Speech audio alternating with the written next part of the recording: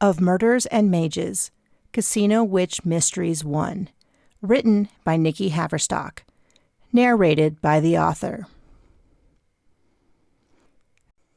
Chapter 1, Dream Sequence. I pushed the elevator button for our floor with enough force to hurt my finger. I never should have agreed to take a trip with Norman.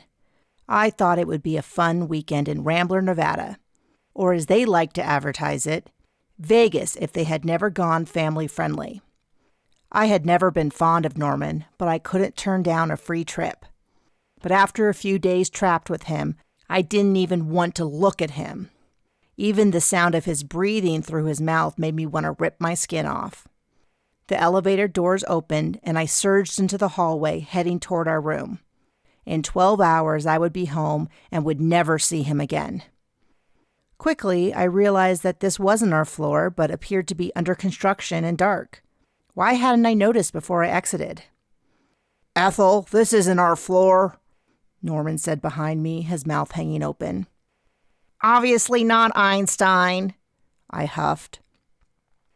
The bare structure of support beams dotted the floor where there would be rooms on our floor. A missing window to my right was covered in thin plastic that flapped in the wind. "The elevator's gone." "Well, push the button and get us to our room. I just want to pack and go to bed." I couldn't even stand to look in Norman's directions as my eyes adjusted to the dark floor. "No, the entire thing is gone. No door, no button, nothing." "Don't be an idiot." A chill passed over me, and I rubbed my arms and shook my head. Perhaps the third glass of wine had been a bad idea, as it churned in my stomach and threatened to come back up. "Mama?" A thin, hesitant voice cut through the darkness. It had been more than 30 years since I had heard that voice. My son's voice, my only child, my baby. He had died of whooping cough and couldn't be here. "Mama!" It was his voice and cut straight through me. It was coming from the open window. I plowed through the construction rubble, something digging into my shin, but I felt no pain. I could hear my son's breathing in my ears and smell his toddler hair. He was here and real. "Where are you going?" Norman shouted behind me, his voice thin and unreal, as if I were hearing it underwater. I shoved the plastic aside from the window and the sparkling neon lights of Rambler in front of me, and a chilly wind whipped around me. I extended a hand, and firm in my grip was my son's chubby hand. The light and wind around me died to nothing. "Mama, come!" His voice was strong now. He was healthy and vibrant, and his voice still twisted my heart. He tugged on my hand. I braced a foot on the window and pushed up, then took a step toward him, feeling weightless. His tiny, cuddly body filled my arms, and I buried my face in his neck. His giggle filled my ears as wind raced by. Chapter 2. "Miss Romano?" I covered my yawn as I arched my back and stretched my neck from side to side. For the past month, I had been tormented by exhausting and disturbing dreams that I could barely remember in the morning. This was my first freelance job, and I was determined to knock it out of the park. I turned around to address whoever was interrupting my work. "I'm in the middle..." I managed to hide my gasp at the towering man filling the door frame of the small office the casino had provided for me. He had light brown hair, cropped close, and icy blue eyes that were narrowed in a suspicious squint. His wide shoulders filled the doorframe, and he radiated an animalistic energy that pushed the walls in close around me. "They want to know if you are any relation to Romano the Bull." His deep, gravelly voice dragged out the words. He was younger than I initially thought. The scowl etched into his face aged him. But when he relaxed briefly, his skin was smooth, except for the 5 o'clock shadow. "Yes, he was my father." A deep wave of sorrow passed through me as the past tense twisted in my stomach. Even 3 years later, I could barely say he was gone without tearing up. "Don't lie." The angry giant in the doorway narrowed his eyes again. Of course, if I thought a man was handsome, he was guaranteed to be a jerk. I wouldn't lie. James Romano III was my father. "He didn't have a daughter, only a son." Anger flared in my chest. It was a familiar friend and comfort after the pain of missing my father. It must have shown in my face because the man's glare disappeared and his face went unreadable as I stood. Then I must be a man because my father only had one child and that's me. Now the casino is paying me good money to work by the hour and I don't intend to waste my time arguing about my deceased father. Is there anything else you need? I was letting my emotions get away from me. My therapist would advise that I count to 5 or take a deep, slow breath, but it felt good to rip into this douche waffle that was questioning my own knowledge of my father. My cheeks were hot and a trickle of sweat ran down my back. The man's eyes widened briefly, and he nodded before leaving the room without another word. The door stood open behind him. I took a moment to breathe in over a count of 5, hold the breath, then let it out slowly over another count of 5, and my temperature started to drop. It had been a bizarre encounter, but that was Rambler, a city I was still struggling to understand since I moved into my dad's loft after his murder. Closing the door as required by my contract, since I was inspecting very important financial statements, I pushed aside all thoughts of my father. I turned back to the desk that I had been given and jumped. There on the seat was that darn cat. She was gigantic, the size of a medium dog, and had green eyes just like mine. Not you again. Shoo! Go on! I opened the door and gestured, but she just blinked at me and lay in the seat, crossing her front paws. She had been bothering me all morning. Twice I had gone to the bathroom, carefully locking the door behind me as instructed, only to find her on my chair when I returned. She must be sneaking in when I opened the door. Anywhere else on Earth, it would be weird to find a cat in the workplace, but not Rambler, Nevada. These gigantic, long-legged cats were a status symbol here, and more than one important person in town had one that followed them around like dogs. It was another thing that gave Rambler character. I carefully picked up the cat and slowly moved toward the door. The cats were well known to hate everyone but their owners. Tourists were warned not to try and pet them if they valued their skin intact. I didn't want to end up clawed to pieces, so I edged toward the door on my tiptoes. My hands vibrated as the cat purred and rubbed her head against me. Good kitty. Nice kitty. I placed her in the hallway and shut the door. I had never seen one of these cats for sale or rescue. There must be some high-price buy-in to get one, like a Birkin bag or McLaren car. It was surprising enough to see one alone, but I had no time to think about it as I turned to face the desk. The cat stared at me from the chair. I stared for a few seconds, trying to work out how she had gotten past me, before I walked over and scooped her up again. Sneaky little bugger, come on. I opened the door, stepped into the hallway, and placed the cat gently on the floor. We locked eyes as I stepped back into the room and slowly started closing the door. A little chill ran down my back. The intelligence behind those green eyes was unsettling. The cat's eyes narrowed as the door clicked shut, as though she were contemplating her next move. I sat back down and turned my attention to the financial sheets in front of me. When auditing a company, I like to spend the first day just looking around.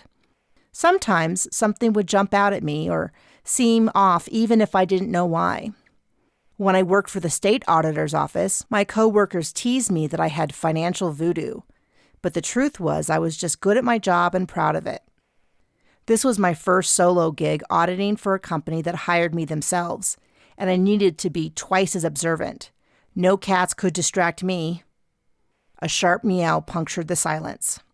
I spun around, and there in the middle of the room was that darn smug cat. I could have sworn it was smiling at me, gloating. The door was still shut. Son of a... How did you get back in here?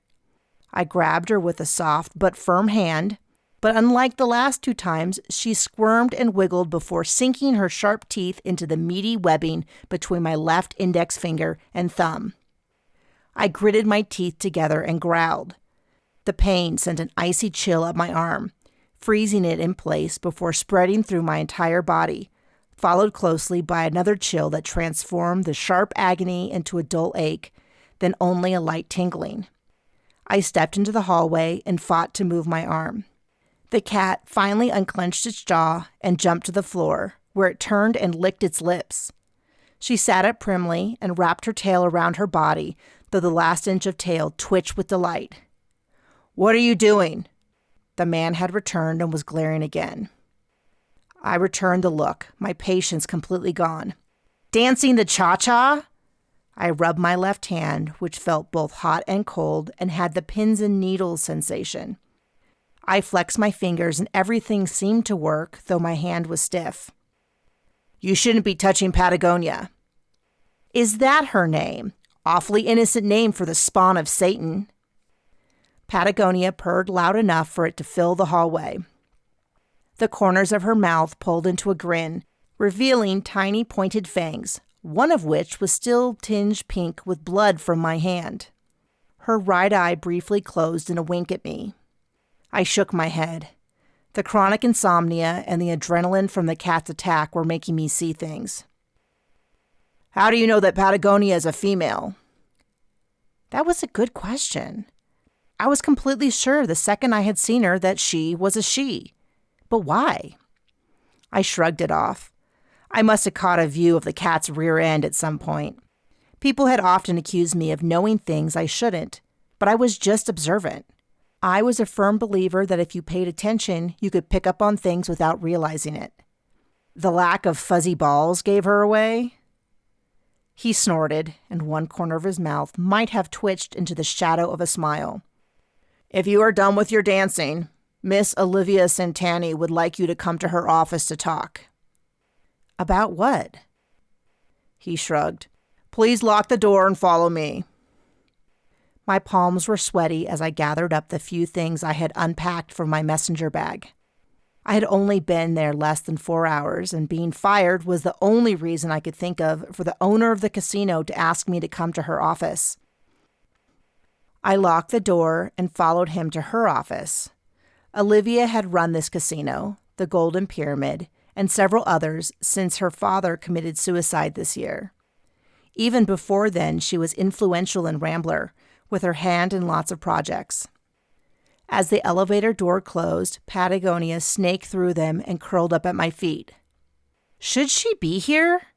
I pointed down at the cat, who looked up and meowed loudly. I rubbed at my hand, which suddenly started throbbing again. "She's fine." He stared straight ahead at the doors until they opened, and he exited into the hallway.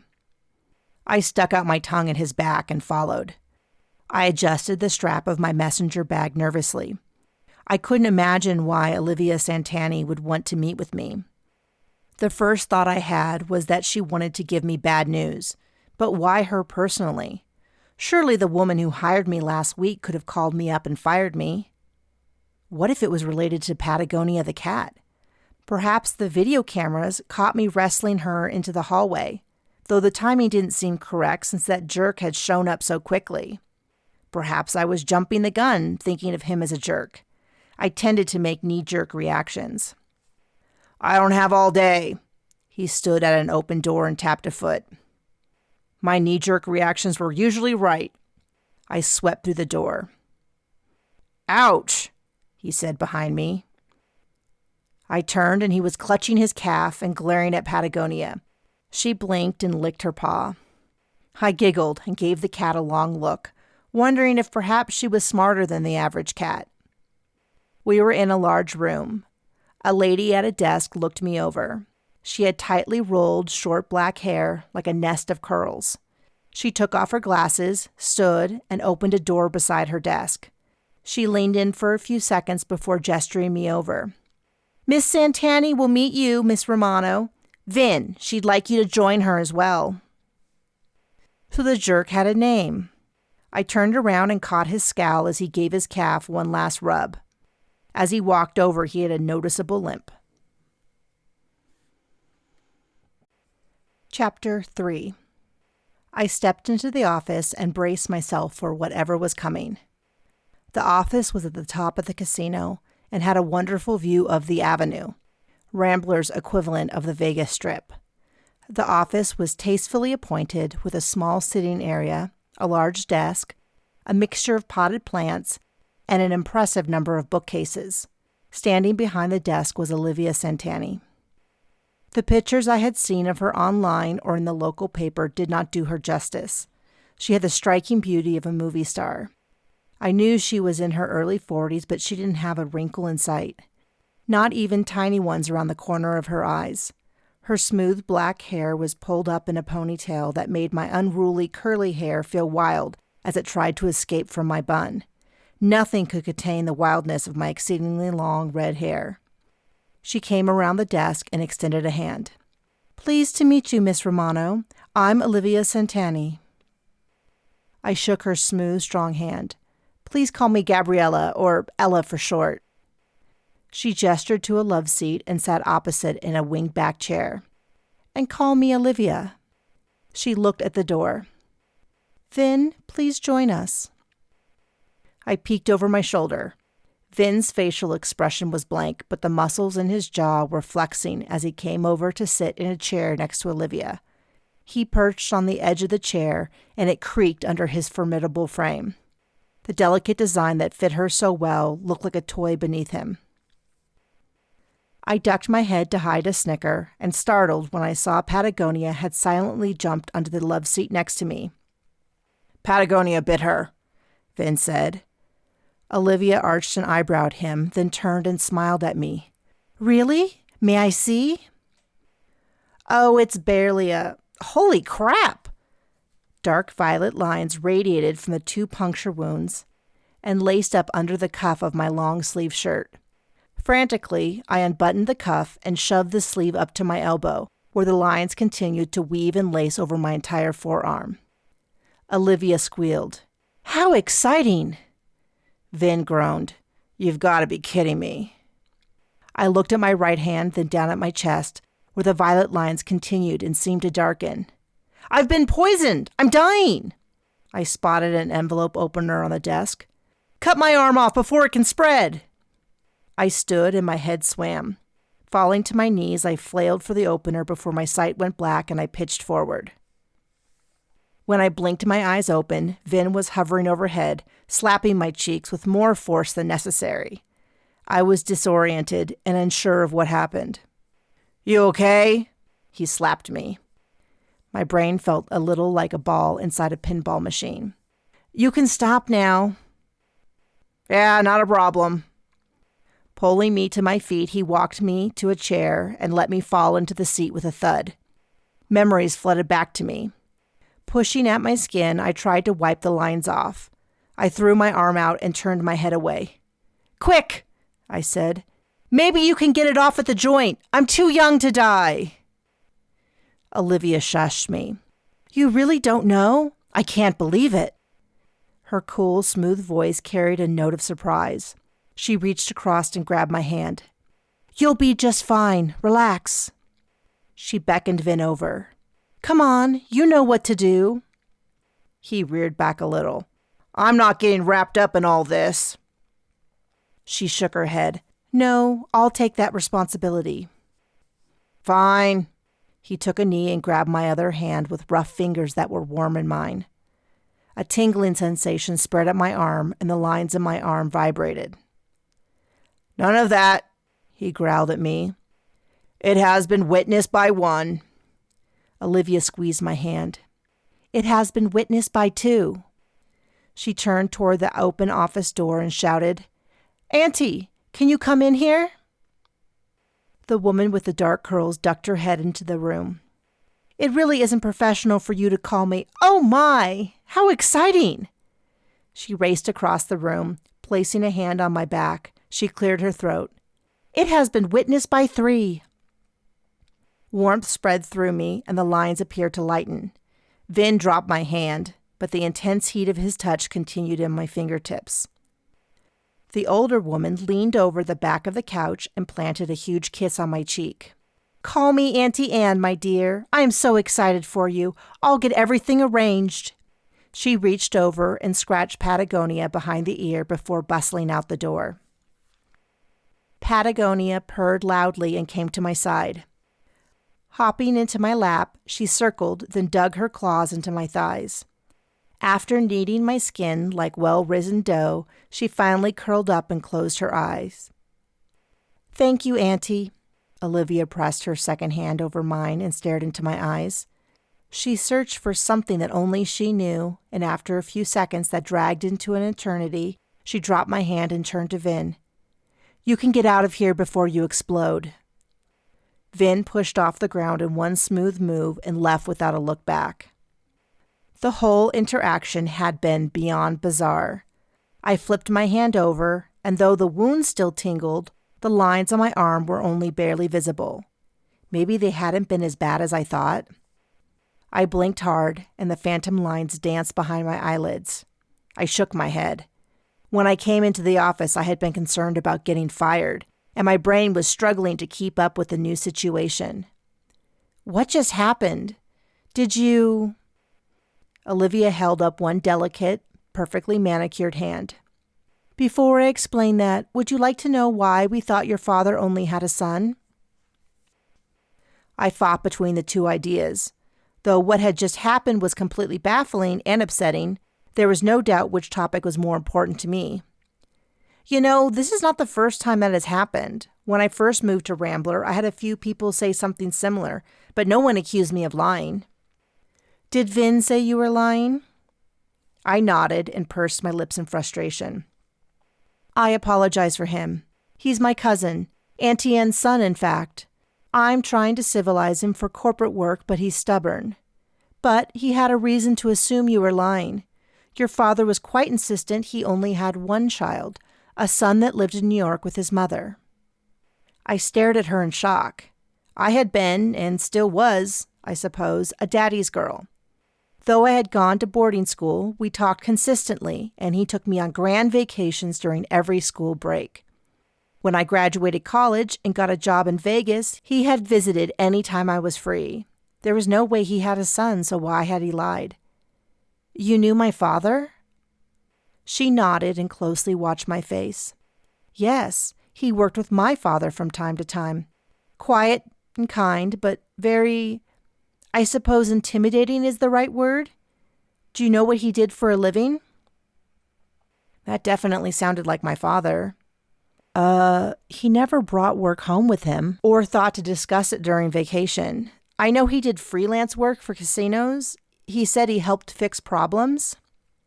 Her eyes widened for a split second, and she chuckled a little in her reply. "Yes, I guess that is a good description. He fixed things." Something in her response showed that she thought the term was funny. "In a way, you followed in his footsteps. You are helping us find and hopefully fix a problem. Speaking of which..." She got up and removed a small pile of items and a piece of paper from the top of her desk. She passed the paper to me before sitting down. A large cat with spots followed her and hopped into her lap. "You have a cat as well? I've always wondered where people get them. I've never seen them for sale or adoption." She gave me a small, tight smile. "Of course you haven't. I should have known something exciting was going to happen when Patagonia first came to the office. Can you give that piece of paper a once-over?" I scanned the paper, a photocopy of a note scribbled onto a small notepad with the Golden Pyramid Casino name and logo at the top. In 2 columns were lists of numbers. The column on the left was 1 or 2-digit numbers with a slash between them, and on the right were 4 or 5-digit numbers. The 2 lists didn't match perfectly. Some numbers on the left had a blank on the right, or vice versa. "Ella?" I looked up at her from the paper. "Yes?" "Can you tell me what you think these numbers mean? They were found on my father's desk after his passing." She flinched a little as she stumbled on the last word. My heart ached for her and me.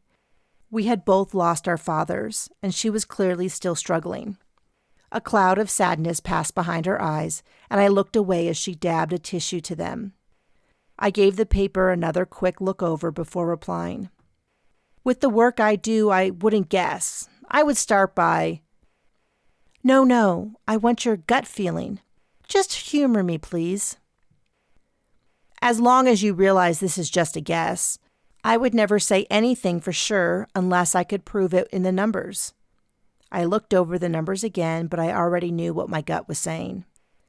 Right off the bat, the best option is that the column on the left is dates and on the right is amounts of money. They don't perfectly match up, so I would say that someone had a specific event or expenditure in mind, and they're trying to figure out when something happened and how much it cost. There are exact amounts, so either they have receipts with no dates or... Something tickled the back of my mind, an option that wasn't really fully formed. Close your eyes and relax. I must have hesitated because her tone was firm when she continued. You are working for me. Please listen when I ask you to do something. I closed my eyes. People don't understand what I do. I follow the facts, though that doesn't fully cover what I did. Sometimes the numbers reflected human nature. Repeated purchases reflect our habits. A sudden increase or decrease in a particular category could reflect a life change. I had caught many coworkers in an affair when there was a sudden increase in work lunch reimbursement requests, or embezzlement schemes when every department under one person had a consistent but tiny increase in cost per month.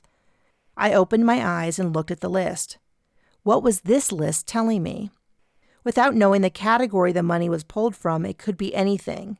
There was no pattern to the numbers, except... Not all these numbers instantly make sense, but there is one interesting pattern that I can see off the bat. I went down the list. There is a payment of $50,000 every month on this list on the Ides. The Ides? Yes, like the Ides of March, which is March 15th. It's a common misconception that the Ides mean the 15th, but it actually means the middle of the month in the Roman calendar. So it falls on the 15th on March, May, July, or October, and the 13th on the rest of the months. See? I passed her the list. She ran a hand down the list. So the 15th of March, May, July, and October, I offered. She nodded.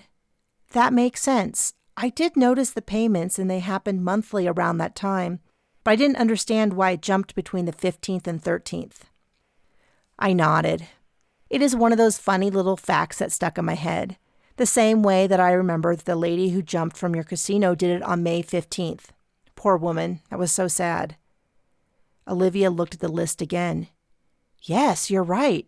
In fact, she muttered to herself and ran a finger down the list. Her eyes darted back to me.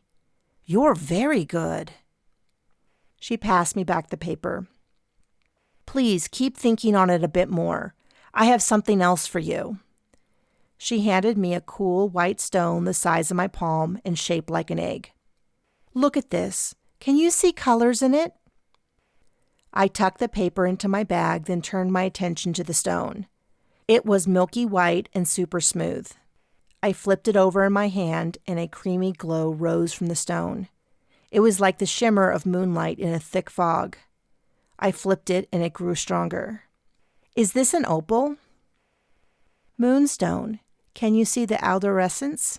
The glow or inner light? Yes, it's really pretty. I extended it to her. She shook her head. No, hold on to it. I mean that literally. I want you to hold it as much as you can tonight. Do you give your word? I looked at the gigantic stone, then back at her. Consider it part of the job. She got up from her seat, the cat leaping to the ground. Okay, then yes, I give my word. I squinted and shook my head as my ears started ringing slightly. I worked my jaw and the sound receded. What a weird day. Excuse me a second. She glided out a door on the right side of the room. I hadn't noticed the door initially as it fit perfectly into the wall. A meow to my left drew my attention to Patagonia, who was pressed into my side and had worked her way under my hand. While yowling in a pleading tone, she pressed her head into the palm of my hand and twisted it back and forth so my nails grazed the fur on the sides. I dutifully scratched behind her ears, digging my nails through her thick fur. She rolled around under my hand to get scratches behind both ears and neck.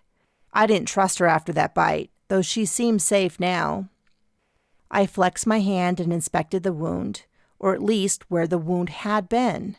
I pulled my hand in close to my face, but where I would expect 2 large scabs on each side were instead tiny holes that didn't even appear to be open. Patagonia must have needle-thin teeth. I flexed the hand, and though it felt a bit stiff and tingly, it didn't hurt. The skin on my arm was clear. I really needed to ask Olivia what the deal was with all that witnessing stuff and the faint lines. The whole thing was beyond strange. I sat up straight. She had not only evaded my questions about the cat bite, faint lines, and all that witnessing business, but she had distracted me from questions about my father only having a son. Somehow, I had ended up looking at a list of numbers and made a promise to hold a rock. Hardly a fair trade. I wanted to know about my father, and the cat, and Vin. I shook my head. I didn't mean Vin. I meant I stood up abruptly, and Patagonia meowed her displeasure and caught her claws in my pants. I carefully unhooked her paw and went to the wall Olivia had exited through, but I couldn't find a latch or handle. The edge of the door sat flush against the wall. I headed to the entrance I had entered through, but Patagonia weaved through my feet, tripping me. I fumbled for a few steps, then carefully hooked a foot under her belly and gently moved her to my side. Stepping out the door, I turned to Auntie Anne's desk, but instead of her, there was a younger 20-something with dark hair. "Hello, Miss Gabriella Romano. How can I help you?" "I'm looking for Olivia or Anne." "Hi, I'm Vin's sister, Vanessa. Olivia and Mom left." Patagonia weaved between my feet, her lithe, solid body vibrating with a purr. "Left?" "Yes, they put you on the schedule for tomorrow, and I have everything you need tonight." She picked up a phone, and her voice rose slightly as she spoke. "Hi, can you send up security to help Miss Gabriella to her car?" "Security?" I said as Patagonia yowled and stood on her back legs to dig her claws into my thigh. "Security is just to help you to get to your car safely and help carry your things." She smiled fondly at Patagonia. Then, startled, she slapped at the knee of her pants where little curls of smoke drifted off the fabric. Patagonia easily reached my hip without even needing to extend. She seemed bigger than before. Was her coat darker? I adjusted the messenger bag on my shoulder. "I don't need any help. I just have that one bag. I still have a job, right? I should come back tomorrow?" The girl pursed her lips to make a kissy noise while grabbing some nylon straps off her desk. "Come here, Pat the cat. Here, sweetie." Patagonia danced over to her, and she started to put a harness on the cat. "Of course you still have a job. Here." She stood and handed me a leash attached to Patagonia. 2 large men in suits entered, and she gestured to a pile of bags stacked behind the desk. "Wait, I don't understand. What is all this stuff, and why?" I lifted the leash in my hand. "You can't walk Patagonia outside without a leash. It's far too dangerous." "Outside?" I looked at Patagonia. She looked back, then rubbed her head into my knee. "Of course. How else will you take her home? Don't worry, everything you need is in the bags, and of course you will bring her to work with you tomorrow. I'm just so excited that she's finally been paired." Chapter 4. After filling my car to the brim with cat supplies and wrestling Patagonia into the front seat, I headed home. Don't you dare claw up my car. These seats are real leather. I pulled out onto the avenue to drive past the glittery casinos before turning down a side road toward a more industrial part of town. It wasn't more than a few minutes off the avenue, but tourists stayed away, which was smart. I had expected Patagonia to yowl and hate the car, but instead she meowed with interest and pressed both paws against the window to watch the scenery as we raced by. The first time I had driven to my dad's building after the lawyer called to tell me about it, I was convinced I would sell it immediately. But once I saw the beautiful loft Dad had called home, I had reconsidered. Then I found out that the tenants, who had been friends of my father, worked on the bottom 2 floors.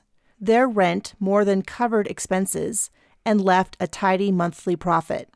And despite the industrial area, there was virtually no crime within a 2-block neighborhood. Or at least there were no reported crimes. The bottom floor was an auto salvage company that I suspected dealt with cars obtained through both traditional and more nefarious ways. The security company on the 2nd floor wouldn't tell me all the services they provide, but they were armed to the teeth to do it. Despite that, everyone from the owner to the unpaid interns had been respectful, and the owners paid on time. Patagonia pawed at my shoulder and meowed. "We're almost home." How I had ended up owner of a cat was still a mystery to me. Vanessa had been sweet but quite insistent on the arrangement. She had also assured me that Patagonia would never bite me again. In fact, she had found it hilarious that I asked. I pulled up to the driveway ramp that wrapped up and around the building, allowing me to park my car on the 3rd floor in a garage attached to the loft. I honked as I passed the large, rolled-up door of the salvage business, giving a quick wave, and again as I drove by the security firm. It was way past normal business's closing time, but it seemed both of them operated at unusual hours. I pressed the button on the garage and parked inside before closing the door. Patagonia became more agitated, jumping from the front seat to the back and slapping me across the face with her tail. I opened the back door of the car where Patagonia leapt free to start exploring the garage. Fearful she would lick up something she shouldn't off the ground, I opened the door to the loft. "Come inside. I guess you're home." Patagonia raced past me to explore. Floor to vaulted ceiling windows looked back toward the avenue. They had some special coating so that you couldn't look in from outside. The open-air design with mid-century modern furniture reminded me of my father. He had liked clean design and everything in its place, but I had no idea that he had such a nice home of black leather, chrome, and glass. He must have spent a fortune buying the building because despite the immense size of the loft, it was easy to keep warm in winter and cool in summer. The walls must have been insulated, or there was a passive ventilation system that I didn't know about. I pulled out the handwritten notes from Vanessa with directions for the cat. I set out a litter box in the front bathroom and a bowl of food and water in the kitchen. "Patagonia!" I called out before going back into my garage to get the last bag of cat toys and a large cat bed. As I slammed the trunk, a white glint caught my eye in the passenger seat. The moonstone egg must have fallen out of my purse. I had promised to hold it, so I juggled the load and opened the passenger door. Without any pockets on my slim business suit, I wedged the cup into my cleavage. My super padded, add 2 cup size bra guaranteed the egg wasn't going anywhere. I had thought the stone would be cool, but instead it was warm to the touch. I bumped the door shut with my hip and went inside, closing the door to the garage. "Patagonia, your food's here." I kicked off my shoes and set out the cat bed. "Patagonia, where did you go?" I blew out of breath. "Pat!" I heard a meow from overhead. Looking up, I spotted Patagonia walking across an exposed roof support beam. "Get down from there!" She effortlessly leaped from the beam to the top of a bookcase, then soared through the air to land silently on the couch next to me. I gasped, "Don't do that again!" She looked at me and blinked slowly before jumping off of the couch to sniff at her food bowl. She reached out to take a bite, then batted at the bowl. It went sliding across the floor, slammed into the refrigerator, and sprayed little crunchy kitty kibble everywhere.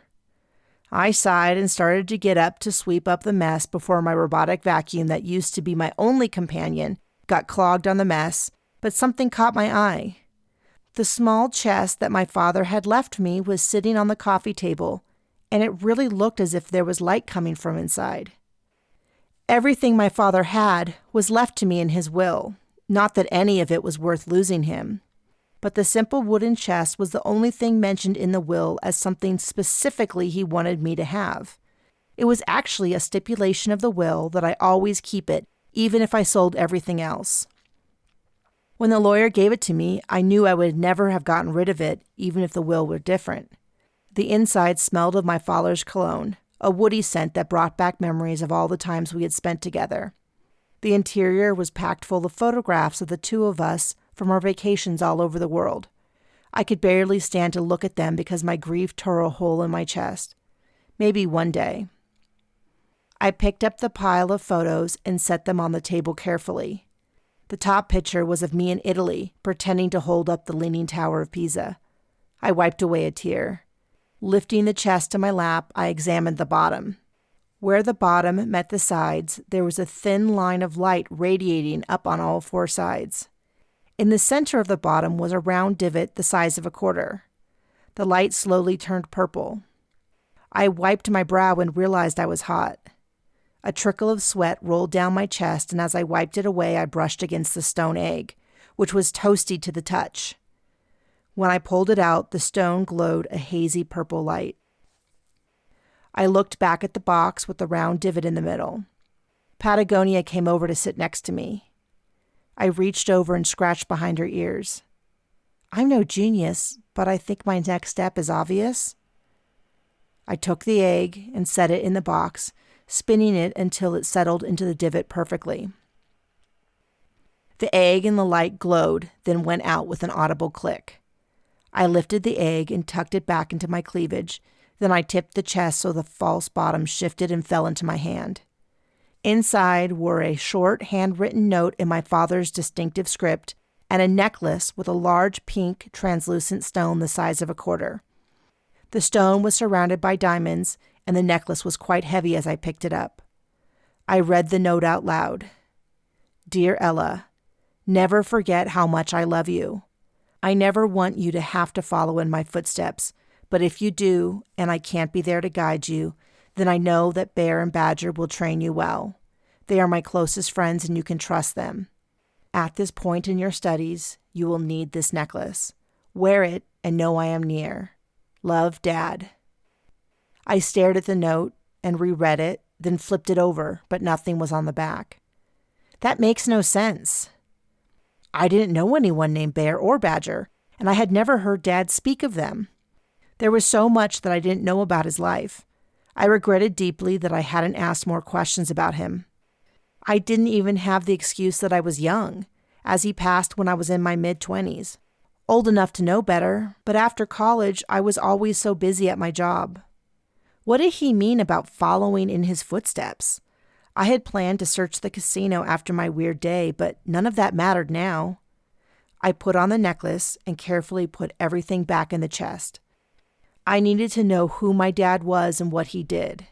I stood up and headed for my bathroom. I would shower, then I would see what I could find on the internet and in my father's papers. Chapter 5. When I woke up on the couch the next morning, there was a heavy weight on my chest and an unfamiliar chiming filling the air. I struggled to push Patagonia off my chest, but she dug her claws through the fabric of my thick robe and yowled her displeasure. Off! I used a firm voice that the internet assured me would tell an animal that I was the boss. She glared at me while the chiming continued, then slowly rose and turned her backside to my face before jumping on the coffee table. She meowed once, kicked my notebook onto the floor, knocked over a cup filled with colored pens, then glared at me. After sighing in disgust, she winked, jumped to the floor, and slowly padded off. I rubbed my eyes. I had fallen asleep at the crack of dawn after spending all night trying to figure out what my father's note had meant and who Bear and Badger were. I had discovered nothing. The chimes started again and sounded like church bells. Then my cell phone started ringing as well. The name of the security firm on the second floor was on the screen. Hello? I croaked into the phone. Sorry to bother you, Ella. This is Lou Friedman of Friedman Security. I saw a car drive up to your place and wanted to make sure you were okay. Oh, the doorbell, I muttered into the phone. That explained the chimes. No one had ever visited other than the tenants from downstairs who called before they headed up, and I met in the garage to let them in. I hadn't heard the doorbell before. I ran the plate, and it belongs to Vin Russo. If you would like, I can come up with some of my men." Vin was here? "No, I think it's fine. I took a job at the Golden Pyramid Casino yesterday, and I guess I overslept." I wandered over to the coffee maker and pressed start. "And they sent Vin over to wake you up?" The doubt was heavy in his voice, and I couldn't blame him. It didn't make sense to me either. "It's okay. Thank you so much for calling and checking on me, but I'm fine." The line was quiet for several beats before he replied. "Keep your emergency signal in hand, and I would like to come over soon to talk to you." "I have it in my hand right now, and I'll be in touch soon." I clicked off the line. He was a good tenant, and part of his rent was paid in the most up-to-date security measures on the planet. I grabbed my keys with the emergency button on them. The chimes went off again, and I slowly padded to the front door. I couldn't imagine how much of a train wreck I looked like, but I took the time to grab my butt-length red hair and twist it into a bun before unlocking the door, a process of turning over the heavy bolts and pressing a shoulder to the door to relieve some pressure before it creaked open. Vin stood at the threshold, radiating intense anger. His face was red and his hands in fist. "I've been standing out here for 10 minutes. I stared at him, then gave a leisurely yawn. "And you can stand there for the rest of the day if you act like that. What are you doing here?" I turned around and strode back toward my kitchen to get coffee, partially to cover my morning breath, but mostly to wake me up for this conversation. "You said that you would be in this morning at 9 a.m. Olivia sent me over when you didn't show up or answer your phone." I hoped he didn't see me flinch at his reply. His anger was evident, but despite Lou's concern, I didn't feel unsafe. In fact, I was feeling sassy and bold. "You can come in for a cup of coffee and explain why they would send you over for a mere accountant." I aimed for bored and casual, and hoped he didn't detect the hesitation in my voice. "I'll take some coffee." He shut the door and followed me into the kitchen. "Nice place. Does it normally look like it's been hit by a tornado?" I looked around at the destruction from my late-night search. Books and journals had been pulled down from all the bookshelves. The file cabinet was still open, and there was a stack of folders on the desk. The cat food was still dotting the floor along with the pens and notebook that Patagonia batted around this morning. I was looking for something. Patagonia jumped on the counter, and before I could yell at her, she shoved one of the coffee mugs off the edge. It shattered into 1,000 pieces. Then she ran and disappeared. I gasped and grabbed a broom to sweep it up. "Sure." He followed me to the counter where the coffee maker was. "This is a nice place, but what did your dad have against walls?" I chuckled and got down a new mug. "It's a loft. It's not supposed to have walls. It's all one great room. Except the bathrooms, obviously." "What about the bedroom?" He had his back to me as he spun slowly to take it all in. A chill passed through me at his mention of the bedroom, and surprisingly, it wasn't altogether unpleasant. It's tucked into a back corner, and there are barn doors that you can roll shut to keep the temperature more comfortable. It's kind of its own room, I suppose. I busied myself getting out the sugar cubes from the cabinet and heavy whipping cream from the refrigerator. No mere half and half for me. Vin came over and reached around me to grab a mug. The heat radiating off of him made me painfully aware that I was in my pajamas under my robe. I stretched my neck and spotted my cat on top of the cabinets, eyeing Vin. Before I could say anything, she leaped smoothly across the 12 feet to land on his shoulder, then bound to the floor. Vin didn't even flinch. "I see Patagonia is settling in." That raised a whole mess of questions that I had been pondering all night between searching for clues from my father. Why did Olivia give me Patagonia? And what was the deal yesterday with the whole witness by one business? I took a sip of my piping hot coffee, it fueling my curiosity. And the sheet with the numbers, and no one really explained the thing about thinking my dad only had one son. "If you come in today, you could have asked Olivia all that yourself." He gave me a smug smile. I shook my head. I kind of have some other things to figure out first. "You're coming in. Now." His voice carried a weight that made me want to give in. I took a step toward the bathroom before Patagonia twined between my feet and sent me tumbling to the floor. My mug hit the floor and shattered. Coffee sprayed out around me and soaked into the robe. The couch was between us, so while Vin had seen me fall, he couldn't see the hot tears that started to spill. That mug had been one of my father's. I wiped them off my face and stood up. Hot rage drove out any embarrassment. I jabbed a finger in his direction. You don't tell me what to do. No one does. You work for the casino. Then I quit. The casino hired me to be an accountant. I don't want to get mixed up in your weird family voodoo stuff. I whipped off my coffee-covered robe and examined the red silk pants and chemise underneath. Vin's eyes darted down, then quickly back to my face. Let me start over. Olivia would like you to come. She said that she has a lot of answers for you. That was something that interests me. Answers? Yes.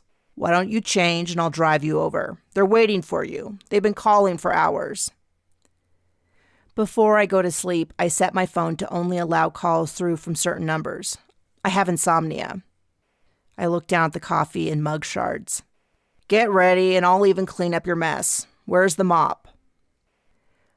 I could get my answers and then come home. Deal. The farthest right cabinet in the kitchen. Then I went to my bedroom to get ready. A quick wash of my face, running a brush through my hair, then pinning it up, and a clean change of clothes were pretty much all I needed. After brushing my teeth, I dropped my sopping wet robe and pajamas into the washer, where they clanged against the metal drum. Fishing around in there, I pulled out the moonstone egg that had been in my robe pocket. I attempted to jam it into my jeans pocket, but when it stuck out awkwardly and dug into my hip bone, I wedged it into my cleavage again and buttoned up my shirt to hide it.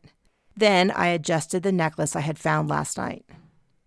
I found Vin and Patagonia sitting on the couch, enjoying a cup of coffee together. The loft was much cleaner. Not only had he cleaned up the coffee and mug, but he must have swept up the cat food, picked up the pens and notebook, then arranged the rest of the files and books in neat piles. If he didn't also take a quick glance through them as he helpfully cleaned up. Thank you for cleaning. If you ever need some extra cash, I'll hire you as a cleaner. I grabbed my purse off the counter. You can't afford me. Make sure to grab Patagonia and your channeling key. I turned to face him. I'm not bringing Patagonia, and what's a channeling key? Fine, don't bring Patagonia. And I mean that moonstone egg. You have been carrying it around with you, haven't you? He sneered a bit and sounded just like a disapproving teacher. I smirked and pushed out my chest. I stared him right in the eyes and hooked my index finger into the top of my shirt, pulling the fabric down until I revealed my bra-enhanced cleavage and the egg nestled in between my breasts. I wanted to look sexy and intimidating. Good enough? Vin and the cat burst out laughing. You look like you're trying to hatch an egg, but I guess it'll work. My cheeks heated, and I knew I didn't want to be trapped at the casino without a car. Just let me grab one last thing and I'll be ready to go. I raced into the garage and started my car. As I backed out of the garage, Vin came storming out after me before running to his car and following me down the driveway. At the bottom of the driveway, Mike Clinton, the owner of Clinton Automotives, stepped out and flagged me down. I rolled down my passenger window and leaned over. Hi, Mike. Hi, Ella. Say, I think it's time for you to bring your car over for an oil change. Thanks, Mike, but not today. I checked out my rearview mirror and saw his employees were pushing a car across the driveway, blocking Vin from following me. Vin laid on the horn.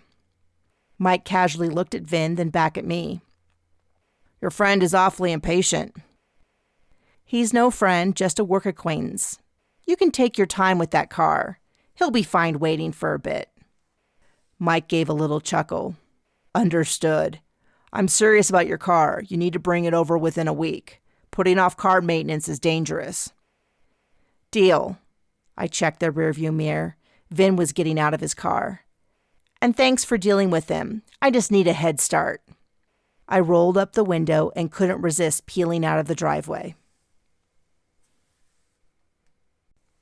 Chapter 6. When I strode into the Golden Pyramid Casino, I found myself checking over my shoulder for Vin. He was going to be hopping mad when he arrived. I stopped in front of a life-size replica of the Sphinx, though this version housed a bar, to figure out where I should go. If I went left, I could go to the accounting department, as I had yesterday, and ask my boss what to do. Or I could go right to security and ask them to call upstairs to Olivia. I knew they were expecting me, I just wasn't sure where they were expecting me. I was confused, unsure, and had no idea why I was here. Maybe this is why Vin was so determined that I drive with him. "Miss Romano?" I turned around, and a tall man stood behind me. He was in a suit and could pass for a businessman if not for the earpiece that all security staff wore on duty. "Yes, I'm supposed to meet with Olivia Santani." I threw back my shoulders and tried to give off an air of confidence. "She's waiting for you." He turned and walked off. I assumed I was supposed to follow him and struggled to keep up without jogging as his long legs ate up the distance ahead of him. His people skills could use some work. Eventually, he stopped in front of the elevators and pressed the call button. One instantly opened. He stepped in and pressed a button, then held the door. After I stepped inside, he lowered his hand and stepped out. "Ms. Santani will meet you there." The elevator door closed and started up as I mentally rehearsed my questions. I wanted to know why they gave me a cat and what the deal was with the cat bite, and why she gave me the stone. What had Vin called it?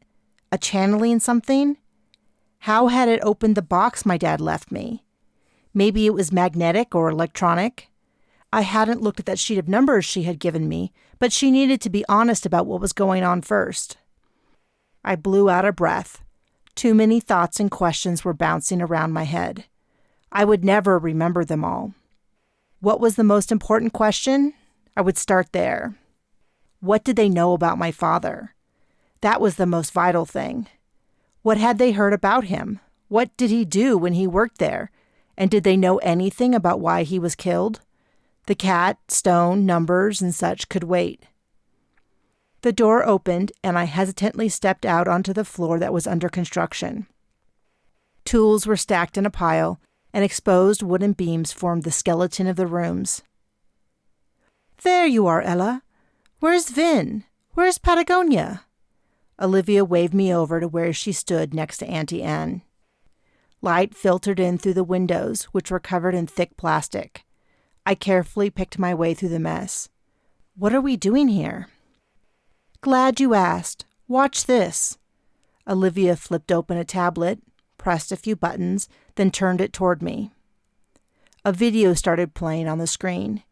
It was shot from a high angle, probably by a security camera, and was of this floor, unless there was another floor under construction with the exact same hammer and tool belt in the exact same pile. A few seconds into the footage, a middle-aged couple exited the same elevator I had just left. There was no sound, but it appeared to be in the dim light of nighttime. They spoke to each other, then the woman turned toward a window and raced over to it. She then stepped out. The man ran after her, looked out the window, then collapsed on the floor. On that, the video ended. "What do you think?" Olivia looked at me expectantly. I was shaking slightly. I felt as if snippets of the video were familiar, but I couldn't remember ever seeing it.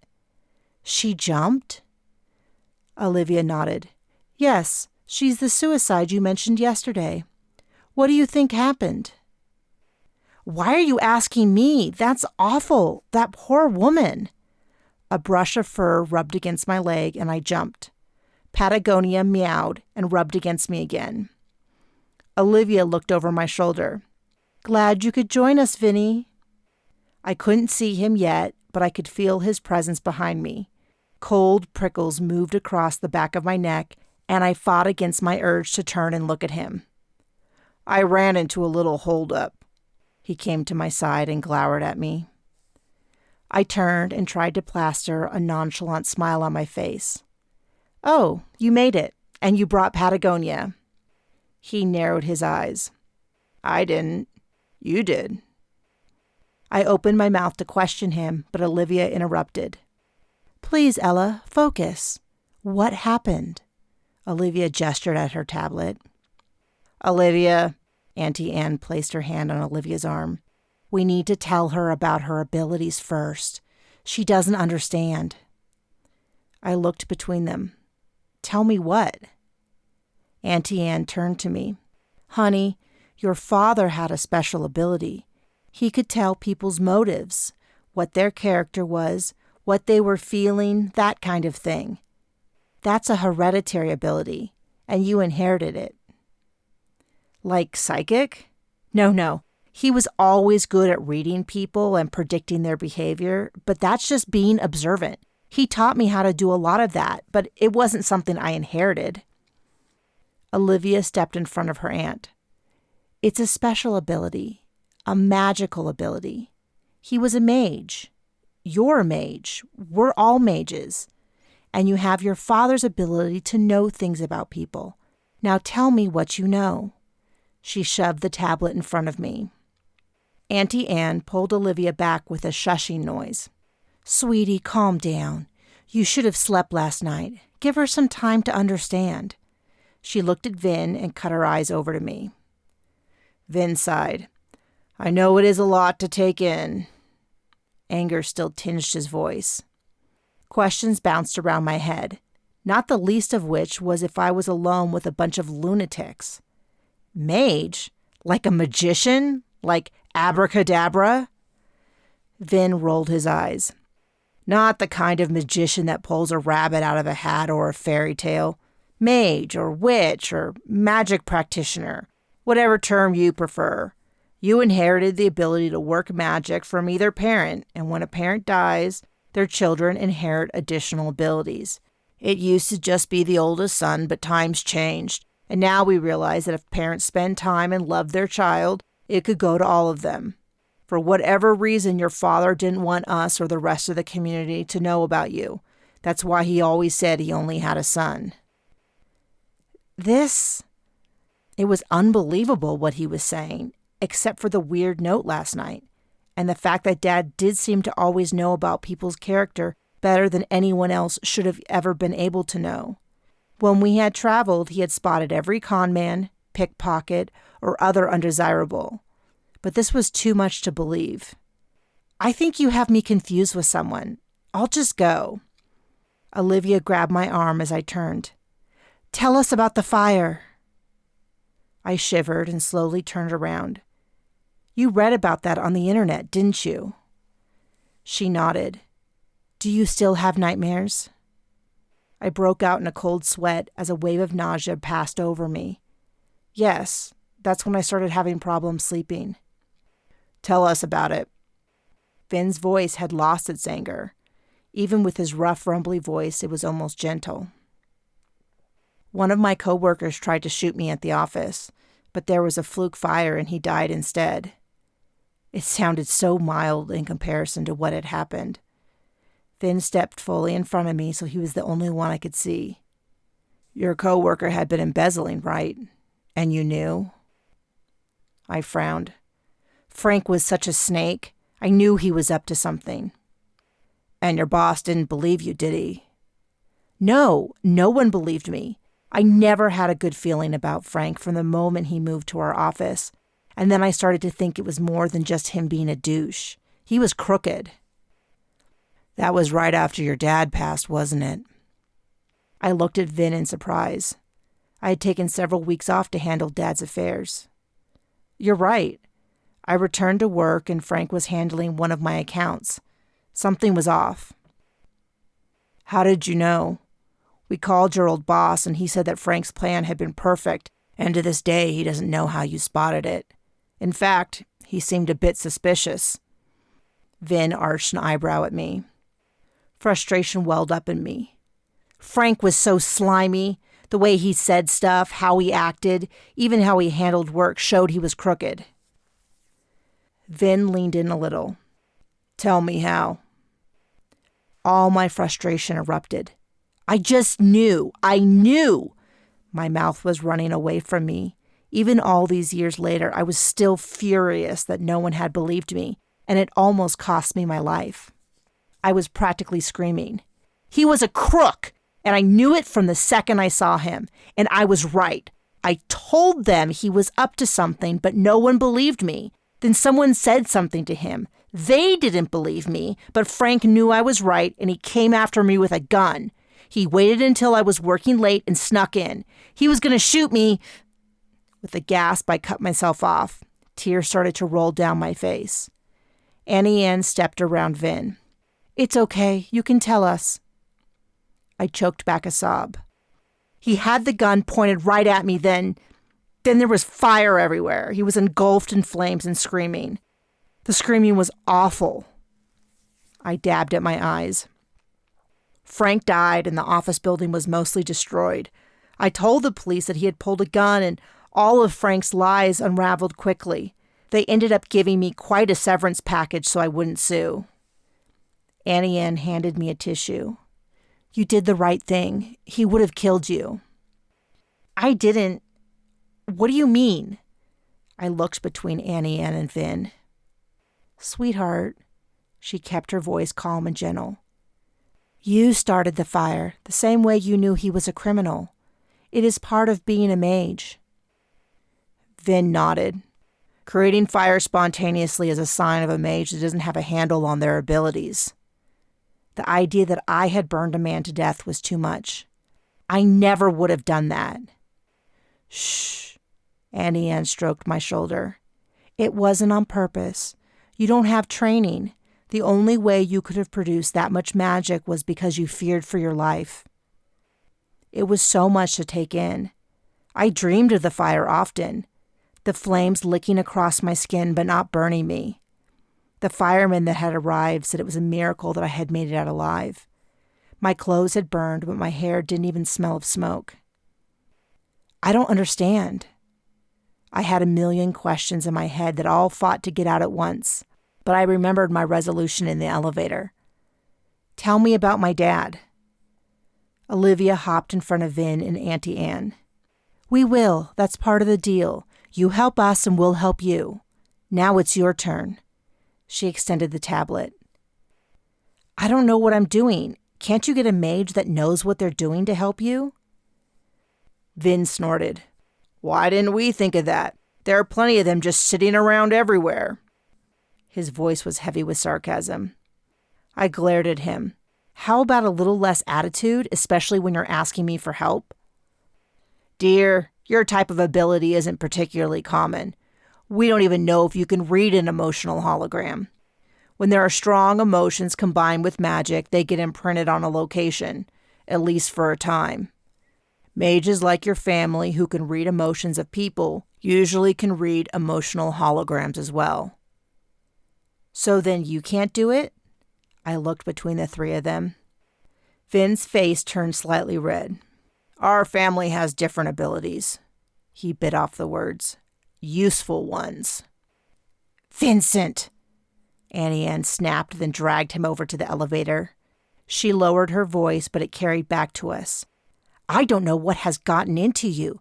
You're acting below your station. The muscles in his jaws flexed. You're coddling her. You should. Do not speak to me in that tone. She was no longer a soft, motherly figure. Instead, she radiated cold power. Vin fought with himself, but eventually said, Why don't I go downstairs and help Vanessa gather up the information? Thank you, Vincent. Auntie Anne took a deep breath while Vincent got in the elevator before she returned. Ella, are you ready to try this? My head was spinning. I'm not sure if... Could Dad's note from last night have to do with being a mage? I think I need to go home. I felt overwhelmed until Patagonia rubbed up against my leg. Patagonia stood on her back legs and, with a mighty leap, jumped at my chest. I wrapped my arms around her furry body as she dug her claws into my belly and pushed her head against my face. Her soft fur pressed into my neck and soothed me. The gentle purring emanating from her gave me a warm, fuzzy feeling all over. I felt loved and supported, though I struggled under her weight until she jumped down. Olivia sighed. You need to help us. The Ides is only a few days away and someone else will die. What? You noticed the pattern on the Ides of each month. We spent all yesterday researching, and the dates line up with suicides or accidental deaths that have occurred at the casino, and payouts we gave to the surviving family. Dad must have noticed or felt that something was off. We went back 5 months and found the pattern. There is clearly something happening, but we don't know what or how. Before I could reply, Annie Ann spoke. We don't expect you to solve this alone. We just need a direction to look. Olivia didn't even know what the numbers on her father's desk meant until you gave us a pattern to look for. Then we found it. That is all we are asking, to give us a direction to look toward. And we will give you something in return. We can help you learn about your gifts and how to use them. Plus, we can tell you about your father. What can you tell me? I leaned forward in anticipation. This was what I wanted. Olivia shook her finger. No, you help us solve the deaths first, then we will help you. My father was murdered. If you have information... Tears welled up in Olivia's eyes. You're not the only one who lost a father. My father had information about the situation on his desk when he was found. Maybe it's unconnected to his murder, but if it is... Murder? I thought your father took his own life. That is what the police thought, because there's no evidence of another person. But we think it was another mage, someone who could use magic to hide their tracks. She looked away and quickly ran a hand under her eyes. She might be the CEO of the largest and best casino in Rambler, but she was also a daughter missing her father. That was something I could relate to. I understand, and if I do my best to help you, then you will give me the information about my father? You promise? I'm not convinced I can do what you think I can do, but if I try, that's enough? She nodded. Yes, we can tell you what we know about him, and right now I have a secretary pulling information together on all the situations your father helped with at the casino. I'm sure you will find a lot of information in there. I would prefer to get all the information first, but that seemed like a fair deal. Okay, I agree. I will do my best to help you, and you will give me the information I want. What do I do? Olivia shoved the tablet at me. Perfect. Watch this. Hold up, Olivia. Annie Ann took the tablet from Olivia's hand. First, let me help Ella. She turned to me. Do you have your channeling key on you? That's the stone egg Olivia gave you. Yes. I turned away and grabbed it from my cleavage, then held it in my hand. Auntie Anne chuckled. Good. Keep that on you. It collects spare energy from you. Then you can use it later when you need it. And keep Patagonia with you. She will help you as well. Patagonia? What do you... Olivia snorted. We'll explain later. Auntie Anne raised an eyebrow at Olivia, then turned back to me. Yes, we will get to all this later. You have a lot to learn. Close your eyes and try to push away all your questions for now. Take a deep, slow breath in, hold it, then let it out. I did what she asked, including pushing away the questions that were assaulting my mind. I struggled until Patagonia pressed up against my leg. Then I felt everything but that exact moment in time fading away. Good. Now watch the video and observe. Don't try too hard, just watch. And whatever you observe, say it out loud. The fact that we are here, where it happened, should help you. I opened my eyes and felt strangely confident. Memories of traveling with my father flooded my head. No matter where we were, even if we didn't speak the language, we played the same game. We would sit on a bench and people watch. He would point out body language, such as how close or far people stood, how they looked at each other, or how they orientated their feet and body toward another person, and make guesses as to who they were, how they felt about each other, and such. Dad would point out little things until I felt I practically knew these people and who they were. Perhaps he had been training me to use my gift even then. Those observation skills had done me well through school and in my job. I had always been good at unraveling puzzles involving people, and it was part of what drove me into auditing. I had considered forensic accounting, but the state auditors of Nevada had a surprisingly fun department and recruiting program. I had been good at my job, especially when I was on site to observe the department I was auditing. What Olivia and Auntie Anne told me made sense in light of my skill set. I took the tablet and the video started to play.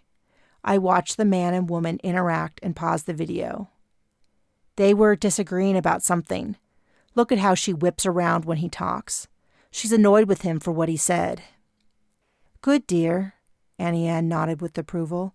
Now go over to where they stood and just quietly stand there and tell me if you feel anything. I walked over 10 feet to the entrance of the elevator and rewatched the start of the video. Emotions started to tickle the back of my brain. They felt real but weren't connected to me. She was already annoyed with him when they arrived. Then he said something and I played the video. The woman was snapping at him when suddenly her face changed and her head whipped toward the window that was covered with plastic. I walked over to that spot and closed my eyes. Something scared her. No, surprised her. It surprised her then. Olivia was watching me and nodding. Auntie Anne smiled. You're doing great. Just relax and let it come to you. I watched the video a few times to the end, then walked to the window. Emotions rolled over me. A great loss that brought tears to my eye, and at the same time incredible joy. The sensation of recovery of someone. I let the tears flow down my face for a bit, and let the feelings of reuniting fill me. She heard something from this window. It was a person she desperately wanted to see. She didn't jump to her death. I don't know how to say this. I guess she felt she was going towards someone out there. See how she's reaching out? I flipped the tablet to show Auntie Anne and Olivia, who had followed me as I moved around the floor. She was reaching out to someone who was out there, or she thought was out there. Auntie Anne smiled. Do you feel love? I closed my eyes, and there it was. Love. Yes. Then it was real. A lot of emotions can be faked with magic, but not genuine love. If she was drawn by love, then whoever it was really existed in some form. I closed my eyes again and swayed slightly. Nothing else came to me. I think that's it. You did wonderfully. You will need to eat, and we can talk more. Olivia called down and arranged for us to take a private dining room. We'll eat and talk about what to do next. Olivia pulled out her phone. Which restaurant? Auntie Anne gasped. There's only one thing to eat after Big Magic. Italian, of course. Chapter 7. I dragged a half of a pumpkin ravioli through the sauce and stuffed it into my mouth. As I chewed, I leaned back in the chair and moaned. This is amazing. Auntie Anne passed over a plate of stuffed mushrooms. The food here is excellent, but it is also because you just perform magic. Nothing whets the appetite like a good magical workout. We were in a private room at the casino's nicest restaurant, Isadora Restaurante. Vin and Vanessa had joined us to eat. In addition to the food that kept appearing, red wine filled all our glasses. The conversation had been sparse as we dug into our meals. If I keep doing magic and eating like this, I'm going to be too big to fit through the doorway. I spooned more food onto my plate and drained my wine glass. She chuckled. It also burns up a lot of calories. Nothing is without a cost. I thanked the server who refilled my wine glass. I had a pleasant buzz, but was nowhere near drunk, despite starting on my third glass. In fact, I felt great all over. Strong, energized, and emotionally buoyant. I was tired, but less weary. It felt more like the fatigue after a great workout. The serving staff left as a beautiful older lady pushed in a cart. She had a white streak in her black hair and a lineless face that made me question my initial impression of her age. I've brought in the dessert tray. It has samples of everything but the chocolate cakes. You know those are special order. What are we celebrating?" She looked around the room with a sweet expression on her face, her eyes pausing on Patagonia, perched on a chair and eating chicken off a plate. Annie Ann reached out and patted the woman's arm. "Everything is just wonderful, Isadora. I don't think anyone has your gift with food." Olivia got up and inspected the dessert cart. "Please tell Beth that these all look wonderful. And don't worry about the cat hair on the chair. I've already put in an order to housekeeping. We won't be needing anything more today, thank you." Isadora bowed her head. "Enjoy your meal." She exited. Vanessa started to talk, but Olivia held up a hand for her to stop, then went over to the door and firmly shut it. "Nothing we say is to leave this room." Vin got up and grabbed a Zeppoli. The powdered sugar sifted over it, glistened and shone like newly fallen snowflakes. "Are we ready to get to work?" Olivia rolled her eyes at him, then took an empty seat at the table and started pulling out notebooks. "The Ides of March is in 2 days, so that gives us just about 48 hours to prevent the next suicide. Though I'm gathering information from various departments, no one else except us is to know about the deaths and anything regarding our investigation. Ella, can you get out your channel key? The stone egg." I swallowed the fettuccine Alfredo I was eating and reached into my pocket to display the egg in the palm of my hand. "Great. Can you repeat after me? I promise to speak to only the people in the room about the investigation." "I promise to speak to only the people in this room about the investigation." I felt a brief tightening in my chest that released a second later. "Oh, weird." I raised an eyebrow at Olivia. "Just a magical binding. You won't be able to do anything that you believe breaks your promise. Now let's dig into—" "Hold up. What is the channel key exactly? If you want me to help, it's only fair that you explain some things." "We really need to get started, and I already explained that it stores up magic." I thought about the egg opening the secret compartment in the chest last night. "Why is it called a key? Does it open locks?" Olivia raised her eyebrows in surprise and looked at Annie Ann. She beamed at me. Behind her, a plate of cheesecake rose in the air and wobbled toward Vanessa. "Excellent question, dear. Yes, it does, though that is one of its more esoteric uses.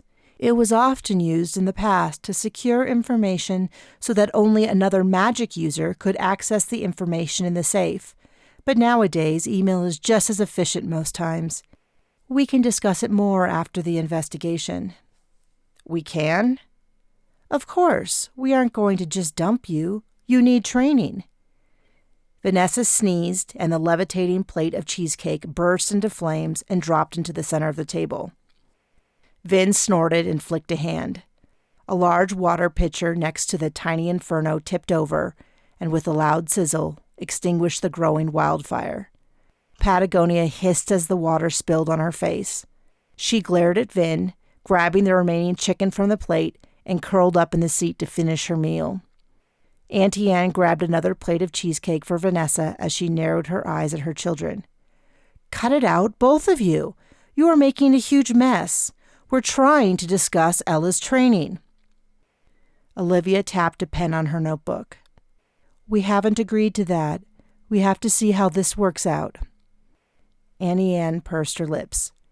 "When we witnessed her bonding, we agreed to mentor her. You as well, Vincent." He held up his hands. "No way. I told Olivia I wanted nothing to do with her." He cut his eyes over to me. She waggled her finger at her son. "You know that is not how this works." Seeing the opportunity to get another question answered, I interrupted. "Bonding. Is that what happened when Patagonia bit me? What was the deal with all the lines on my arm?" Annie Ann turned to me, and her voice fell into a rhythm I remembered from my school days when a teacher would recite a long-known lesson. "Patagonia is a special magical cat, And when they have found the right mage, they bite you to create a bond, but it must be witnessed in order to finish. It is usually done in a formal setting after training, much like graduation. Vin grumbled under his breath. Yeah, when you're like 18. She continued as though he hadn't spoken. Patagonia will help you to perform magic beyond your current strength level, but don't believe for a second that you own her. She can come and go as she pleases and will let you know if something displeases her. Vanessa finished off her cake and swallowed hard. She's like your fuzzy magical sidekick. I stood, grabbed a Zeppeli off the tray, and bit into it. My eyebrows shot up in shock. Though the little doughy dessert had been sitting out for a while, the chocolatey center was quite warm. In contrast, the white powder on the outside was sweet like sugar, but ice cold. The competing temperatures sent a chill over my body, followed by a cozy warmth that reminded me of sitting by a fire on a snowy night. I bit into the outside and shivered, then nibbled the gooey center to warm up. I stared at the dessert, contemplating how it was cooked so that the outside was cold and the inside hot. Sensing my confusion, Vanessa said, "The Zeppelis are magic, duh." "Oh," I said lamely. After seeing a floating cheesecake, I should have made the leap in logic quicker. I stuffed the rest of the dessert in my mouth, then got back to the conversation at hand. "What do you mean Patagonia comes and goes as she pleases?" I reached over and ran a hand over Patagonia's head and scratched behind her ears. Patagonia meowed loudly and put a paw on her plate, pushing down on one side and letting go so that it clanked on the table. I scooped up some chicken and slid it onto her plate. Annie Ann poured cream into her coffee and stirred. "Just what I said. She doesn't need to be next to you to assist you, but it helps. Some familiars prefer to be with you. If you leave her at home like you did today, and she wants to be with you, then she will." "What? I thought Vin brought her." He shook his head. She took a sip of coffee before continuing. "Nope. She came because she wanted to be with you. Maybe she knew you needed her, or she's just eager to be around you after waiting for almost a decade." I gasped. "She's already 10 years old?" "Don't worry. She will likely live as long as you do." Olivia walked around the table and passed out notebooks. "I think she's had enough lesson time for now. We really need to focus, unless everyone is cool with people dying." "No need to be dramatic, dear. We are all here to help." Annie Ann took a sip from her coffee cup, then winced. Looking around the table, she spotted the little bowl of sugar cubes. 2 little white squares rose from the bowl and shot across the table to land in her cup. "Thank you, Auntie. Let me catch up everyone on what I know." Olivia flipped open a folder. "My investigation started when I found the sheet of dates and numbers on Dad's desk after he died. It was not a standard report from the accounting department, and I knew that he was working on something before he was killed. I thought maybe it was about embezzlement or theft, so I was hesitant to talk to anyone in the accounting department. That's why I brought Ella on board to do an audit of the casino. I had no idea of her relation to Romano the Bull or her magical ability. Talk about a lucky break." Annie Ann interrupted. "No such thing as luck when magic is involved." Behind her, a Zeppeli floated off the table and danced toward Vanessa. Each jerk and bounce sent a gentle snowfall of powdered sugar drifting off the pastry. Vanessa extended a hand to pluck it from the air when a sugar cube zoomed up underneath and smacked it off its path. I blinked at the suddenness and looked around for the missing Zeppeli. With a splat, it hit me between the eyes, and everything around me disappeared in a cold poof of white. Vin snickered while Vanessa gasped in shock. Patagonia stood on my chest and licked some of the sugar off me. Olivia rolled her eyes. Anyways, once Ella noticed the pattern of the dates being on the Ides and it corresponding with the sum of $50,000, I had a place to start. $50,000 is the standard payment the casino gives to people's family when there's a death at the casino, regardless if the casino is at fault or not. I reached for a napkin. "Does that happen a lot?" No, not really, but people drink too much. Some try drugs. Occasionally there are heart attacks or strokes, but rarely there are suicides or accidents, but they do happen. Those are the rarest since we invest a lot of magic and energy into making the casino a happy place. People are more likely to spend money. Ella not only noticed the sum of $50,000, but remembered that a lady had committed suicide on one of the Ides. That's why I made the connection between the suspicious deaths and the dates. Are the Ides a significant date, like a magical date? I was writing down notes. Not that I know of, but it probably has significance to the person casting the spell. Maybe they are a big fan of Julius Caesar or Shakespeare. A good spell uses information that is significant to the caster. Patterns are also very powerful. Are you sure that a mage is behind the suicides? Yes. The fact that you found a magical imprint at the site of Ethel's suicide was enough to convince me. I was pretty sure of it before because of the pattern. A series of murders can be done without magic, but causing someone to kill themselves? Definitely magic. Now, once I knew what the payments were for and the dates, I was able to go to the right department and get the names of the victims. And this is why I didn't tell Isadora what we were doing, and neither will you. The first victim was her son. Annie Ann gasped. No, I remember when Michael overdosed in the parking lot. He had so many problems with drugs that it never occurred to me that it might be something nefarious. Isadora was heartbroken. Olivia nodded. I'm not sure if she'll feel better knowing he's murdered, but I don't want to be the one to tell her anything until we know what is going on. She really struggled with his death. His death was the first, then Joe, who was here for a poker competition, then Roberta, who was here for a convention. Tony was a blackjack dealer that worked here, then last month Ethel, who was a tourist. They had all been ruled accidental until Ethel. For her, we had video that she deliberately stepped out of the window. Now, Ella, please ask questions as they occur to you. Trust your instincts. All eyes in the room swiveled to look at me. I licked my lips, picking up a trace of cold sugar. Is there anything I should know about how magic worked on them? Olivia tipped her head to the side. What do you mean? Whatever magic affected them, what kind of rules it would follow? Would they need to be in a place, touch something, eat something, drink something? Perhaps a certain movement? Would the person need a lock of their hair? I don't know enough to know where to start. It felt so weird to casually suggest that someone had performed a spell on these people that resulted in their death. Maybe a floating zeppelin to the forehead had gotten me more comfortable with the idea of magic.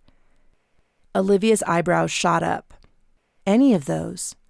It really depends on the spell, but it is fair to assume that there was some interaction between the spellcaster and the victim, either direct contact or the spellcaster touched something that the victim touched, or even the victim left something behind that the spellcaster used. I tapped my chin with a finger. Do you think the interaction occurred at the casino? It would help a lot if we could narrow down our search area. Maybe. Spells can be done in a million different ways. She looked around the room, but they only shrugged. Vanessa scraped her plate sadly, then stared longingly at the dessert tray. A gelato started to wobble when her mom's eyes cut to her, and she shook her head in a firm no. I was getting excited about the investigation. In many ways, this was similar to the work I used to do and excelled at. The first step was figuring out where to start. For now, let's assume it happened here at the casino. Olivia ran a hand down the list. I know that Ethel was staying here. Joe was competing in a poker tournament here. Roberta was attending a convention in the main ballroom. Vanessa, make a note to see if they also stayed here at the casino. Tony, the blackjack dealer, was obviously here a lot. We can check to see if he got a room here or was working that day. Michael used to work here but had been let go a few weeks earlier. He's the only one that I can't say was here for sure. Vanessa, can you make a note? Falling back on my history of analyzing numbers, I had an idea. Could we pull credit card receipts for the day of the death? Actually, a week or even a month would be better, but I would start by looking at the day of, then expand the search if necessary. We can look at patterns of spending to see what they all might have done or places they might have been, though that doesn't account for any cash they spent. I know that might take a while considering all the stores, departments, entertainment options, and... Can you even get all those receipts? Are some of those places in the casino independently owned? I pursed my lips. Olivia's smile grew. Actually, it will be easy, at least for the people that stayed at the casino. To combat potential theft, when they check in, we snap a picture and give them a card connected to their credit card. They can use it everywhere in the casino, from the slot machines to buying tickets for visiting entertainment in the theaters. They can even tip their servers. We are the safest casino on the avenue. Wow, that's impressive. Did you develop the software just for the casino? Olivia smiled. Yes, but we also invested in a few full-time mages to give some magical insurance to the system. Oh! How quickly I had forgotten the benefits of being able to use magic. Can mages automatically recognize other mages? Kind of, sometimes. If someone is actively using magic, then most of us would know.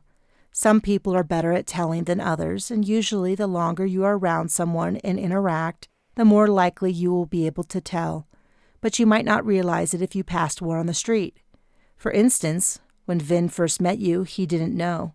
But when you got mad and insisted that Romano the Bull was your father, then he started to suspect it was true because he could feel some of your magic. Vin snorted. Magic leaking all over the place. She's like a broken sprinkler casting spectral energy all over. I gave him a dirty look and he smirked back. He was probably still mad that I had ditched him this morning. Olivia rolled her eyes at her cousin, then turned back to me. So you want to pull the charges for each person? What are we looking for? Patterns. Places they all visited. The more details we can get, the better. Did they all use the same slot machine? Visit the same show? Eat the same dessert? The ideas started to flow, and I started talking faster. I gestured with excitement and accidentally knocked over my water glass. Did they all die in the same way? I know Ethel jumped, but what about the rest? In order, Michael overdosed in a parking lot. Joe was diabetic, didn't take his insulin, then fell into a diabetic coma and died. Roberta stepped in front of the Avenue tram and was hit. Tony, the blackjack dealer, went into the horse stable and was kicked in the head by one of the horses. Lastly was Ethel, who jumped. They all looked like accidental deaths, but Dad must have noticed something weird was happening. He pulled those numbers plus the video footage of Ethel the day he was killed.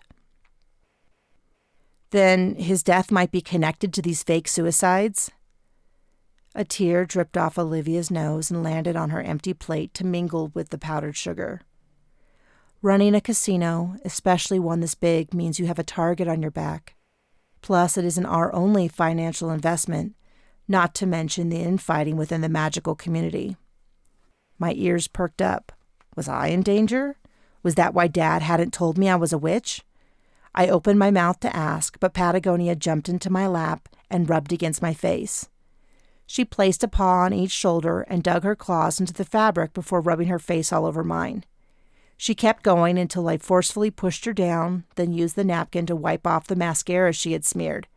My makeup had taken quite a beating. Olivia composed herself. Even yesterday, when you made the connection between the dates and the accidental death payouts, I wasn't convinced the connection was correct, and they were all murders. All the deaths could be accident, including Ethel, despite what the news said. Maybe she was drunk and fell.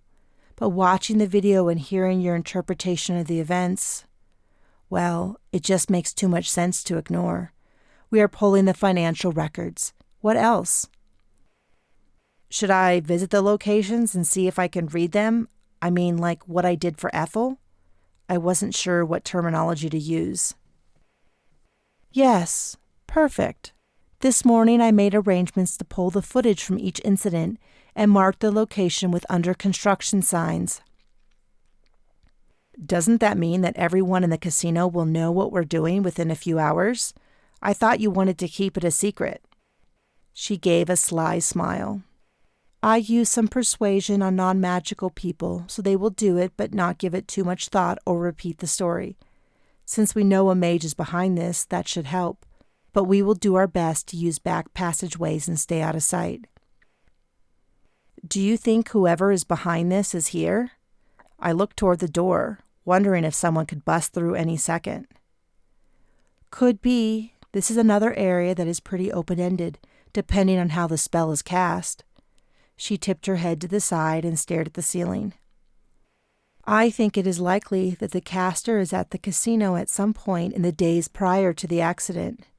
If it was one person that was targeted and there was a lot of magic involved, then the distance could be farther and the time of interaction longer, but if I was going to do it, I would be efficient.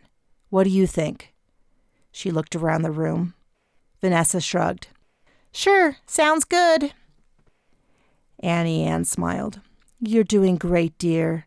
I think that's a good assumption to start. Vin nodded. That's how I would do it. Olivia stood a bit taller. She had only taken over the casino since her father died, and she appeared to still need the encouragement of her family. So yes, the mage involved is probably at the casino. I jotted a note. So it could be an employee. She let out a sigh. Yes, it could be anyone that walks in the door. Could someone pull the video footage and see if the same person is in the casino in the 3 days prior to each event?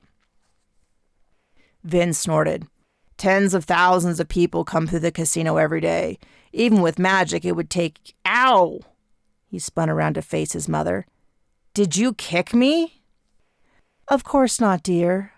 I think it was a good idea, Ella, but it would take too long. If we narrowed down to a suspect, we could do it. She smiled sweetly at me. Vin scowled and leaned over to rub his leg.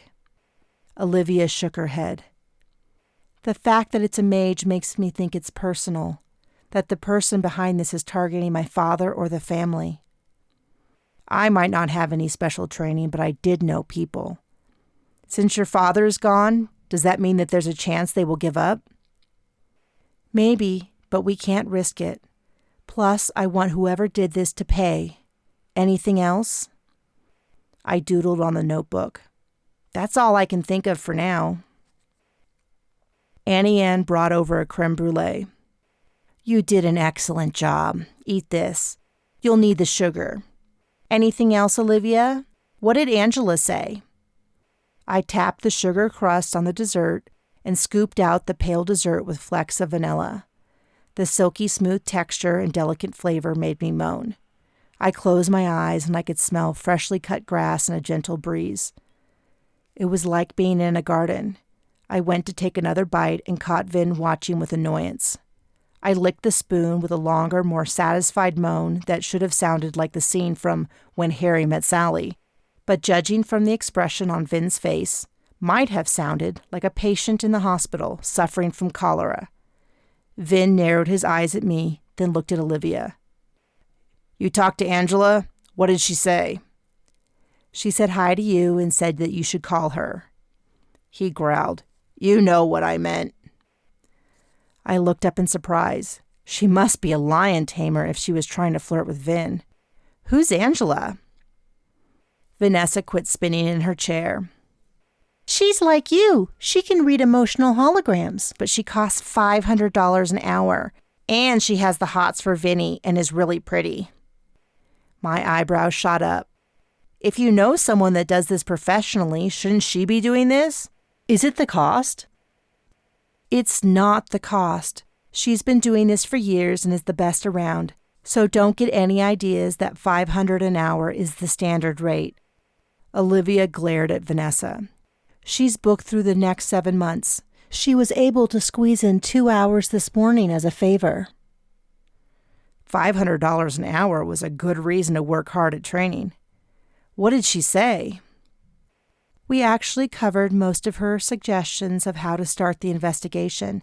The one area you didn't mention was the victims. She said that it is worth our time to see if there is something in their personality or life that tied them together. Magic is more effective when its focus is narrow. Isn't that what we're doing by looking to see if they visited the same place in the casino, or did the same thing, or ate the same food? She flipped through her notes. Those are all things they did. She suggested we investigate to see who they are. This was her example. The spell can be more efficient if there is a theme that is personal to the caster. Example, the caster is an only child, and the targets are all only children. As she explained, these kinds of personal ties makes the spell more powerful at the cost of making the caster more obvious. We have an information gatherer pulling together obituaries and any other information we can find out about the people. We should have some answers in the future. Vanessa leaned forward and caught her mom's eye. I was thinking I could hang out with Ella and help her. It would be... Her mother cut her off with a wave of the hand. No, your time is best spent researching. Vanessa fell back in her chair with a huff that turned to satisfaction when a plate of tiramisu landed in front of her with a thud. Olivia slammed her notebook shut. Vanessa is going to request each of the people's records of what they bought here at the casino. Vin is going to check in on how the locations are being secured. Annie Ann is going to see how the information gathering is going. And lastly, you and I are going to check on one quick thing before we meet Vin to see if there's any emotional holograms left at any of the locations. Chapter 8. Olivia unlocked a door at the end of the hallway from her office. Vin, Auntie Anne, and Vanessa had ducked into separate offices all down the hall. Patagonia squeezed through the door ahead of us. I followed Olivia in, and the cold of the room hit my face like an Arctic blast. I wrapped my arms around my middle. Wow, it's really cold in here. My breath frosted briefly in front of me. Olivia flipped on the lights. What? Oh, I guess. Dad liked it cold. This is his office. Was his office. The office was similar to Olivia's, but larger and more impressive. Tasteful artwork hung on the wall. An enormous desk dominated the room. There was stillness there that was palpable. You haven't moved anything in here, have you? I stepped behind the desk and gasped. The carpet was black with blood. No. Can you get anything from the room? Can you tell me what happened to my father? We don't have a camera in here, so anything you can tell me will help. Olivia's voice carried a note of desperation and the edge of a little girl. She quickly dabbed at her shiny eyes with her sleeve. Okay, I'll try. I slipped the channeling key into my hand, and Patagonia rubbed up against my leg before I could even call her over. I took a long, deep breath, closed my eyes, and cleared my mind. I was starting to think that last time was a fluke, when emotions and images started slowly leaking into my consciousness. The physical world started to recede. I could barely feel Patagonia sitting at my feet. There was a faint sound of a door creaking open. A conversation started around me, but it was nothing beyond a rumble that faded to static as I started to focus on the room. It was icy cold, and a wave of anger and hatred spread over me. It felt like black tar, but bitter and rancid in my mouth. It receded slightly as an image came to me of a man hunched over his desk, examining pages. I recognized the paper as the one Olivia had shown me. The vision was a mix of senses. I could smell the bitter black coffee on his desk, but I could also taste it in my mouth. I heard the paper rustling, but I could also feel them under my fingers. I was seeing the scene, but also experiencing it from his point of view. It was disorienting. He flipped through the pages again, then sighed and pulled out a stone egg. He placed the channel key into an indent in the underside of the desk, and an ornate piece of carved wood trim popped away from the desk. He removed it and pulled from the desk a leather-bound file. On the front, it had an intricate feather and was held shut by a piece of thin string. He opened the file, and at the top was my father's name. I strained to see what was on the paper, but I couldn't get the image to focus beyond his name. The rest of the page was a hazy blur of words. Suddenly, everything was out of focus, and a terrible cold dread filled the room. The man jerked his head up, but the movement was jerky and slow, as if he was drugged. His vision went hazy and started to darken. He pulled up his power and started to say, "What are you?" when a large boom ended the vision. I gasped and opened my eyes to see 4 people leaning over me. I was prone on the ground and couldn't remember how I got there. I'm fine. Vanessa peered over me, her face upside down as she stood behind my head. You keeled right over. Vinny had to catch you. I looked at his imposing figure hovering over me. I realized that I was clenching his hand in mine, my knuckles white and my fingernails digging into him. I let my hand go limp and it fell to the floor as he released it and stood. I'll get her some water. He stomped out of the room, the ground vibrating under his footsteps. Auntie Anne felt my forehead. How are you feeling? Tired. I jiggled my arms and legs. Kind of sore, actually. What's 2 plus 2? 4? Is that a trick question? My calves burned as I pointed and flexed each foot. Where are you? Olivia's dad's office at the Golden Pyramid Casino in Rambler, Nevada. Good. She stood up and dragged Olivia with her to the far corner of the room. Vanessa opened her mouth to speak, but I held a finger to my lips and she stopped. Auntie Anne's voice was meant to be a whisper, but it cut across the room. What did you think you were doing? I thought we agreed to wait until she had more training. What if there had been some kind of trap set? Olivia's voice sounded more like a whiny teenager than a grown woman's. I checked, and I figured it wouldn't hurt to try. I've trained plenty of mages in my day, and if any one of them... Her voice dropped and her words became indecipherable, though her angry tone was clear. I sighed and sat up slowly. The energy I had at lunch was replaced with the heavy depression that seemed to materialize from the fog of the vision. Patagonia meowed and pressed her nose against my shoulder before stomping on it to drag her big, wet tongue over my nape. She started at the baby fine hairs at the back of my neck. Her tongue was like fine sandpaper, and the odd sensation sent a chill down my spine. Vanessa patted my back. Mom's pretty pissed at Olivia. When we came in, you were standing there with this goofy look on your face, then you tipped over. Good thing Vin caught you or you would have smashed your face. I thought you'd never come around. What? I rubbed my face. How long was I out? Maybe 5 minutes. Mom was worried. You know she's a famous teacher. When Uncle Edward died, she came back to Rambler. She's been teaching in Europe. I was with her, studying. She's trying to keep both Olivia and Vinny in line. She rolled her eyes. What about you? Is she keeping you in line too? I teased her. I'm an angel, she smirked. We chuckled, then she offered me her hand to get up. After I stood, I pointed each foot and stretched. Your whole family works here? Now we do. Vinny used to work at a bunch of places around town, but he's here for now, and Mom is helping Olivia get settled. And you? I'm discovering myself.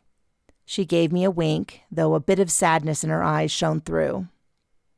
Fair enough, you're still young. Patagonia rubbed up against my leg, then stretched onto her back legs to claw gently at my stomach. I scratched behind her ears, her purring vibrating in my hand.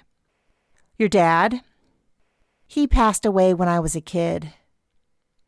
Wow. Olivia, Vanessa, and I all had dead fathers. It's a tough life. Vinny walked in, and there must have been something on both of our faces because he stopped and looked at us. What? He bit off the word as an accusation and extended a plastic bottle of water to me. Auntie Anne came over. Everyone out. Vanessa, why don't you spend the day with the research team and Vin can catch up on his work. I'm going to go with Olivia and Ella to see what Ella can find. Vin left before she was done talking. Vanessa blew out her breath and sulked out the door. Olivia rushed over. "No, Auntie, that's not necessary." "It most certainly is. If nothing else, I can start Ella's training." She adjusted her sweater. She was carrying a small purse and pulled out a candy bar that she handed me. She motioned for us to follow. "Eat this while we take the elevator to..." She turned to Olivia and raised her brow as she pressed the elevator button. "Oh," Olivia flipped open her tablet.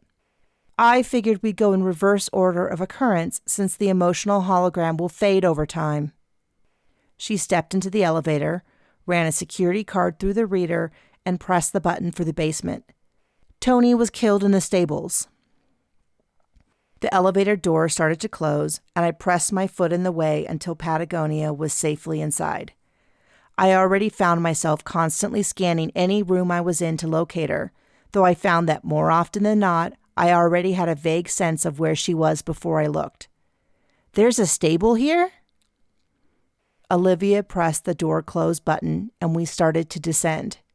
"Yes, we have horses that are here full-time for carriage rides, along with a place for events like barrel racing, horse shows, and the annual Alpaca National Agility event." I chuckled. "Alpaca agility?" Olivia nodded with a smile. "They run little obstacle courses and even have a costume show. Have you ever seen an alpaca dressed up as a dragon? It's something special." I bit into the chocolate candy bar, the layers of nougat and nuts giving me resistance as I chewed. The sugar hit me hard and washed away the remnants that I had felt after my vision. I rolled the memories around in my head. "Olivia, after your father was shot, did they find a leather portfolio with a file about my father on the desk?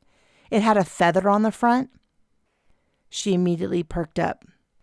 "No, the only thing on the desk were the papers I showed you. What else did you see?" The elevator door started to open. "No, not now." Olivia stepped out of the elevator. "Please, Auntie, I just want to know if I was right that it was murder." Olivia turned to me. I nodded. A single tear trickled down her face and she blew out a sigh. "I feel better just to know for sure. And what..." The elevator started to close, but Auntie Anne stepped to block the door. "Later, Olivia. I know you are upset. I miss my brother also, but someone's life is hanging in the balance until we find out who is doing this and stop them. But I promise we will come back to this." "You're right." Olivia stepped out of the elevator and across the hall to swipe a card and pull open a door. I followed her and went through the open door. The scent of hay and animals filled my lungs and I breathed deeply. Patagonia meowed and raced ahead to the end of the aisle where she batted at some loose hay. She knocked it into the air, then leapt after it, twisting to pounce on top of it. Her white fangs glinted as she wrestled and chomped on the yellow straw. I chuckled and thought of Monterey, California. My father had taken me in my teens, and my favorite had been the otters that played in the water. Patagonia's playful side reminded me of them. She pranced back to me and presented the piece of straw on my shoe. I reached down and picked it up, scratching behind her ears as a thank you before returning to the task at hand. Maybe I should write down what I saw? What if I forget? The burden of her father's death weighed heavily on me, not to mention the file about my father. How did it fit in? Where did it go? Auntie Anne bent over and grabbed a long stalk of straw to tease Patagonia, who had gone to her side and danced to reach the bobbing plant. Visions are like memories. It is there inside you. In the environment, the emotional hologram may degrade over time, but your vision of it will stay intact. You're not ready to read it, but I'll train you and you will be soon. We turned down the aisle. The horses hung their heads over the stall, gently nickering as we went by. As a child, I had worshipped horses. I wanted to stop and stroke their soft noses, but Olivia and Auntie Anne did not slow down. Toward the end of the aisle, there were several empty stalls, then caution tape marked off the last 3 stalls before the dead end. Olivia held down the tape and stepped over it. We followed, and as we approached the last stall on the left, I slowed down. Inside, something huffed and snorted. The ground shook as hooves stomped, and then something hit the door, rattling it on its hinges. I edged away from the stall but kept progressing forward until I could see over the door into the interior. An enormous black horse circled inside before turning its back to us and kicking back at the door again. One of the bolts on the door's hinges pulled away from the frame. Acrid sweat filled the air and shone on the black fur of the animal. His mane was long but tangled and knotted in large chunks. "No, get away!" A man ran down the aisle toward us. "Ladies, please, you must—" "Oh, Miss Santani, I'm so sorry, but I must implore you to come away from Hercules. He's not well, please." Hercules whinnied and stomped before slamming into the door, the top edge cutting into his chest. He bared his teeth and snapped at the air. The gentleman was older, with sinewy strength in his arms exposed by a short-sleeved shirt. He looked at Hercules with sadness. "We don't know what's wrong with him. We're going to have to put him down. He's starting to hurt himself." "What?" Olivia turned to him in surprise. "What's going on? Why hadn't I heard anything?" "I'm sorry. With your father passing, no one wants to bother you. We've tried everything." Olivia stared into the stall as Hercules continued to snort and pace. "When did this start?" He rubbed his temples. "Since that young man was killed. We could barely get his body out of the stall." He lifted his sleeve to reveal a scar that extended from his shoulder to his elbow.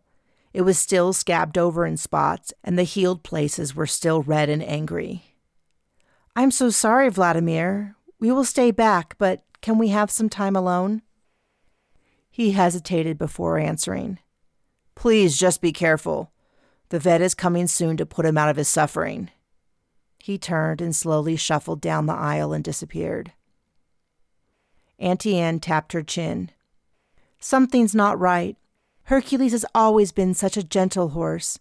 Vanessa used to ride him bareback around the arena. He took such good care of her, and he just happened to start acting up since Tony was killed." She closed her eyes and breathed deeply, the way she had shown me. I did the same. I started picking up emotions and sensations immediately, but very differently than I had before. Instead of echoes of emotion, the feelings were very present and centered on the enormous horse stomping around in his stall in front of me. Fear, anger, and disgust all fought inside the body of the black beast. I ran my tongue over my mouth, trying to clear of the foul taste, as though I had sucked on a battery. "What is that?" Auntie Anne's eyes flew open. "Can you sense that?" "Yes, but it's different than Mr. Santani's office or where Ethel jumped. Why?" Auntie Anne started digging around in her large purse. "Because this is not something from the past. This is happening right now. Someone has cursed this horse." "The same person that is killing everyone?" I guessed. "That seems likely. We will need to remove it from the poor animal. Where is it?" She started taking fistfuls of things from her purse and shoving them at Olivia. "All those awful feelings need to go somewhere. It would work best if we could put them into something living, but that is too cruel. But you can find something that was alive and has the potential for life, like a fruit. It was living, and the seeds have the potential for more life. Here it is." She pulled from her purse a large orange that she placed on the ground, then stood and grabbed my hands. "What are we doing?" The horse kicked at the stall, his eyes showing pain and suffering hidden behind all the stomping and snorting. "You're going to help me. I'm not sure if you have a second affinity for animals or emotions or what, but we don't have time to figure it out. The burden on that horse is too great. It's been 2 months and his heart might not take it much more. We'll close our eyes and try to push the curse from the horse to the orange. Come, Patagonia. Ella will need you." Patagonia sat on my feet. I think I'm going to need more instructions." "I'll be doing the heavy lifting. You're just going to give me a little extra oomph. Grab your channeling key." I dropped her hands to grab the smooth moonstone in my palm before holding her hand again, the stone between us. I took a slow, deep breath and closed my eyes. Now what? Picture the horse and the orange. Now imagine pushing the negative things off the horse and onto the orange. Don't grab it, just push with your mind. I mumbled, "Oh, obviously." She squeezed my hand. "If all you do is stand here with me, you'll be of great help. We begin." Hercules snorted and kicked. The smell of his sweat filled my lungs. While forming a mental picture of him in the orange, I wrestled with what Auntie Anne had asked me to do. I reached out and felt until I could clearly sense the hatred and fear on the horse. Then I shoved it with all my mind, pushing it toward the orange. Forever, it felt as if nothing was happening. I imagined heaving, pulling, twisting, and every other variation of moving the sensation, but I didn't feel any difference. Hercules was becoming more agitated in his stall, but he wasn't the only one. Auntie Anne's breathing was getting labored, and her fingers delicately trembled. I redoubled my effort, but my mind was starting to wander, and as I was losing the focus, my method changed. Instead of pushing directly at the horse, my effort slipped along the outside of it, and something shifted. Auntie Anne's hand twitched in mine. She felt it too. I focused my effort on pushing on the outside of the horse, like wiping my hands over his coat to push off water. I continued around my mental picture of the horse, wiping it off. Auntie Anne must have been moving it from there because once it disconnected from the horse, it was whisked to the orange before I could push any farther. I went over the whole body, then down the legs and up the neck to the face. My energy was wearing out, and the channeling key was hot in my hand, but I continued. Finally, Auntie Anne let out a deep breath. "You can stop. It's done." I opened my eyes and blinked. It could have been a minute or an hour that we had stood there. I didn't know which. My knees ached and I ran a hand over my lower back. Olivia walked Auntie Anne over to a chair. "Was it bad?" She nodded and dug out 2 candy bars. After biting and chewing one, she swallowed hard. "Yes, whoever cast that curse is very powerful. I wasn't expecting that. Here, dear, eat this." She extended the 2nd candy bar to me. I opened the wrapper and bit through the chocolate shell and into the caramel and nut center. The sugar hit my blood and made my skin tingle. Patagonia meowed and I scooped up her massive, wiggly frame to press my cheek against her neck. She purred into my ear and flexed her paws rhythmically against my shoulder. I struggled under her weight and was about to put her down when she yowled and clawed her way out of my arms and climbed into my shoulder, draping herself around my neck like a furry stole. Olivia looked at me, then back at her aunt. "Did Ella help?" "Yes, very much. If I had known it would be that difficult, I would have had you help, Olivia." She finished off the candy and pulled out a compact to reapply her lipstick. The color had returned to her face and she seemed right as rain. "I think Ella has a natural affinity for the work. She was able to loosen the edges of the curse. I did all the heavy lifting, so to speak, but I'm impressed with her knack for the delicate work." Patagonia was done being my neckwear and meowed loudly in my ear. I lifted her off me and lowered her to the ground, letting her jump from the height of my hip. She hit the floor and smoothly moved toward the stall. I followed her over. Hercules was slick with sweat, reflecting the lights in the stable. His head hung low, his lower lip dangling down and his tongue poking out. His eyes were half closed until he caught sight of me. He nickered and softly and slowly stepped over, his massive hoofs dragging slightly through the straw in his stall. He shook his large head, his mane slapping on each side of his neck and the tendrils sticking to the sweat.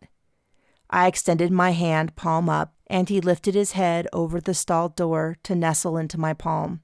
His lips were velvety soft. I reached up to scratch behind his ears. He closed his eyes and blew air and snot out of his nose. The stomping of boots racing across the floor echoed in the aisle. "Hercules!" Vladimir ran up but slowed as he approached. Is he... Hercules nickered, and I stepped back. I think he is feeling better. Vladimir extended his hand and ran it over the horse's face. Old friend, you're back. He grabbed a halter off a hook hanging next to the door and put it over Hercules' nose, then wrapped the strap over behind the ears, and then threw a buckle. I tried to think of an excuse for the horse's sudden change in behavior.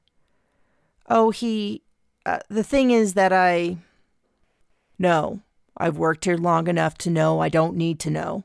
Thank you. He opened the door and pulled the horse out by the lead. Thank you, Miss Olivia. Thank you, Mrs. Russo. Chapter 9.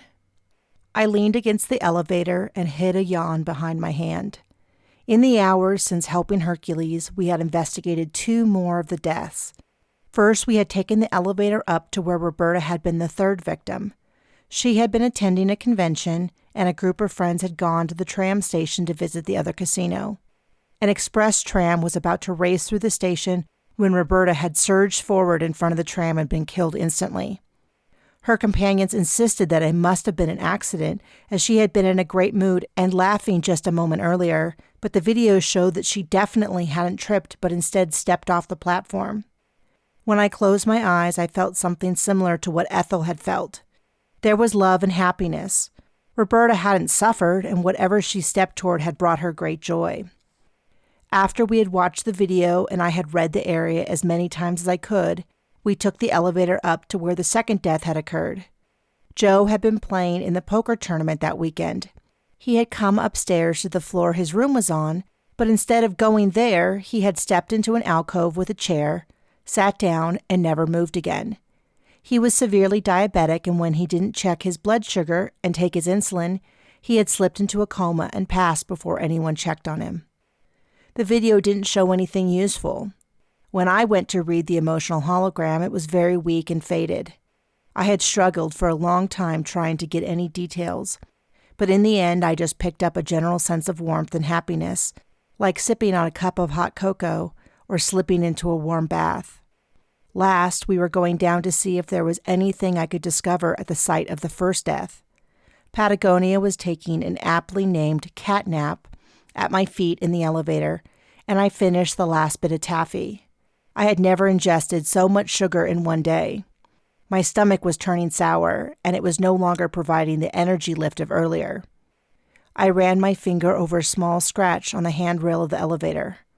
Up and down all day, I was quite familiar with every detail of the elevator. In a casino this size, there must have dozens of elevators, and yet we only had to use one elevator to visit all 5 locations. Could the elevator be involved? I asked as the door dinged open. Pardon? Auntie Anne reached into her purse and pulled out a packet of gummy bears and offered them to me as I walked through the casino. I shook my head. If I eat any more sugar, I'll throw up. She put them back and offered me a bottle of water instead. You'll sleep well tonight. Olivia slowed down so we could catch up. What did you mean by the elevator? We have used the same elevator to investigate all the deaths.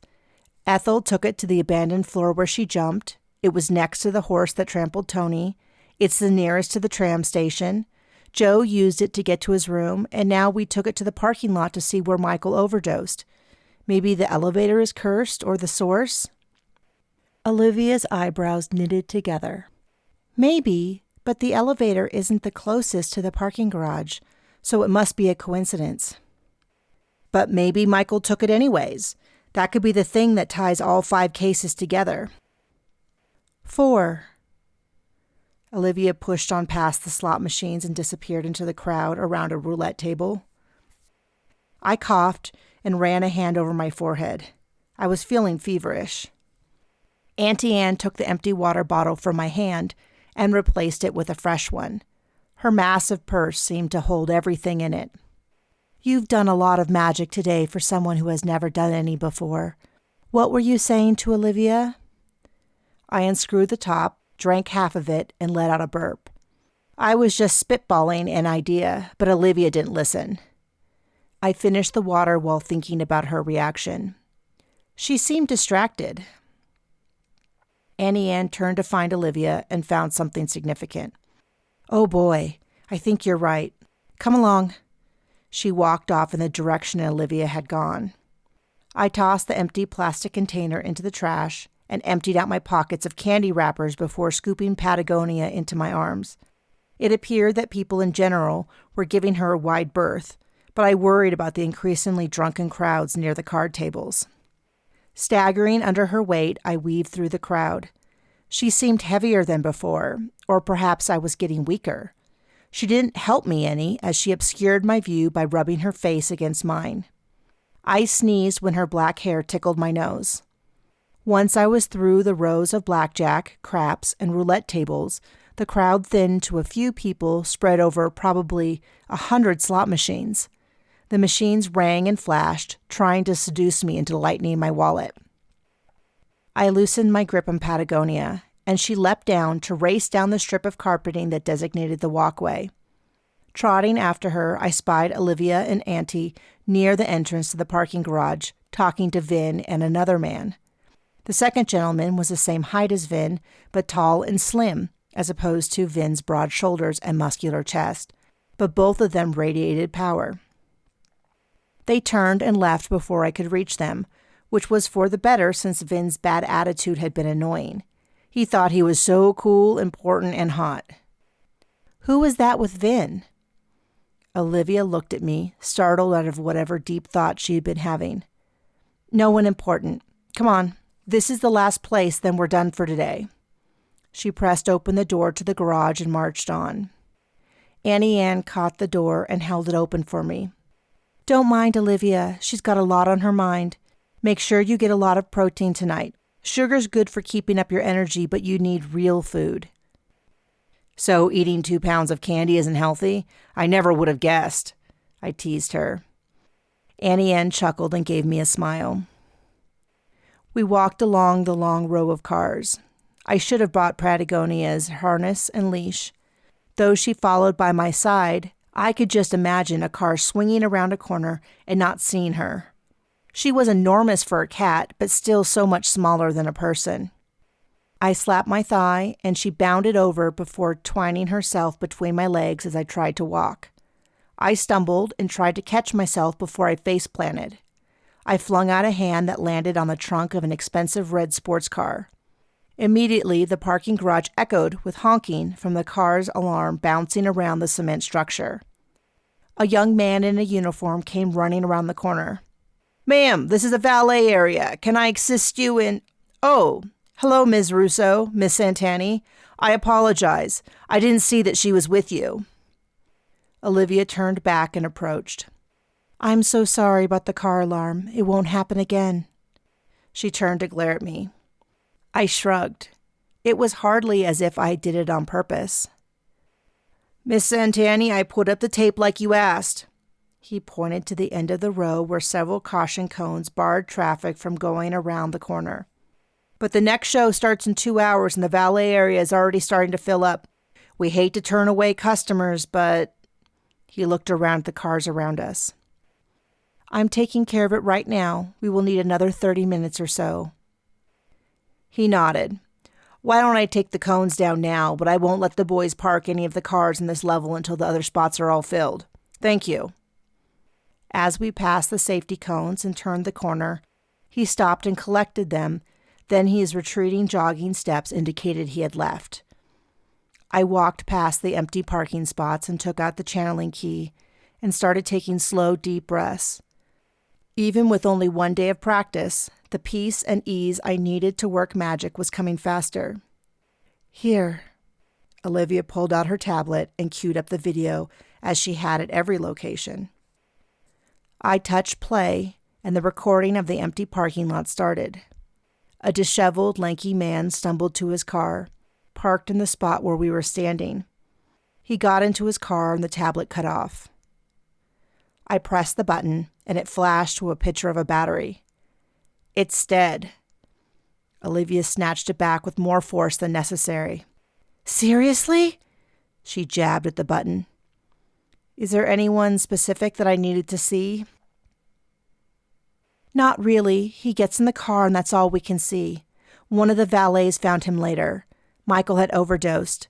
The video doesn't show anything. I don't know why I even bothered to show you. She shoved the tablet in her purse. Her hand got caught on one of the straps and she fought with the purse, growling until finally she seated the purse back on her shoulder. Annie Ann's eyes cut over to Olivia but didn't comment on her growing agitation. Patagonia rubbed against my leg, and the channeling key's smooth finish was growing warm in my hand. Why don't I see what I can find? Yes, fine. I closed my eyes and expected to find something, but there was nothing to feel. The space was empty and clean. My nostril tickled from fumes, but nothing magical. I spent several minutes trying before a shrill voice broke my concentration. What are you doing here? I opened my eyes to see Isadora. She had caught us in the spot where her son had died. Olivia blanched. We were walking Ella to her car when she got lightheaded. Isadora narrowed her eyes. I've seen you all over the casino. I could feel her suspicion growing. They had wanted to keep my investigation quiet, but maybe a good red herring would help. It was a secret, but I'm doing a financial audit. Her suspicion changed. It was less hostile. My excuse was working. We weren't going to tell anyone, but since you already caught us, I might as well explain. Miss Santani asked me to come in and look over ways that the casino could cut costs. I'll be here for a week. I've been getting over the flu, though, and I had to take a little break on the way to my car.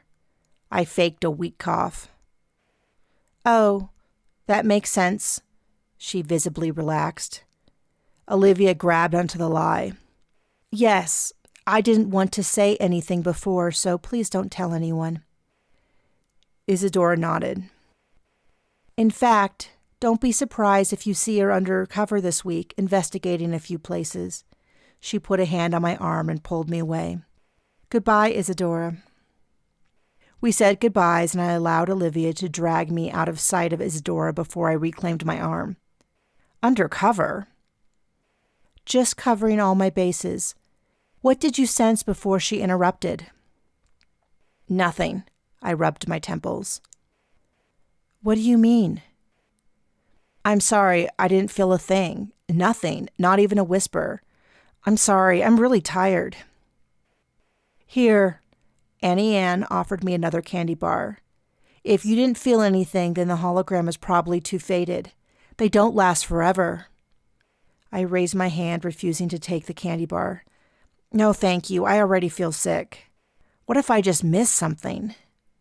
I was feeling unsure and nauseated. Her heels clicked along next to me as we navigated the parking garage. If you say you didn't feel anything, then trust that. Where's your car? 1 floor up. Olivia, I'll meet you back at the office. I want to see Ella to her car. Sure thing, Auntie. Olivia opened a door, and the sound of slot machines filled the parking garage. Tomorrow, 9 a.m., my office. She jabbed a finger in my direction, then left, the door slamming behind her. Annie Ann walked me to the stairs and beckoned me on. Why did you decide to tell Isadora that you were doing a financial audit?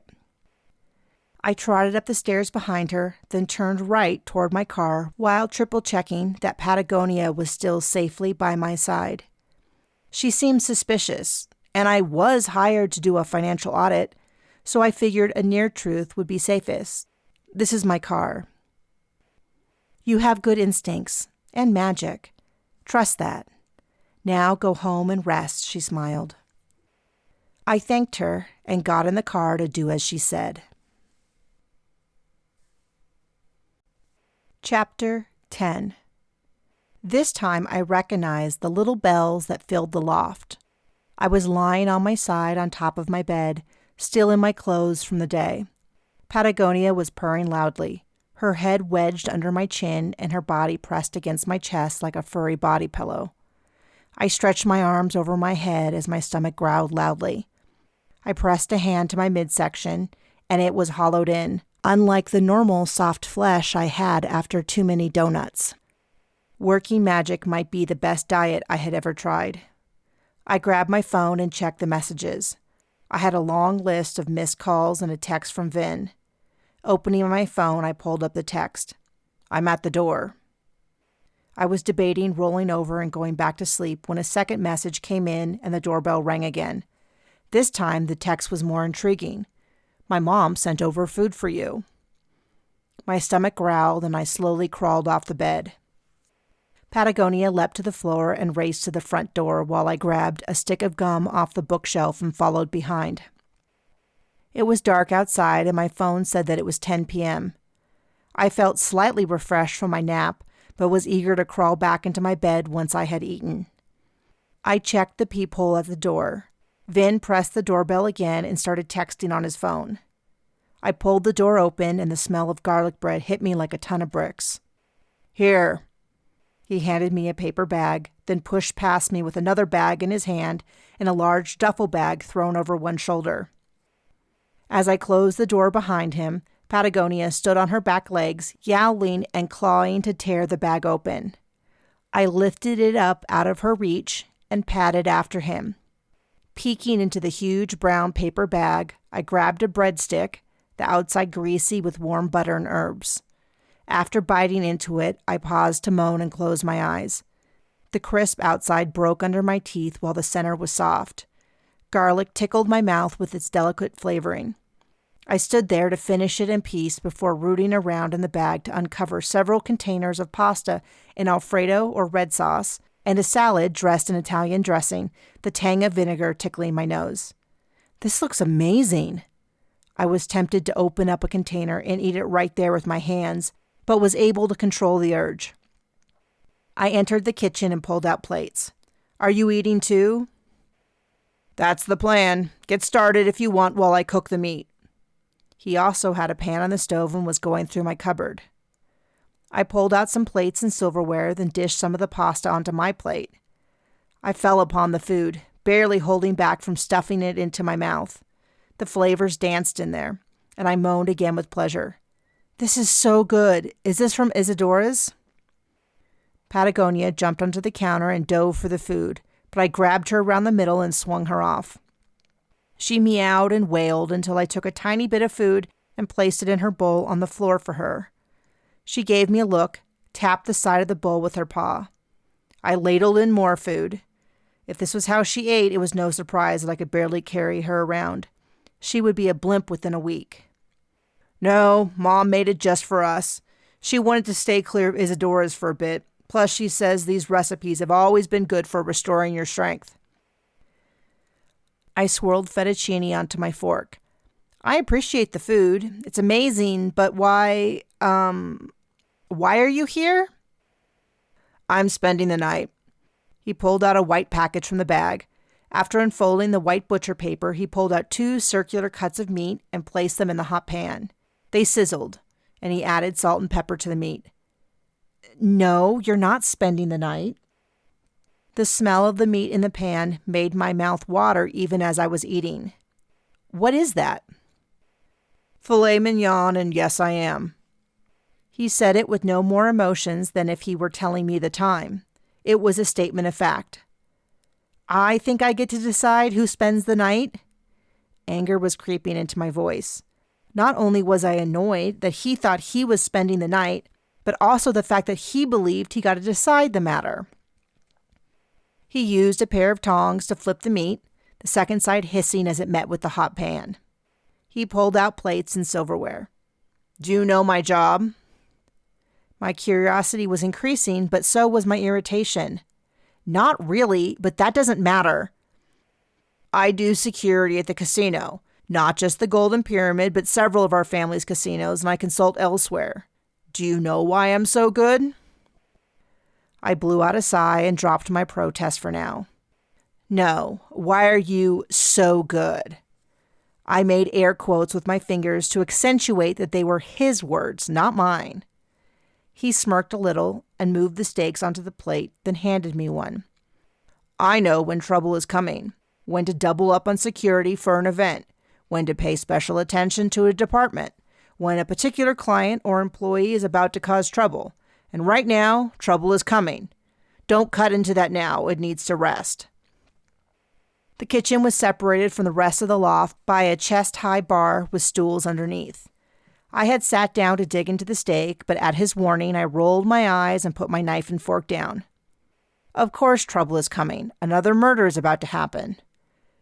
He opened my refrigerator and shifted things around until he pulled out 2 beers.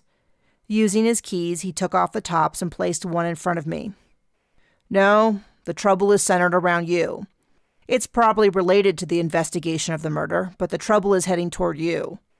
He took a long pull off the beer. It's a good sign. Means we are probably headed in the right direction, but inconvenient because I need to babysit you. No one needs to babysit me. He turned the full weight of his glare on me. He held my eyes where I struggled not to look away. I felt like a tiny dog staring down a massive pit bull. The hairs in the back of my neck lifted, but I pressed my lips into a thin line. No matter how intimidating he was, I wasn't going to be bullied in my own home by anyone. As the seconds ticked by, my irritation grew. He was clearly used to being in charge of every situation, but no one was in charge of me. I imagined someone trying this on my father, and my resolve grew. I was ready to chew him out when a large black creature leapt onto the counter. At first glance, I thought it was Patagonia, and I opened my mouth to yell, but when I turned to face her, I gasped instead. The cat was twice the size. It raced across the countertop, snatching the meat off Vin's plate, then used its powerful hind legs to launch itself to the top of the cabinets, then to one of the beams that ran across the loft. Patagonia looked up from her bowl of food and let out a screech. She took off running, and within a few moments she was racing around the beam to face the intruder. She yowled and growled. They faced each other, and I could see the differences. The other cat was twice as big, but also heavier set, with a wider chest, bulkier head, and strong, muscular shoulders and hips. While Patagonia was delicate and slender, this cat was pure muscle. "Aristotle," Vin growled. "You know that?" I pointed at the creature. The scruff of its neck lifted as Patagonia swiped at its nose. I screamed and crawled onto the countertop. I danced over the plates of food to shake my fist and wave at the creature. If it attacked Patagonia, it could easily kill her with one shake. "No, leave her alone." "He won't kill her. He can't. At least not like this. They're just figuring each other out." He raised his voice. "Aristotle, give that back." What is he? My stomach was still in my throat as Patagonia swiped across his nose again, drawing a bright red line of blood. He pulled back, ears pressed flat against his head. "My familiar." "You brought him without telling me?" The growling and hissing had died down, and the large cat tore the steak in half and laid the piece down on the beam. Patagonia grabbed one piece, her white teeth gleaming in contrast to the pink meat. Then she raced out of sight deeper into the loft, with Aristotle padding silently behind her. "No, I didn't. I've told you that already. You don't have to bring them anywhere. They go exactly where they please. I guess he decided to join me, same way that Patagonia came to the casino." "You mean by magic? Just poof and there she is?" He reached up and grabbed me around the hips and lifted me off the counter. I lurched and grabbed onto his shoulder so he wouldn't drop me, but he was stronger than I thought. He pulled me in close and lowered me, my body grazing against his. If I arched my back, I would be pressed against him, our curves meeting in all the right places. My feet hit the ground and I swallowed hard, stepping away and a bit shaky in the legs. "After using magic all day, you're surprised?" He grabbed my steak, cut it in half before placing one piece in front of me and keeping the other half for himself. "I can't believe he stole my meal." "He's enormous." I cut into the meat and bit into a piece. The meat gave under my teeth and I couldn't hold back a moan of pleasure. "This is amazing, thank you." He nodded and started into his own food. "You can tell his size." I swallowed my food and was torn between taking another bite and answering. My curiosity won out. "He's enormous. How couldn't I notice his size? I thought some jungle cat had broken in." I barely got the last word out before I stuffed another bite into my mouth. To non-magical humans, he looks the same size as Patagonia, but witches see his magical ability. He pulled over a bag of food he had given me and scooped a large helping onto his plate where the steak had been. So, is he a large cat that looks small to non-witches, or is he the size of Patagonia and looks bigger to witches? He shrugged. That's a question for the philosophers. I just know that he steals all the covers. I stifled a yawn. With my belly full again, my eyelids were heavy. About you spending the night, I don't... Trust me, I don't want to be here either. I had to cancel a date, but I told Mom I would keep an eye on you. She feels uneasy as well. He grabbed my empty plate and his own and went to the sink. I opened my mouth to argue, but a yawn interrupted me. Look, they figured things out. Vin pointed past me. Patagonia and Aristotle were on the couch. The enormous cat lay on the couch with his eyes closed, and Patagonia was licking one of his ears before wedging herself between him and the back cushion. Their combined purring filled the air. Fine, you can crash on the couch, but just...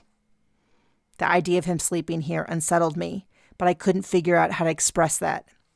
Stay out of trouble. Wait.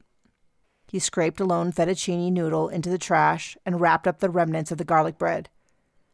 There is something else we need to discuss about tomorrow. I stopped short. What? Before he could reply, the doorbell rang. I looked at him and arched an eyebrow, but he shrugged. I went to the door and used the peephole. Lou Friedman from the security firm on the floor below my loft was at the door. I recognized his formidable beard and burly build. I opened the door. Hi, Lou. Can I help you? So sorry to disturb you, but someone heard you scream. Are you okay? He searched my face intently. Yes, I'm fine. I was just startled. He started to say something, then cut himself off when he looked over my shoulder. Vin? Vin's strong presence behind me was like a fire at my back. The heat of his body pressed up against me, though when I turned around, he was still several feet back. His energy took up more space than his body. He nodded. Lou? I looked between them. You guys know each other? Neither of them spoke for a long time until Vin finally replied, Security's a small field. I'll let you two talk. After Vin had returned to the kitchen and wasn't directly inside of the door, I turned back to Lou. Thank you for checking on me, but I'm fine. My cheeks grew hot as I realized that it looked as though Vin was spending the night for other reasons than security, but I couldn't possibly explain why he was really here. Lamely, I added, He's sleeping on the couch. He caught my eyes and held them. Can you come to my office alone tomorrow to talk? I have some security concerns. I shook my head. I needed to finish the investigation first, then figure out things with my dad and this whole magical witch situation. Not tomorrow, but soon. Thank you for stopping by and checking on me. I started to pull the door shut. He wedged a foot in the door and waited. He wasn't moving until I committed to a firm time, and neither was I since I couldn't leave the door open all night. My father had lived above Lou's office for years. Maybe Lou knew something that would be useful to me. We had never talked about my father, instead focusing on making sure my loft was safe or the building was running correctly. I'm busy the next 2 days, but I can come over the first thing after that. He nodded and left without another word or sound. I closed and locked the door behind him. I was going to need to figure out how to approach the conversation with Lou, but not tonight. Vin, what were you saying? The kitchen was clean and he had set up a bed on the couch. Patagonia was curled up on his pillow and Aristotle was stretched across the blanket, gently batting at her tail as she flicked it back and forth. She blinked slowly at him. Vin was at the window looking toward the avenue with its glittering casinos. The scene startled me with how homey it felt. I had this mental picture in my head of me walking over to him and watching the lights. He would slip an arm around me and pull me in close. He turned around to face me. You going to just stand there? He extended a sheet of paper. I walked over to take it, avoiding looking at his face, as I was sure the blush on my cheeks would give away my daydream from a moment ago. What is this? Instructions on how to dress tomorrow. We put together a plan after you left. I scanned over the sheet and saw that it had listed instructions for Golden Pyramid Casino entry-level job requirements for day 1. It included the directions for full makeup, absolutely no jewelry, and hair clean, dry, and pulled back into a bun. There were instructions on where to go and who to ask for. What's the plan?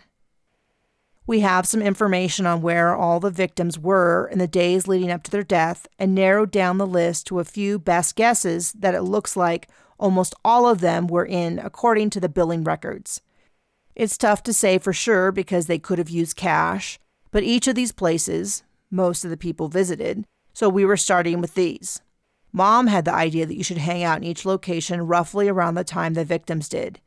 You can see if any person, place, or thing grabs your attention. But since it would be obvious and odd to the employees if you stood around, we come up with this excuse for why you would be there. You want me to work in each of these places? You want me to try to learn a new job while doing... What exactly am I to investigate? The same thing I did today? Wouldn't it be a bit obvious if I try to learn a whole new job and trying... Relax. Don't you think I have a plan? His tone held more ire than seemed necessary. I pursed my lips to keep from snapping back. The first place is the store. It's rather large and holds lots of miscellaneous items that people often forget, like lighters, toothpaste, medicine, and tissues, along with liquor, beer, water, and snacks. And the far end is a separate store that is more high-end. We'll spend some time in there, then we'll get into your job. Don't worry too much about what you're doing. You'll be a waitress, but mostly it consists of you standing around and looking pretty. You can manage that, can't you? He sneered the question. I wasn't sure if he was questioning my ability to look pretty or to stand around. I narrowed my eyes at him. Hardly sounds like brain surgery. I think I can handle it.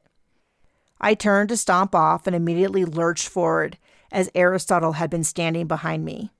I stumbled over the large cat and barely broke my fall with my hands. The only saving grace was the couch blocking Vin's view. My hair had slipped over my face and my shirt had busted open. I flopped onto my side to fix my clothing, which was all askew, as if I had been hit by a tornado. You okay? I gritted my teeth at the tone of amusement in his voice. Fine. Aristotle and Patagonia came to my face and each one licked a cheek until I sat up. I couldn't bear to look at his face. My exit was ruined. I'm going to bed. Chapter 11. I walked around the store and resisted the urge to smooth my skirt. It was expensive and fit as well as it did when I bought it a half-dozen years ago for a fancy New Year's Eve party. The black dress was nipped in at the waist and the length revealed my shapely calves. I felt beautiful, and the casual glances as I walked through the casino reinforced my opinion. Overall, I was feeling pretty good about myself. Vin had requested I put on something that screamed rich and cultured. I was sure he would be blown away by my appearance, but instead he had shrugged and said it was good enough. I had been walking up and down the aisles of the kitschy souvenirs as I relaxed and tried to be aware. The scant instruction Auntie Anne had given me when I arrived was that it was like what I did for reading an emotional hologram, in that I needed to clear my mind and relax. Not a difficult task. She apologized for not being able to go with me, but she was helping Vanessa to sort through all the information they had on the victims. The instructions didn't seem all that helpful until I tried it. Quickly, I could feel the emotions blooming around me like a subtle scent. Unlike the emotional hologram that were static and frozen, the current emotions around me ebbed and flowed as people's moods changed. A group of girls in their 20s entered, and I drifted down the aisle toward them. They excitedly chatted, their makeup slightly smeared and their voices slurred from a night of drinking. They got armfuls of bottled water and snacks as they walked around in their bare feet and carried their heels. I got as close as I could, stared at the row of diarrhea medicine, and tried to give the appearance of deep consideration as I listened to the gals chatter. The emotions spiked as they laughed about the evening. The lead girl, with her wife-to-be sash and her crown covered in tiny pink plastic penises, was overflowing with love. Tender affection for her friends surrounded her, as well as her absent fiancé. "Excuse me," a girl said while shoving me out of the way to reach for a gigantic bottle of pink medicine. Prickly irritation radiated off of her as she unscrewed the bottle and took a generous gulp, then pressed a hand to her stomach. I drifted down the aisle toward an older couple picking through stuffed animals. Their deep love for each other filled my senses like a cool forest breeze. I walked around the store, a bit confused about what I was doing here.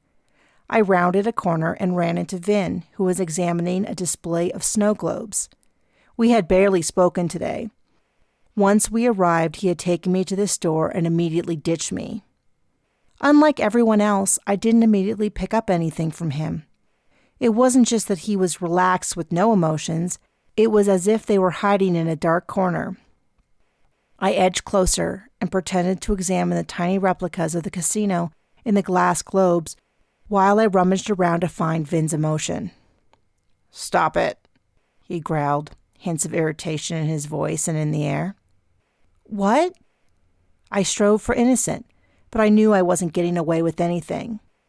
I gave one last attempt to push past whatever was keeping me from reaching inside of him. He picked up a snow globe with 2 ceramic bunnies inside. The animals delicately touched noses while a red heart spun above their head. The snow inside the globe was a mix of white, red, and pink hearts with glitter. It was small in his enormous hands. I would not have pegged you as the snow globe type. "It reminds me of my great-great-grandmother." He turned and headed to the cashier while bouncing it in his hand. "Wow, you knew her? I didn't even get to meet my grandparents. They passed before I was born." He stopped and gave me a funny look before continuing toward the cashier. "She's still alive. Let's just say that longevity runs in my family." I was tempted to ask more, but something in his tone warned me that now was not the time. I paused to consider the store. A small glass wall separated the large store from a second, smaller store with more high-end items. The customers from earlier were all gone, but a new set of customers was wandering in. A man in expensive black pants wandered through the liquor section near a woman in a flirty and swishy dress of pink, red, and purples. She excused herself as she passed in front of him, carrying a bottle of water.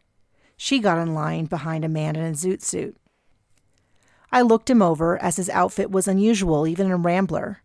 The angular shoulders and pinstripes were reminiscent of Dick Tracy, both the comic strip and the campy movie. I opened my senses and tried to read them from across the store. There was a mix of exhaustion and excitement in various amounts. The man in the zoot suit had a low simmering level of frustration, while the woman was feeling a different kind of frustration not rooted in anger. I struggled to get a handle on it until Vin got in line behind her and she turned to face him. Her frustration was the sexual kind. She looked at him and batted her eyes at him, arching her back slightly to show off her décollage. He nodded at her with a slight dip of his head, but his eyes remained blank. Her frustration flared as she turned to the cashier and slammed her water on the counter. I went over to a display of candles and held one to my nose to hide my attempt to get a better, deeper reading.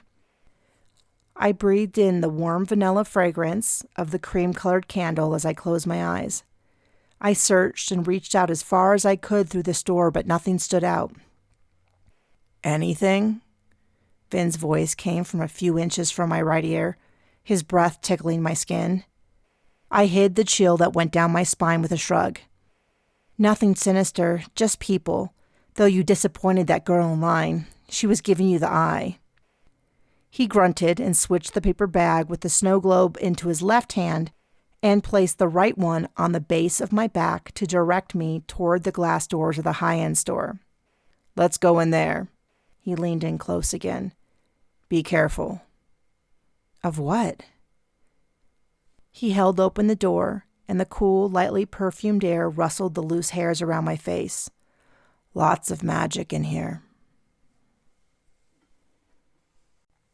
Chapter 12. I stepped through, and the hairs on my arm gently rose. The air was electrified and carried energy. The lights were brighter. I pulled in a deep breath, feeling revitalized, as though I had just awoken from a refreshing nap and slipped into my favorite sweater. There were racks of clothing, purses, and belts, along with rows of shoes, art, and high-end cosmetics, and a huge display of pet supplies. I drifted over to the racks of crystal-studded leashes, harnesses, and bowls. I had spoken to Patagonia, asking her to stay at the loft today. Vin said that if she showed up, we would deal with it.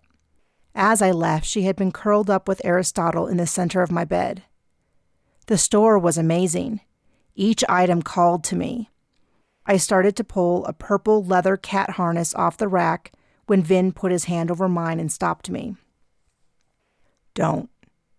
His voice was quiet so as not to carry in the small store. But it's so beautiful. I drifted over to a rack of purses and picked up a blue one. There were heavy metal buckles on the plethora of pockets. The leather was soft and supple. I lifted it to my cheek and rubbed it while breathing in the rich aroma. Stop that, Vin hissed. He reached for the purse, but I danced back and clutched it to my chest. No, it's the most beautiful thing I've ever seen. A small part of my brain wondered when I started to care so much about purses. Vin grabbed my arm and pulled me close. It's the magic. Give it to me. I tried to pull away, shielding the most perfect and wonderful purse in the world from him. What's magic? The store. It makes you want to buy things. You don't really want to buy a $2,000 purse. My jaw dropped, and I dropped the purse to my side in shock. He let go of my arm. I didn't realize you'd be so susceptible. Put the purse down and see what you can find. The purse was heavy in my hand. The metal was cold and smooth. Was it really magic that made it seem so special? Was it possible that the feelings I had about the purse were all fake? I turned the purse over in my hands. Vin didn't know what he was talking about. This was the best purse on earth, and it would be mine. I ducked hard and spun away, running across the store. Vin's footsteps behind me were heavy as a few seconds later he stomped behind me. I squealed as I ran behind a display and searched for some place to hide. Ella! At the sound of his voice, I stuffed the purse under my shirt and faced him. I'm going to buy it, and I don't care what you say. You're magic sick. We need to clear your head. Vin bore down on me like a freight train. I ran again, dashing around a shoe display. My head has never been clearer. The man behind the counter caught my eye. He gave me a smile. Does the lady want to buy the purse? Yes! I ran past the counter as Vin raced up behind me and wrapped his arms around my waist, pinning my hands in front of me. Brian, cut out the magic. We've told you that we don't allow this level, Vin growled. Deep breaths, Ella. He twined his fingers through mine. His thick fingers pressed into my hand brought me back to the moment, and I ceased breathing as the contact heated up. Breathe, Ella. I took a shuddering breath and my head cleared. Vin's spicy scent filled my lungs and pushed out any thoughts of the purse. The $2,000 purse. A $2,000 purse that I had said I wanted to buy. I don't want the purse. I don't. Vin dropped his arms from around me. Good. Keep breathing and hand it over. I shivered as the remnants of magic fell away. With a clear head, it seemed easy to feel the sickly sweet magic that had compelled me to want to buy the purse and everything else in the store. I lifted my shirt and handed Vin the purse, while avoiding touching his fingers. The outline of where his body had been pressed against me burned. Brian, the man behind the counter, shrugged. Sorry, Vin, I guess I don't know my own strength. Or maybe your little female friend really did want the purse? He raised his eyebrow at me. I shook my head. No. I took a deep breath and took the chance to see if I could feel anything in the store. Everything was covered with the sweet and sticky magic on it that compelled me to hold it. The buy it and take it home energy, and underneath it was something sneaky and distasteful, like when someone made a racist joke or yelled at a puppy. Whatever magic was happening here, it wasn't evil like the curse on the horse or the murders, but wasn't innocent either. Vin and Brian were arguing in hushed whispers. Vin slammed a hand onto the glass countertop, knocking over a display of rings inside. "If you don't get your act together, You'll what? Tell me what you plan to do." Anger rolled off Brian, and the sickly magic oozed from him. He was definitely the source of all the magic. He opened his mouth and jabbed a finger in Vin's direction, when his head jerked to stare at something behind me. I started to look when something hit me hard from behind. I took my momentum and rolled, kicking at whatever had attacked me. I hit the display of pet supplies as a wave of anger and jealousy crashed into me. Scrambling backwards, I got a display of purses between me and the lunatic, and got my first good look at her as Vin grabbed her from behind and pinned her arms behind her back. She was taller than me, svelte, and had large breasts. Ample cleavage was showing above her tank top. She flicked her head to the side to get her black hair out of her face. The two most noticeable features to me were her extreme beauty and the waves of emotions rolling off of her. Primarily anger, but with a noticeable amount of pain underlain below. Vin showed the most emotion I had seen as he roared at her. "Tiffany, what's wrong with you?" "I knew there was another woman," she fought against him. I slowly stood up as a soft, furry body pressed against the side of my leg. Patagonia was twining herself through my feet. With an insistent meow, she rubbed her nose against my hand, then arched her body into my palm. I scooped her up with shaky hands and held her to my chest. The magic and the attack combined had sapped my strength, but her firm, wiggly body pressed against me and grounded me. She twisted out of my arms onto her new favorite place, my shoulders. She reached across my face to grab a black paw and started chewing on her claws. The delicate fur on her hind leg tickled my nose, and I pulled it off my face before I sneezed. Vin angrily spoke into Tiffany's ear. Her expression dropped and her arms gave up their fight. He let her go. A second furry body pressed against me, and Aristotle had appeared and rubbed against my leg on his way to Vin. Tiffany looked over and caught sight of the enormous black cat pressed against me and Patagonia, and her eyes flashed. Before Vin could grab her, she sprang at me, but this time I was better prepared. Magic flared up around us. I didn't know what it meant or what she might be trying to accomplish, but I could at least tell that she was trying to do something. I gritted my teeth and dodged to the side. Instead of hitting me straight on, she winged me, throwing us in opposite directions. She crashed into a rack of ballet slippers covered in rhinestones, which showered down around her. I landed at the base of the leather jacket display that slowly tipped over me. I frantically clawed at the jackets, getting tangled in the security cords that attached the jackets to the rack. Tiffany's anger was building as she shouted, "I knew there was something suspicious when you canceled our date, you jerk! But how stupid are you to bring your slut here?" Vin didn't reply, just glaring while his anger ratcheted up. "I saw you hugging her!" She stabbed a finger in my direction. Adrenaline coursed through my veins, and my breathing was labored as I freed myself from the jackets. I moved away from Tiffany as she screamed at Vin. Fear built in my chest. Her anger was taking on a magical hint that I didn't understand. Fear crawled up my throat and constricted it. Time seemed to slow. I was horrified when fire sprouted from my fingertips. Brian appeared in front of me with a large red fire extinguisher. Instantly, I was enveloped in a white cloud. My head cleared as I fell backwards and coughed to clear my lungs of the noxious fumes. White powder covered me in most of the store. Vin held a sobbing Tiffany. He pulled her up to look her in the eyes. "Stop! You are acting like a child." He bit off each word as he glared at her. Tears streamed down her face, then her neck, and over her breasts and disappeared beneath the tank top. Silent weeping shook her shoulders as she looked up into Vin's face. You said you loved me. The anger was slowly being replaced by deep despair. His nostrils flared and his annoyance radiated from his lifted shoulder and narrowed eyes. What does that have to do with anything? Brian tidied up the store but had come to a sudden stop when Tiffany had spoken. Half of the merchandise was covered in white dust, and only a couple of displays were still upright.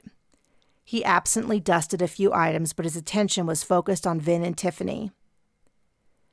Tiffany sniffled hard and dragged the back of her hand across her nose. I see the connection between you. I can see it. You're connected, and it wasn't there before. Vin blew out a disgusted sigh. It's not what you think. Then what could it possibly be? She screamed, and the anger started to build. Brian grabbed a handful of dog collars and leashes.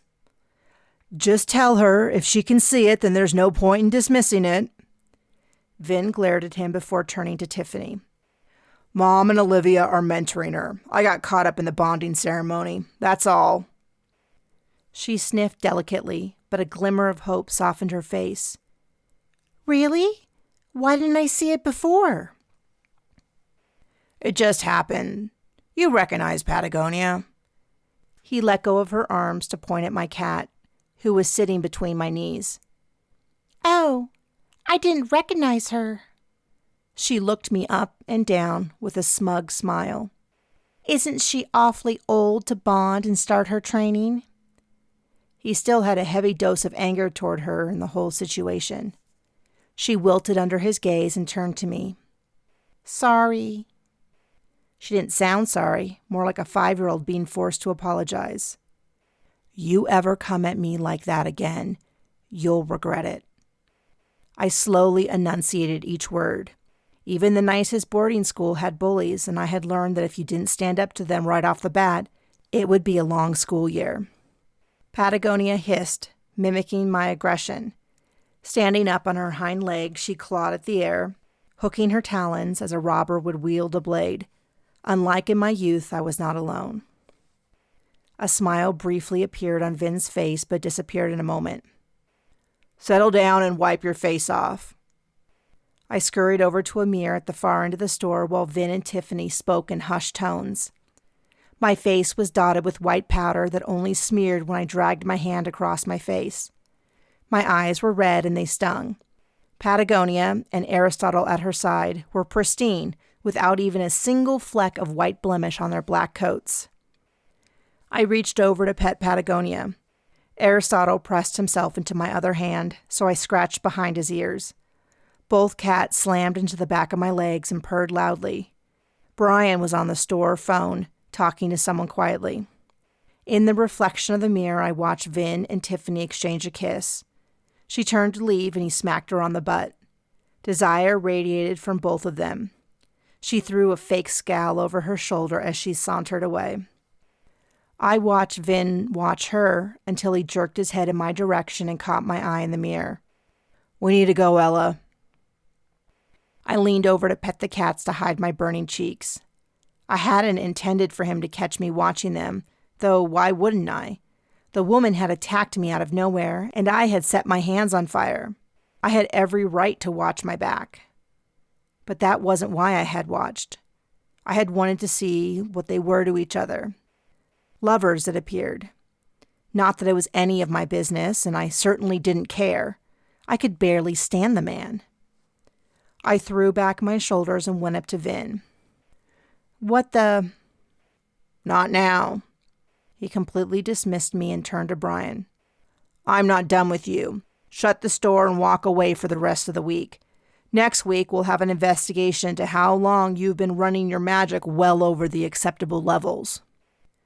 Brian rolled his eyes, but the slightest hike in his shoulders gave away the nervousness that sprang up at the word investigation. Come on, Vin, we all push it a bit. I just got carried away today.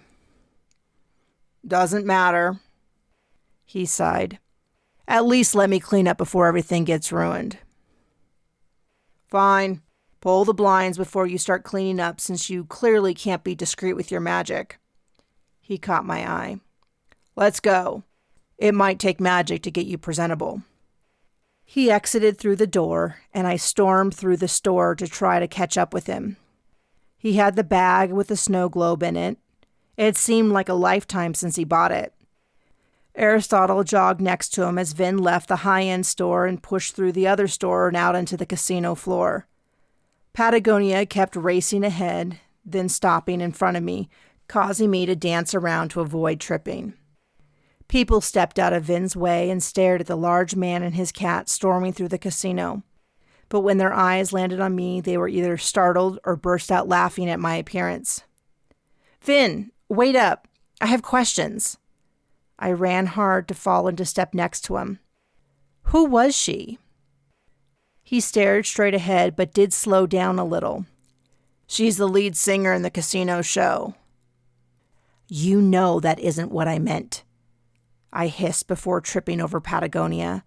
I stumbled a few steps before catching up with him. He chuckled. "That's all that matters." "Bull honky, she attacked me, and I'd rather it not happen again. Though if I see her first next time, maybe I'll get the drop on her."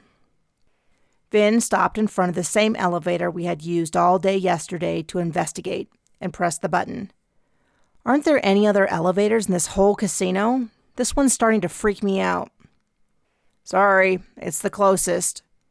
The doors opened and we stepped inside, the cats racing in ahead to sniff the floor. He ran an employee card through a slot and pressed the basement 2 floor button. After the door slid closed, he turned to me.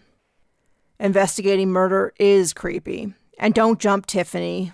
You'll see her again because you're going to be a VIP server during her show." I reached over and slammed my palm on the emergency stop button.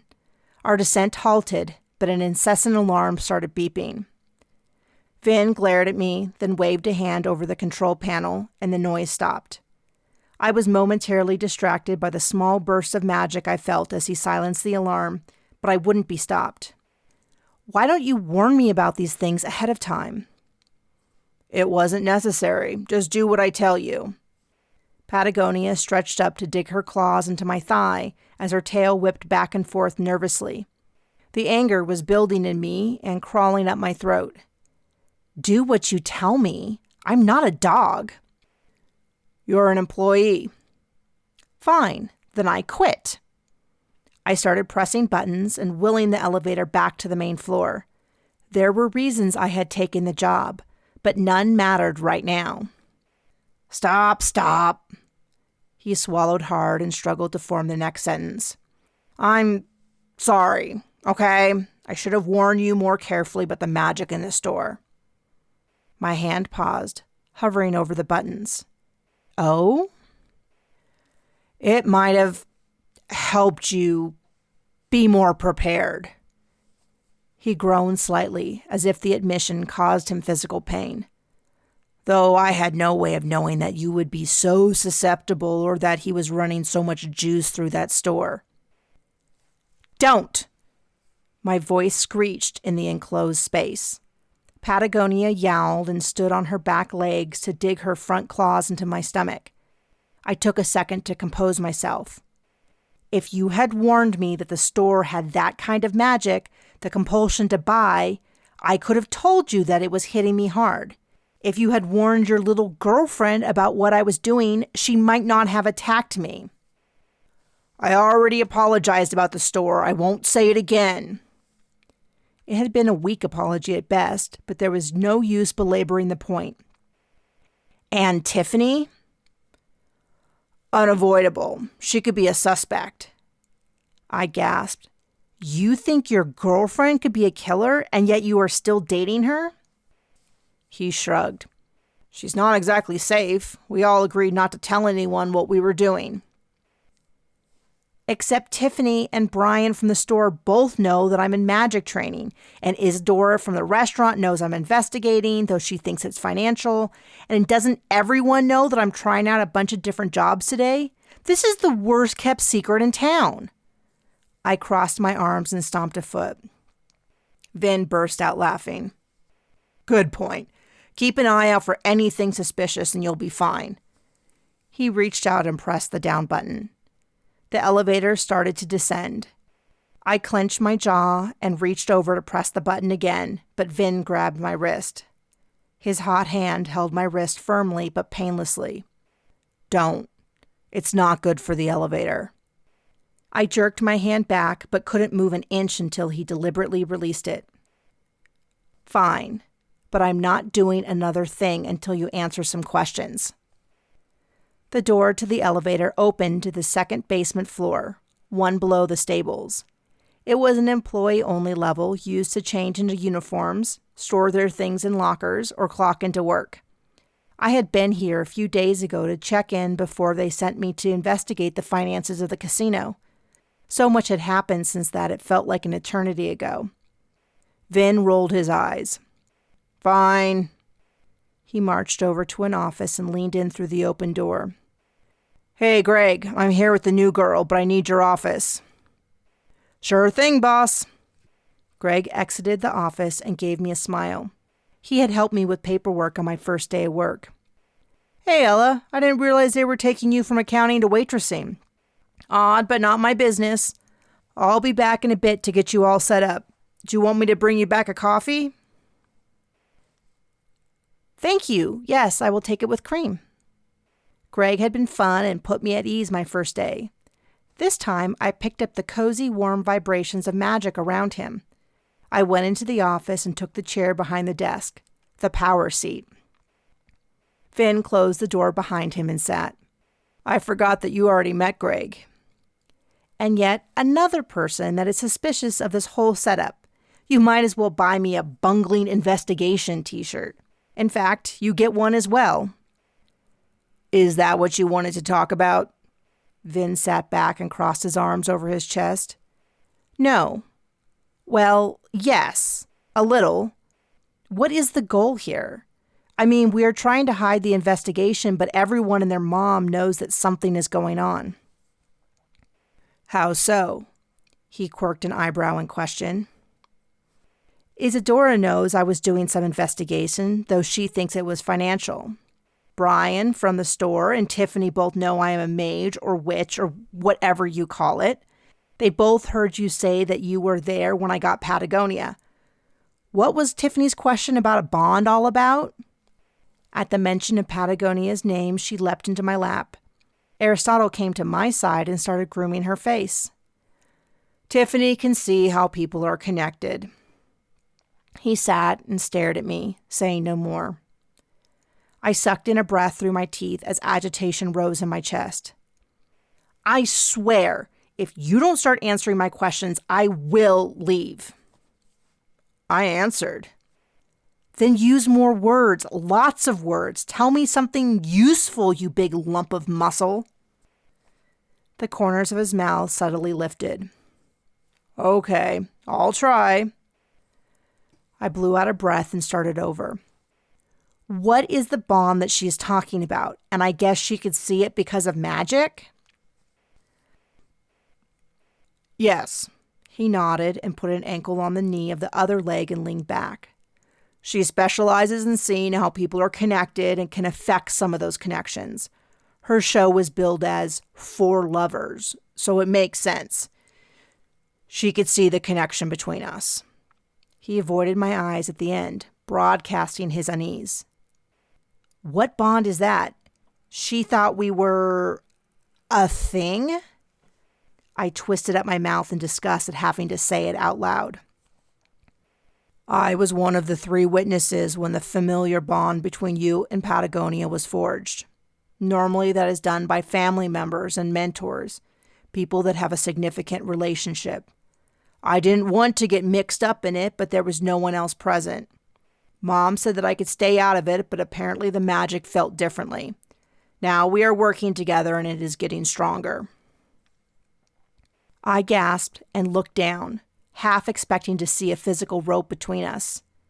No, ew, I don't want to be tied to you. Neither do I, but magic doesn't care. Once we catch the mage behind the murders, we can stop working together and the bond will fade. That's how these things work. Couldn't she see that it wasn't romantic then?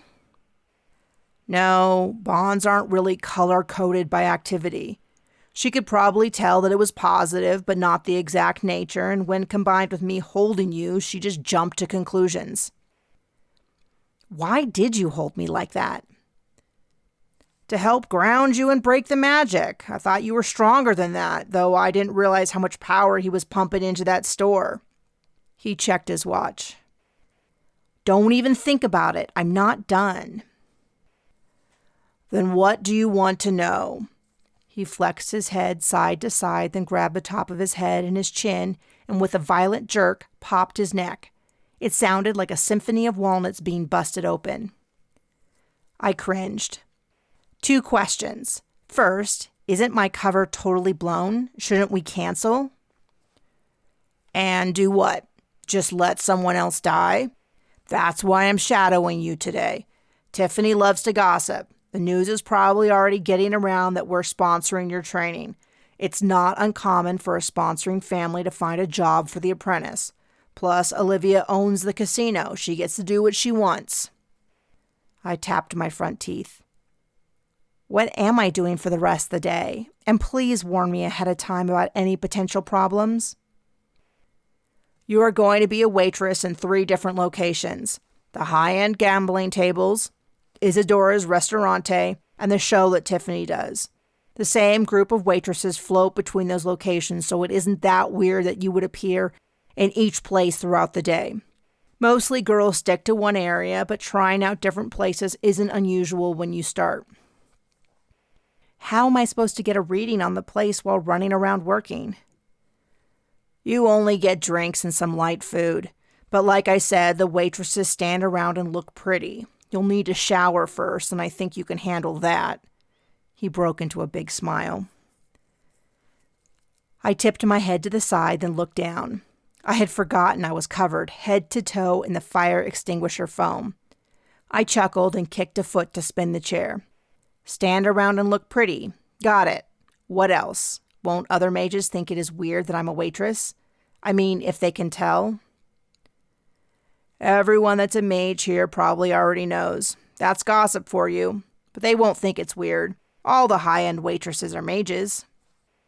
I slammed my feet on the floor mid-spin to stare at him. What? Why?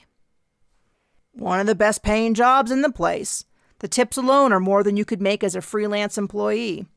Plus, they are part of what makes this place so successful. They are part of every aspect of the hotel and can influence our guests to have the best experience possible. Other casinos are starting to copy us, but our casinos are so far ahead. He sat back with a smug smile. Casinos? Plural? He nodded. The family has a variety of investments. Between our family and Olivia, we own a good chunk of Rambler. Wow. I would need to do some online searching to confirm the statement, since I was not one to believe someone just because they said so. But I could also sense his confidence in the statement. He believed himself. That much was true. You must have an advantage being able to use magic and running casinos. His eyebrows knitted. What do you mean? Everyone powerful in Rambler's a mage. My eyebrows flew up in response. Seriously? He laughed and put both feet on the floor. Of course. The mob ran Vegas, the mages run Rambler. But enough of a history lesson. He stood up. Patagonia leapt off my lap. Wait, what about the cats? He opened the door as the cats bounded out and shrugged at me. You can ask them to go home, but if they want to come, there's nothing we can do. Let's find Greg and get you ready for work. Chapter 13. I turned around in front of the mirror, inspecting my waitress uniform. No, no, no, no. Greg leaned against the table in the small fitting room. What's wrong? It fits perfectly. Normally we have a gal that would help you get fitted, but I think I did a pretty good job. I turned my back to the mirror and looked over my shoulder. My butt's hanging out. How else would people see the adorable gold panties? All the elite waitresses wear this. What size shoe are you? He turned to a wall of high-heeled shoes. 8? This can't be the way it's supposed to fit. The uniform consisted of a white dress with gold trim. It reminded me of what I had seen in hieroglyphics in college textbooks. It had a square neckline that showed all the cleavage I had and was form-fitting down to the gold trim hem that landed several inches shy of hiding the shiny gold panties. I had left all my jewelry at home, and there was nowhere on my outfit for my channeling stone. I felt magically naked along with physically. "Put these on." Greg handed me the kitten heels with tiny gold buckles and threw open the door to the room. I sat in a chair to put on the shoes and was thankful that I had carefully shaved my legs last night. Toe hair would not have completed the look. Vin leaned in the door. "You ready?" "Whoa." He pulled his head back. "That is a lot of hair." I had to wash my hair after the fire extinguisher, and thankfully the nice locker room had a set of showers with soap, shampoo, and conditioner. They even had hair dryers. My hair was loose around me. It fell in waves to my butt and was a natural red that others paid for. It was my pride and joy. I pushed it out of my eye. "Yes." I smiled at him. Men loved my hair loose, but I kept it in a bun most of the time. He was probably going to compliment it, and I loved the compliments. Men and women would stop me to comment on it when it was down, comparing it to Flames or even The Little Mermaid. It was my personal vanity. "It looks like, he stuttered to find the right word. "You know, one of those polygamists, a sister wife." I groaned. Seriously? It was rude and dismissive of him after a long morning of being a pain in the butt. Though he had finally answered a few questions, that didn't change the fact that talking to him was difficult, and getting him to be forthright was like pulling teeth from a cranky tiger. His mouth was still moving. "I prefer short hair, but I guess if you have a hair fetish, it would be cool." His voice faded out as I glared. You'd think he'd know how to at least pretend to be polite. Clearly his overdeveloped muscles left no blood to circulate to his pea brain. It took me a second to recognize he was asking a question. "You ready or what?" I glared at him. "Where do I put my stuff?" I gestured to an oversized purse I had brought with makeup and hair supplies. I dug out a clip and flipped my head over to twist my hair into a bun that I secured with a clip. "Here." Greg grabbed the bag and went through a door, then returned with the key. "There's a safety pin to secure inside your brassiere. Have fun." I secured the key, then trotted into the hallway towards the elevator. Tapping my foot as I stood next to Vin, I avoided eye contact, then rushed in when the doors opened. Vin followed and pressed a button as the two cats darted through the closing doors and chased each other around the elevator. Reflected in the polished chrome trim, Vin opened his mouth, then closed it again without saying anything as we rose until the elevator lurched to a stop. "Patagonia, Aristotle, go home." The doors opened to the floor above the main casino floor. Though it was similarly appointed in an ancient Egyptian theme, here everything felt a bit nicer. The carpet was brighter, cleaner, and was more comfortable underfoot.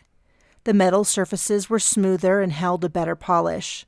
The tiles that designated the walkways shone like glass and appeared to be a natural stone. My kitten heels clicked along, and a quick glance at my ankles revealed that the two black cats had disappeared. I suddenly felt far more alone, even as crowds of people pressed around the tables. "I'll get you checked in, then you can start reading the room. I'll stay to keep an eye out for you, but I'll be at the back of the room." Without making eye contact, I nodded. "Okay." My voice was harsher than I expected. "Are you pissed again? What did I do this? Oh, this is because I didn't fawn all over your pretty red hair." Amusement rolled off of him. "What? No, you were really rude." The room was filled with the noise of $100 slots singing their songs of bells and whistles, and cheers from the various tables of craps and roulette. The lower tables were $500 minimum and went up from there. He smirked. "You're mad because I didn't compliment you. You're used to every man falling all over you because you're beautiful. You expect them." "You think I'm beautiful?" The words tumbled out in shock. His stride faltered ever so slightly. My cheeks flared red and I changed the subject. Everyone played here? I used the stage whisper that would hopefully carry to only his ears. Yes. He cut across the room toward a wall and stopped a dozen feet from a bar. He looked around for anyone within eavesdropping distance before continuing. Victim 1, Michael, often came here when he worked in his mother's restaurant. Joe, the poker player, was in a tournament over there. He pointed to a glass-enclosed room with serious players around the table. Roberta was here with a convention, came with some friends. She didn't gamble or stay long. Tony was a blackjack dealer here in the room, and Ethel won a couple thousand at a slot machine and came up here right before she died. They were all here at some point. A waitress in the same outfit as me came by. Hey, Vin, you working today? Hey, Natasha. Yeah, some security. Can you grab Ella here, a Shirley Temple, extra syrup, please? She smiled at me. I was dazzled by her white teeth and clear eyes. Instantly, I wanted to be her best friend, and all the tension in my neck disappeared. She turned to me. Hi, Ella. We're going to work together today. I'll be right back with your drink. She left and headed for the bar. Did you feel that? Vin leaned over to whisper. I was still staring at her, wondering if I'd ever met anyone nicer. What? She turned on the charm. That was her magic, or some of it at least. Oh, she's really good. I wanted to be her new best friend forever. You should. She's really nice and very talented, but you need to pay better attention. When suddenly you have overwhelming emotions like that, you need to assume something magical is happening. I'll tell Mom to help you with some mental boundaries as soon as possible, but for now, just be suspicious. Why did you order me a Shirley Temple? I'm not 5. I did a few deep breaths and started looking around the room, seeing what I could pick up. As soon as I paid attention, there was a muffled, dull sensation. Sugar. I don't carry a purse full of candy like my mom. You're going to shadow Natasha until you get enough of an idea of the job to fake it on your own. Try not to do too much reading around her. She'll know what you are doing. She's very good. If I was pretty and talented like her, I'd do something more interesting than waitressing, regardless of the pay. Don't you worry about her. She's just doing this between jobs. She was the wacky neighbor on some sitcom that was just canceled. Her family owns a couple of casinos, but she said she prefers to be out from under their heel. I squinted my eyes at her before turning back to Vin. When I pictured her with a crazy haircut, an oversized floral jacket, hunched over and wearing heavy framed glasses, I could hear her catchphrase from the TV show, which had been on every Thursday. I'm going to have a cow. Melodic laughter sounded behind me, and Natasha came around to hand me a drink. That's me. It was such a fun show, but the LA traffic is brutal. Got a place at the beach thinking I would spend my evenings digging my toes into the sand and watching the sunset. But instead, it was a place I crashed for a few hours in the dark. If there was an accident on any freeway, I would just get a hotel room near the studio. Are you new in town? I was starstruck, and it took a few beats for my brain to catch up. Sort of. I've been here for a bit, but I haven't really got out much. Ella? Vin raised an eyebrow. Oh, I should get to work. Natasha flashed her perfect white teeth in another smile. Of course. Did they tell you to keep an eye out for physical magic? Security has an eye out at all times, and there is a magic buffer you can feel that tamps down the cheating, but the hustlers are always trying to get away with something new. Physical magic?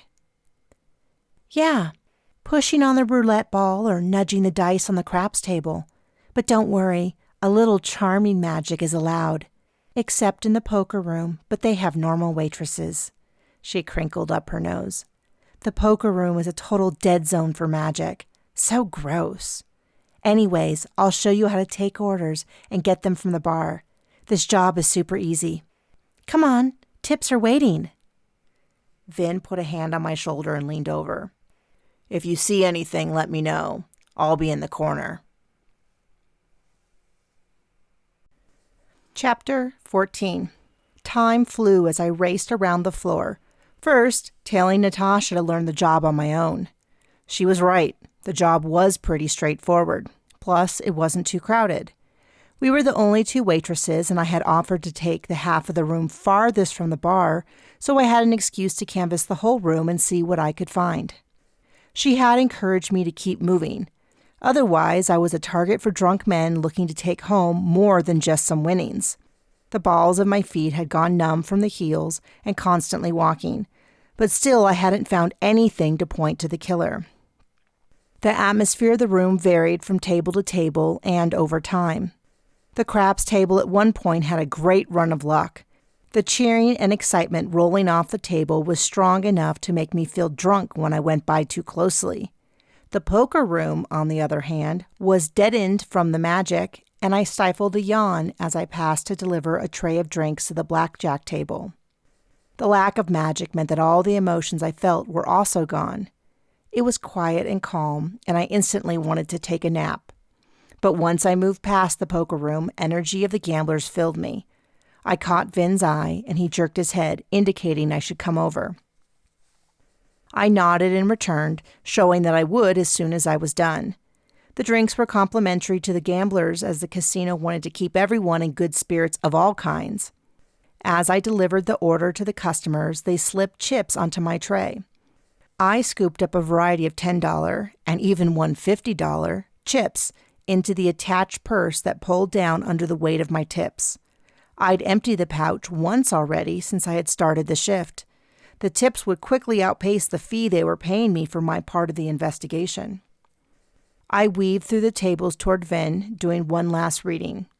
The general room had peaks and lows of emotions like anticipation, excitement, joy, and frustration. But one roulette table felt different. There was a buzz I couldn't place, like the noise of a high-voltage power line, like whispers of fear were tinting the edge of the investigation. As I passed the roulette table, an older gentleman leaned back in his chair. "Pardon me, miss." His gray felt cowboy hat matched his gray handlebar mustache perfectly. "Yes, sir?"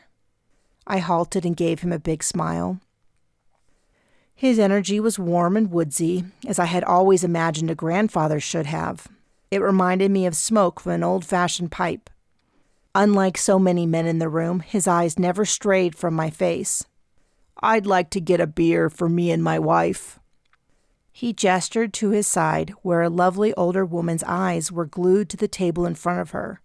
Her slender fingers flipped a $100 chip across the back of her fingers. When her husband nudged her, she turned to face him. The crow's feet at each eye crinkled as she smiled at him with her whole face. Their love was apparent and basked me in the warm emotion. Instantly, I was hit with a wave of sadness of my own that I had no one that looked at me that way or made me feel the love that radiated off of them. Just as quickly, I shoved down my jealousy and tried to just enjoy the way it felt to be in their presence. I listed off the beers we had while only sneaking a few glances at the cheat sheet on my tray and took their order. I was turning to leave when the woman's cool hand gently brushed my forearm. Her smooth fingertips sent a vibration of magic up my arm that was cool and crisp like inhaling wintergreen. "Dear, I have a vision for you." Her voice was a whisper that cut through the noise around us. She closed her eyes and breathed deeply, the magic around her gathering like storm clouds rolling in from the ocean. When they reopened, they were all white, even the irises and pupils, though the weight of her stare pinned me in place. "The bear and the badger you seek will find you. Trust them." She lowered her head and blinked hard. When her gaze returned to my face, her irises were back to a watery blue, and the pupils dilated before returning to their normal size. She smiled. My breath caught in my throat. Bear and badger were the names of the men that my father had mentioned in the note, the ones that were supposed to train me. Though I hadn't started my search, I had thought of them often and tried to formulate a plan on how to search for them once we found the killer and my time was my own again. "Where are they? Where should I look? What do you know?" The questions fell out of my mouth quickly, one after another. She waved a hand. "Oh, I don't understand the messages. I just pass them on. Can I get a lime for my beer?" She squeezed my forearm and turned back to the table to spread chips over it for the next roll of the roulette wheel. I stepped back on shaky feet, adrenaline coursing through my veins. I gulped, then raced over to Vin, twisting my ankle a little as I tripped over my feet. "What happened? Is the murderer here?" Vin reached out and grabbed my arms to steady me as I stumbled. He looked over my shoulders, eyes narrowing and scanning the crowd. "No. Maybe. I don't know." I gulped and swallowed hard. Could they be involved in the deaths? I had felt love from them, then a surge of magic. It was scary and intimidating, but nothing evil or dark. Though there was something in the room. "Hold on." I scanned and was able to identify a growing emotion of anxiety that emanated from the roulette table. "Who are the older couple at the roulette table, the third table from the end?" "Oh," he said with deep understanding. "Did one of them give you a prediction?" I nodded. He dropped his arms. "That can be unsettling. There are seers, Gertrude and Ralph. They're married and work for the casino. They're excellent advisors all the time and often have predictions. The visions aren't predictable and are not always what we want to know, but they end up being what we need to know." She said, "No." He cut me off. "Don't tell me.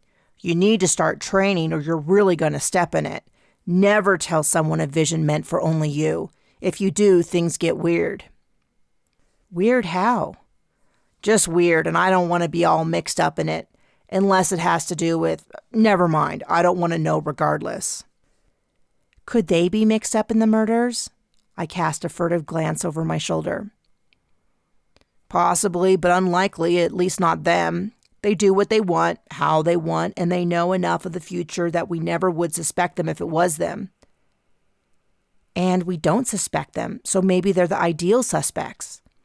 The adrenaline was wearing off, and I was safe by Vin's side, so I no longer shook.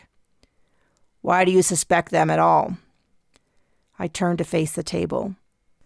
"Something's going on over there." "What?" He looked over to a far corner and signaled a large security man over. "I'm not sure." I bit my lower lip as I tried to find the words to describe it. "That's real helpful." He stepped over and whispered to the man before returning. "He's going to check things. Can you try to describe what you're sensing?" I scrunched up my face. There was anticipation, anxiety, and a hint of naughtiness. I relaxed and tried to let the word I was looking for come to mind. When it did, I opened my eyes. "Sneaky. It feels sneaky." "Evil? Like that curse on the horse? Is that what you mean?" "No, not like that at all. It's a new feeling. Someone is up to something, but it doesn't... I don't know. It definitely feels sneaky." He blew out a sigh and mumbled under his breath. "Amateur." "I heard that." "You were supposed to. Go find an excuse to go over there and see if you can nail it down a bit more." I spun away and glided over to the bar to pick up the beers the seers had ordered. Gertrude and Ralph. What kind of names were those for people who could see into the future? And the information she had given me was helpful, even hopeful. I had been so focused on this investigation that I hadn't had time to think about what to do next. Had my dad left me more clues? Why had he been so secretive? Why hadn't he told me about his and my abilities? Maybe it wasn't that I had been so busy. Maybe it was that I wasn't ready to unpack all my emotions about his death by investigating his life. Losing him had devastated me and left me an orphan in a cruel world. I sniffed away a tear and pushed away the thoughts. If I thought any more about his loss in my life, I would break down crying. The bartender pushed over the 2 beers along with a lime and a shot glass that I moved to my tray. Slapping a smile on my face, I turned to deliver them and immediately stumbled over a furry body. Once I regained my balance, tray still full, I stared down at Patagonia. "Shoo, not now." She blinked at me before bending over to gnaw the tiny gold buckle on my shoe. I looked for Vin and pointed at Patagonia. He shrugged and gestured toward the roulette table. Cat or no cat, I had a job to do. I shook Patagonia off my shoe and strode across the room, eyes darting to take in everything while I paid attention to all the emotions. As I approached the table, I slowed down and was able to slowly trace the emotions back to the source, like sniffing out a hidden smell.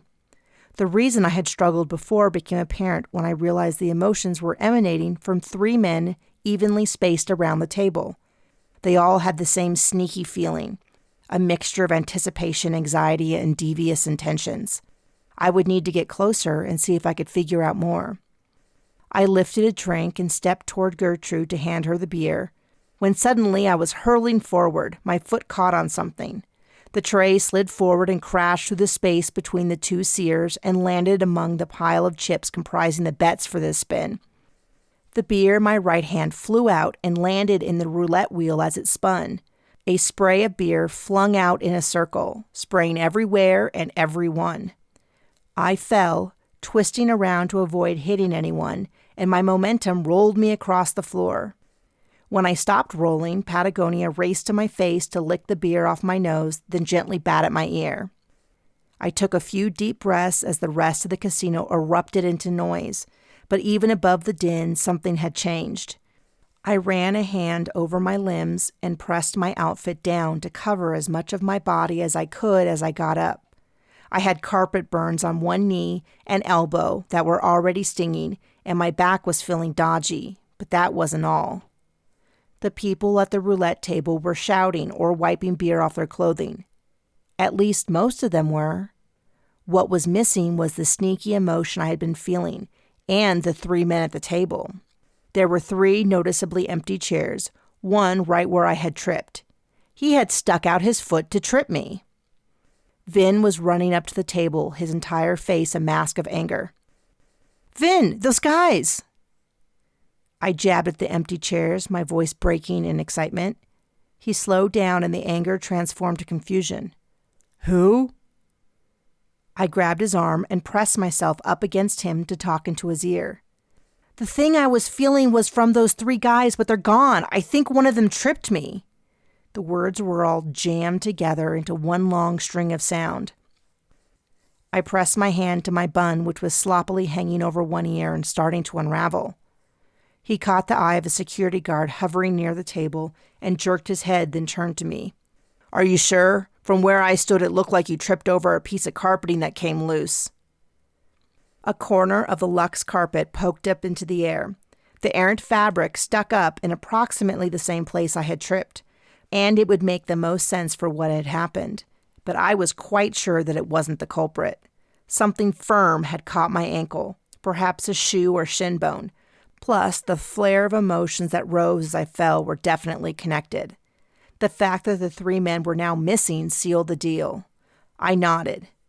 That was definitely what I experienced. Maybe magic was involved to make me feel something else?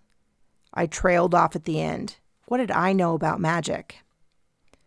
Vin looked me in the eyes and seemed to be weighing my words against what he had seen. After a moment, he nodded and turned to the security guard that had come to his side. "There were 3 men here at the roulette table that are now gone. Find them and detain them. I'm going to do an interrogation." Half the security team raced from the room. Vin turned to me. "Wait here. I'll send someone down to take you to your next assignment." He didn't bother to get my agreement before leaving. The other half of the security team started gently clearing the room of gamblers. They offered to make reservations for them at hotels, provide a personal shopper at one of the many stores, or even find tickets to sold-out shows later in the day. Anything to keep them happy. Gertrude and Ralph slowed in front of me. This time I could see that they had matching rhinestone boots and belts, giving them an upscale cowboy look. Gertrude patted my arm. "Don't worry, honey. I stumble over things too." Ralph laughed loudly and gave his bride a hearty kiss on the cheek. "You have always been a bit clumsy, but you are as beautiful as the day we met." He patted my shoulder with one wrinkly and veiny hand. "You are more powerful than you know, even without training." My eyebrows shot up. There had been no surge of magic power around him. "Is that a vision?" He barked with laughter before breaking into a phlegmy cough. No, not this time. I can see that with my own eyes. You can take care of yourself, sweetie. Don't forget that. Chapter 15. Natasha kept me company as the staff cleared the entire high-end gambling room. She had assured me not to be embarrassed and said that a few weeks ago she had also tripped over a piece of carpeting and spilled an expensive drink on the mayor. The conversation had gradually drifted to local restaurants and her life on the sitcom show. We were making loose plans to grab a meal together in the future, my first real plan since I had moved to the city, when Vanessa joined us in a waitress outfit. Hi, Natasha. Picked out your next big acting gig yet? Not yet. Still figuring out my goals. I'm going to take off. My shift's been over for 20 minutes. Ella, I'm serious. You, me, fondue, soon. Absolutely. I'm looking forward to it. Once Natasha was out of earshot, I leaned over to Vanessa. What's going on with the outfit? She bounced on her toes and spun in a circle. Doesn't it look great? This is going to be so fun. What is? I reached over to pet Patagonia, who had just woken up from a nap. I'm going to be your investigating partner. We can go undercover together. She squealed and reached down to scoop Patagonia into her arms. She scratched the black fur covering Patagonia's belly until the cat bit into her hand and yowled in displeasure. Vanessa danced over to the craps table and dumped the cat on the felt. I'm not sure she's supposed to be up there. Patagonia pounced on a set of dice and flipped them across the table, then chased after them to repeat the game. She's fine. Who's going to tell me what to do? I practically own the place. I mean, not me, but the family. Anyways, there are people to fix it. That's their job. She was far more animated than I had seen her before. Patagonia jumped off the table and meowed at my side. Is Vin coming back? She rolled her eyes at the mention of her brother. No, he's interrogating some dudes and needed someone to go with you to the restaurante. Come on, let's head on down there. We exited the room past posted security guards and pressed the button on the elevator. He's not, magically breaking anyone's kneecap, is he? A chill went down my spine. If anything like that was involved, I was ready to skedaddle. Of course not. He knows when someone is lying. That's why he's in security. He'll get to the bottom of it, then drop them outside of town. She entered the elevator as the doors opened and pressed the button before spinning around to check her reflection in the shiny metal inside. Why not call the police? Ew, you don't turn mages over to human police. They'll be banned from town if they're guilty. That's enough. Unless they, kill someone. The elevator doors opened and I snapped my fingers to get Patagonia's attention before we exited. And if they do, kill someone? I strode purposely toward the restaurant, trying to avoid the glances of gamblers hoping to order a drink. We'll call the federal order, and they'll take care of it. Hey, so what are we doing in the restaurante? What's our mission? I stumbled in shock. You don't know? Didn't Vin tell you what the plan is?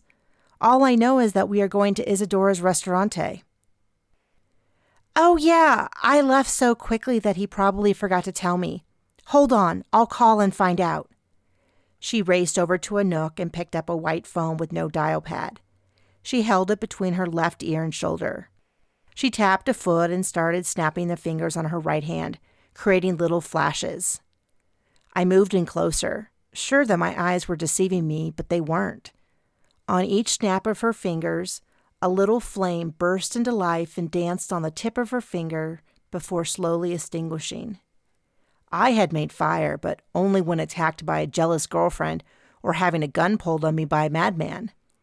She was forming it while casually talking on the phone. It didn't even seem that she was fully aware of what she was doing. Was that how casually mages could handle magic? Could I do that once I practiced? She hung up the phone and came over. I've got the plan. Can you make fire just by snapping your fingers? Her cheeks flushed a little. I didn't realize I was doing it again. It's a nervous tic, but Mom doesn't like me doing it in public. I thought I had broken the habit." She giggled. "That's amazing. Can all mages do it?"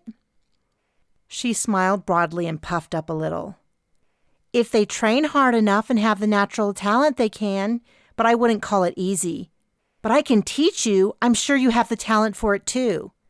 She grabbed my arm. "I'm so excited to have someone to train with. Mom said we can start next week." "What? Don't you already have all your training?" This was news to me. She struck a falsetto and held up a hand that she moved like a puppet as she talked. "A true mage has never done training." Rolling her eyes, she snapped her fingers and a little yellow flame sparked into life again. "Or at least that's what my mom is constantly harping at me. I love her, I really do, but I just want to have fun. Is your mom like that?" My mother, our relationship, and whatever happened to her so many years ago was not something I really wanted to blurt out. Luckily, the question appeared to be hypothetical. "They treat me like a baby. I'm a grown woman, and I want to start finding my own destiny, not just following Mom around the world, teaching rich, spoiled mages. Now that we're settled here, I thought I could have a real life, but instead I get to play secretary and study even more. Potions, spells, protections, talisman." "So all that stuff is real?" There was so much to learn. "Totally. Basically, most of the stuff you see in the movies and TV or read in books is kind of true, but they also get it wrong. But it is so boring to study it. I want to do things. But finally, something interesting's happening." She squealed and did a little dance in her gold heels. I would consider murder scary, not interesting, but to each their own. Speaking of which, it was time to get back on track. "Did you learn the plan?" Her eyebrows flew up as she remembered. "Yes, totally. We're not actually working in Isadora's restaurante, which makes sense because this is a bit much for a classy restaurant." She gestured down at her outfit and laughed. "No, we're working in the betting lounge. They serve appetizers and desserts from Isadora's. The chocolate cakes are delicious and have a special ability." At the mention of chocolate cake, my stomach grumbled. What kind of ability can a cake have? Water skiing? "Beth's the pastry chef and a mage that specializes in emotions. She has a special series of flavored chocolate cakes for different things like lust, happiness, and motivation. They're $150 a slice, but super effective. My mom keeps buying me slices of motivational mint mocha, hoping that I'll get serious about my studies. They help, but mostly I just get antsy to find a purpose to my life." "I'm sorry. I had been jobless for a few years, rattling around my father's loft without a purpose. I was the last person to have advice for her." Patagonia meowed and scratched at my calf. Several tourists were taking their pictures with a cell phone and looked ready to approach. I grabbed Vanessa and dragged her in the direction of the restaurante. "I thought I was looking into the restaurante, not some gaming room." "You were, until I did some more digging. They all had charges to the restaurante, but when I reviewed, I noticed there was a weird asterisk next to the Isadora restaurante. It bugged me, so I went back to check, and sure enough, the asterisks mean that while the charge went to there, the order originated in the betting lounge." She smirked at her own brilliance. "Great catch. That's a lot like what I do in my financial audits. Tell me about the betting lounge." "It's just a huge room with like 1,000,000 televisions playing games and races from all over the world. It's one of the only places in the casino with really good Wi-Fi and cell reception so people can research their bets. They have to be betting or eating. Otherwise, security uses a spell to make their chairs super uncomfortable." She snickered. "But only the humans can bet there. The rest have to call their bets into Vegas, if a bookie will even take them. This way." She pulled me past the front of the restaurante towards the big gold door. "Mages aren't allowed to gamble? I thought upstairs." No, they can gamble at things like craps, roulette, slot machines, and card games. We have spells and security to enforce that they don't mess with those. There isn't a way for us to make sure that all boxing matches, horse races, elections, and stuff aren't meddled with. That would be a lot of magic to use just to win a bet, but we don't risk it. That's part of the reason that mages like it here.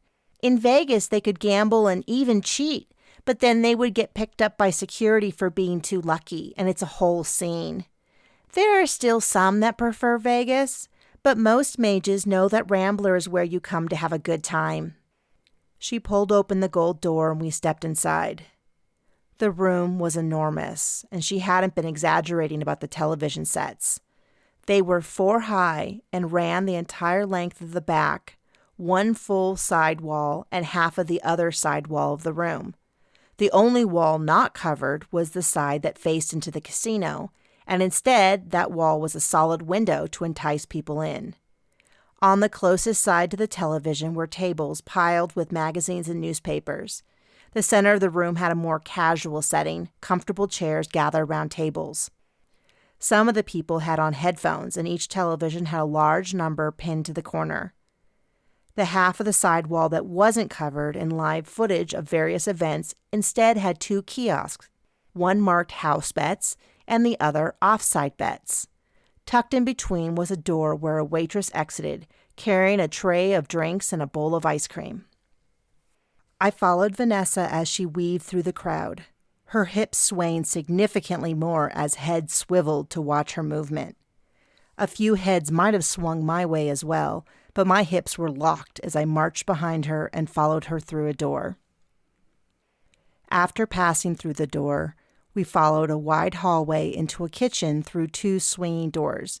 It was bustling with activity as people moved to a window to call out orders or pick up plates to put onto trays and race out through another set of doors.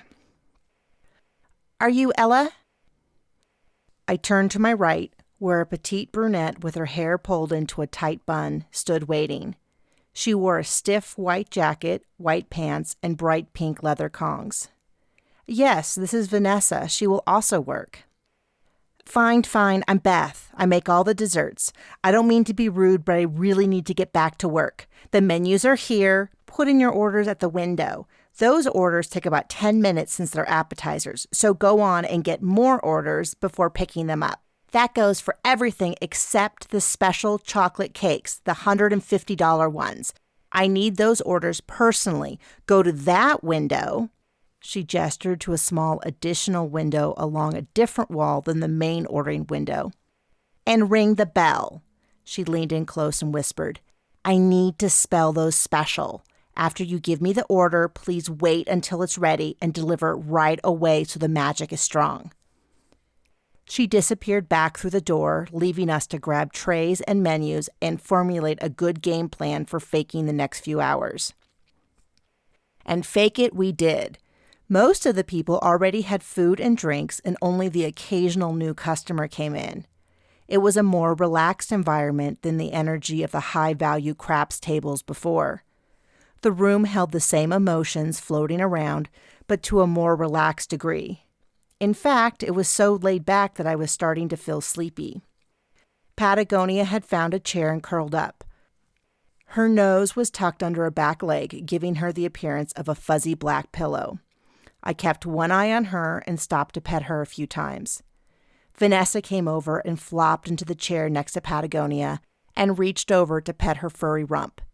"Dude, I've gotten so many tips. Having a job is awesome." "You've never had a job?" I scanned the room as we talked in case anyone needed to place an order.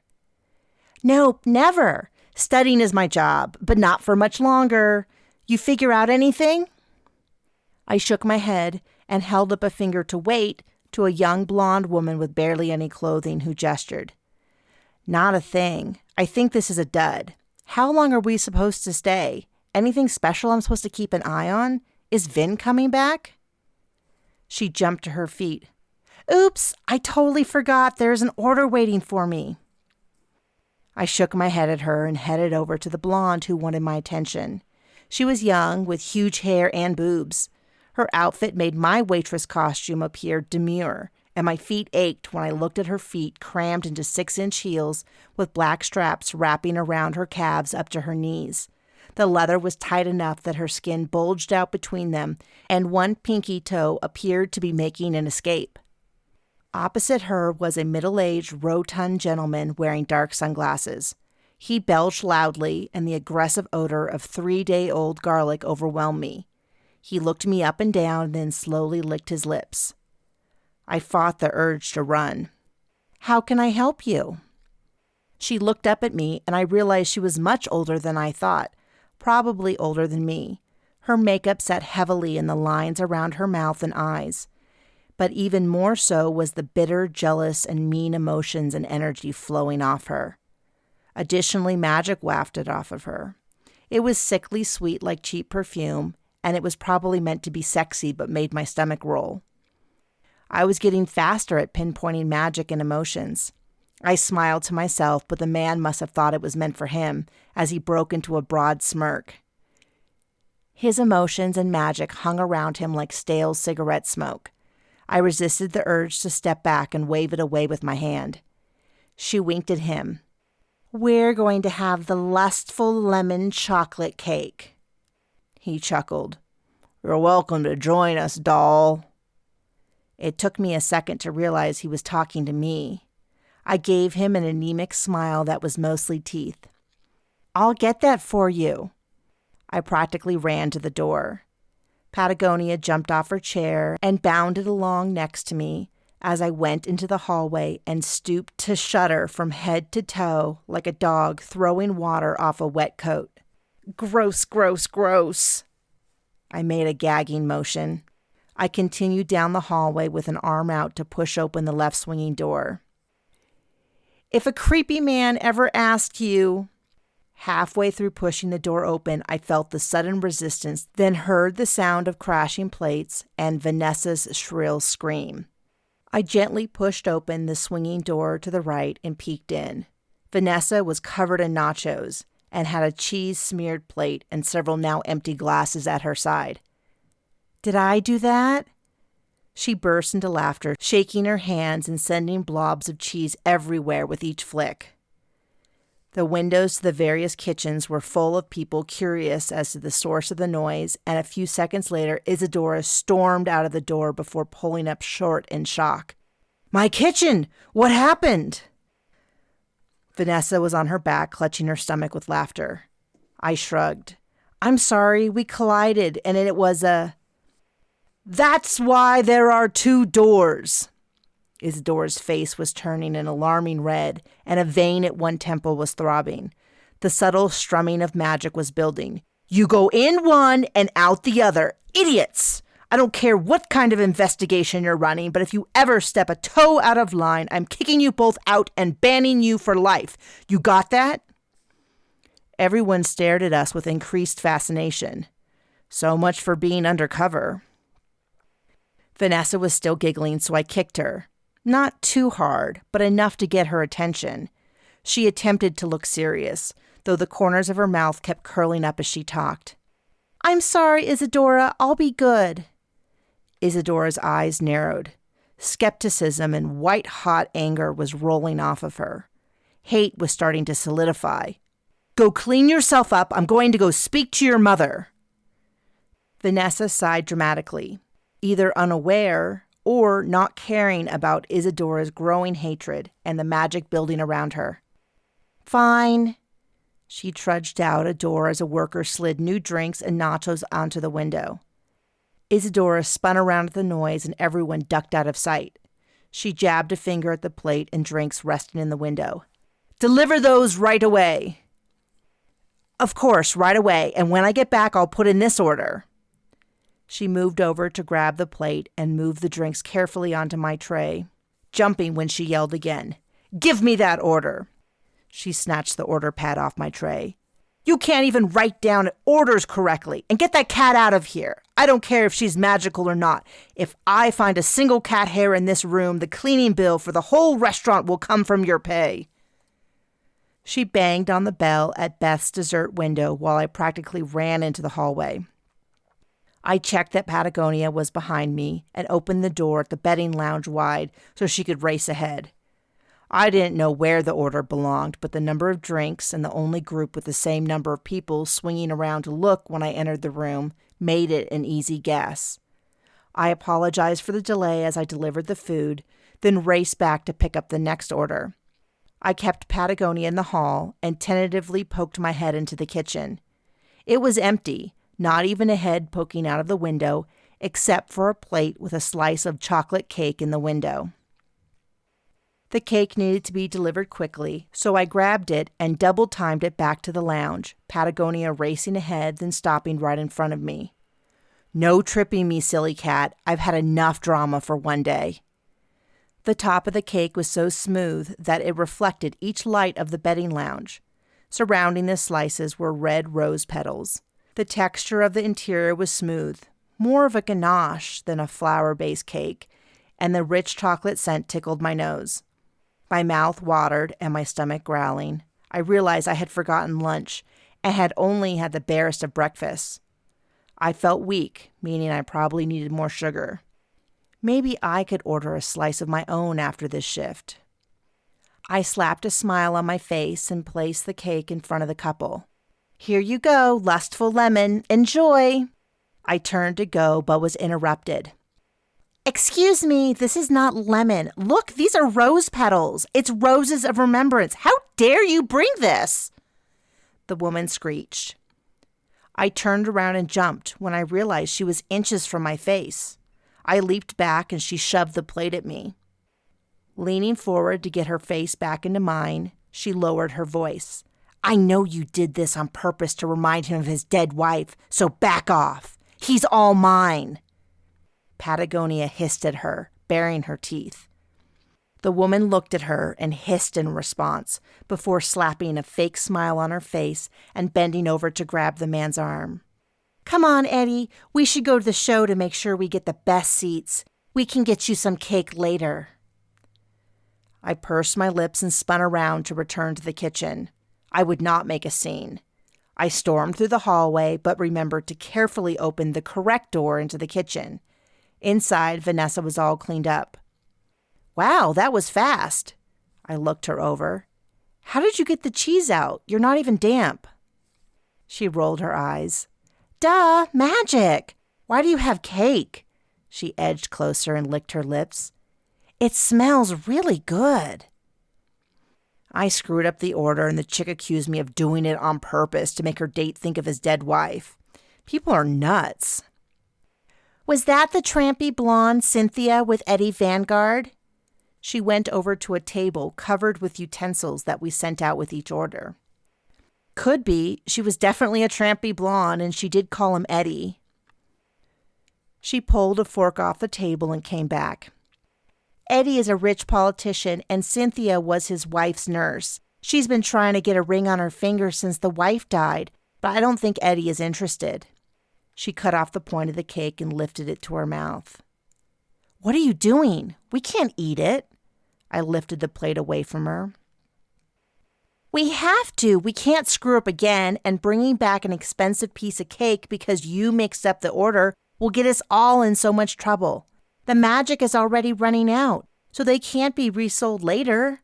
I'm starving and need sugar, but most of all, I'm missing Dad this week. He wouldn't make me study all day and night. I had been following her logic until the last one. What does your dad have to do with it? It's remembrance cake. It thins the barrier between the living and the dead just a little bit so you can feel all the love of those who have crossed over. Not much at all because that is dangerous, but it's enough. Her eyes got a little shinier. Don't you miss your dad? Fine. I handed her the plate and went to get a fork. But we don't tell anyone. I sliced through the smooth texture with the fork and scooped it into my mouth. The chocolate instantly assaulted my senses with smooth, rich flavors. The sugar hit my bloodstream and I started to feel stronger. But the biggest thing was the tingly wave that flowed over me. It was warm and loving as memories of all the wonderful times with my father flooded my mind. Every trip, every phone call, every gigantic bear hug came flooding into my mind, and I was filled with his love for me, his only daughter. I knew that not only had he loved me, but that wherever he was, he still did. I took another bite and caught Vanessa's eyes as tears slipped down her face. She sniffled and wiped her eyes. Good, huh? She took another bite. What are you doing? Isadora screamed, her voice bouncing off the room, which was steadily rising in temperature. I paused, my mouth full and the half-eaten cake on the plate in my hand. I swallowed hard, the mouthful painfully making its way down my throat. The order was wrong. Isadora stared so hard I thought she was going to burn a hole right through my face.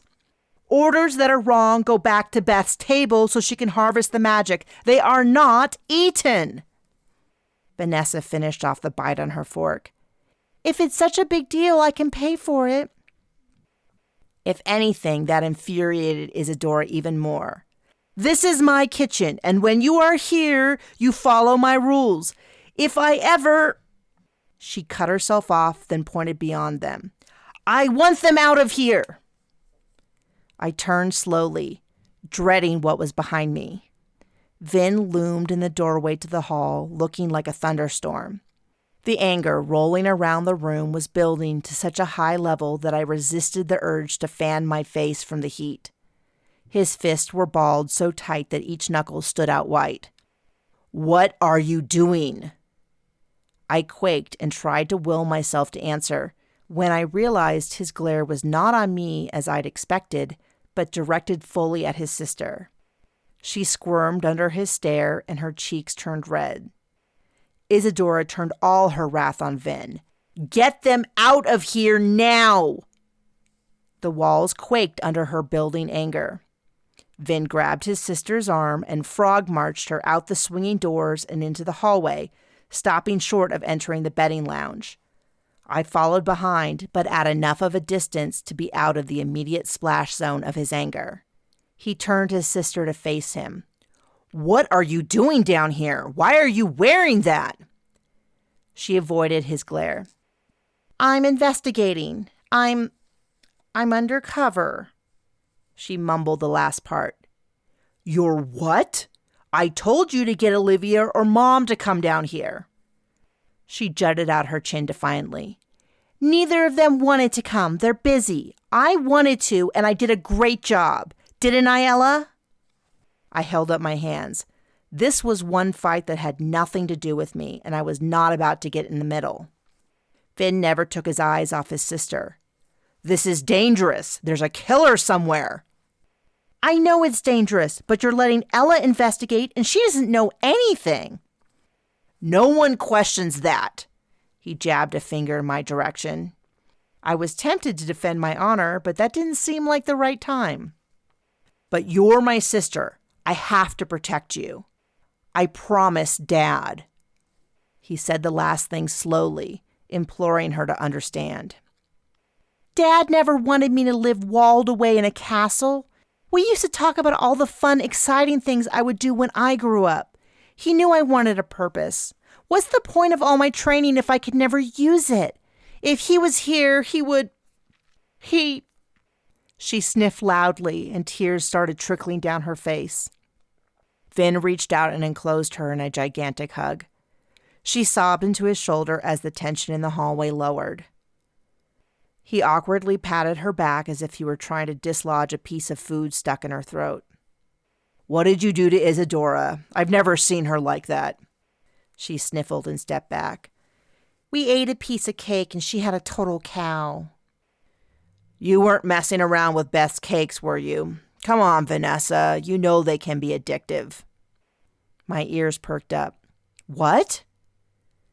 Vin looked startled, as though he had forgotten I was there.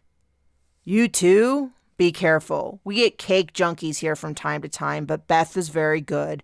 She would never overdose you. But if you buy black market cake, you can end up dying. It's pretty powerful magic. Now, what did you learn? I shrugged. Nothing. There was some excitement and anticipation, but overall things were pretty mellow. Other than Isadora losing her mind. She was pissed, but nowhere else was anything weird. Nothing? Not even some sneakiness?" he asked with a glimmer of a smile around his mouth. I chuckled. "Not even that. What's next?"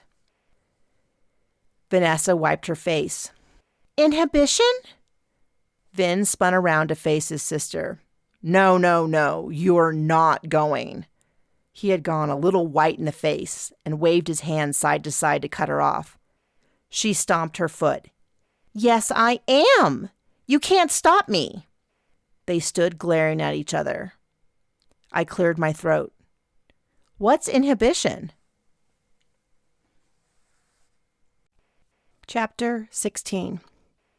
I delivered pot stickers and draft beers to 3 gentlemen sharing a table in the back row.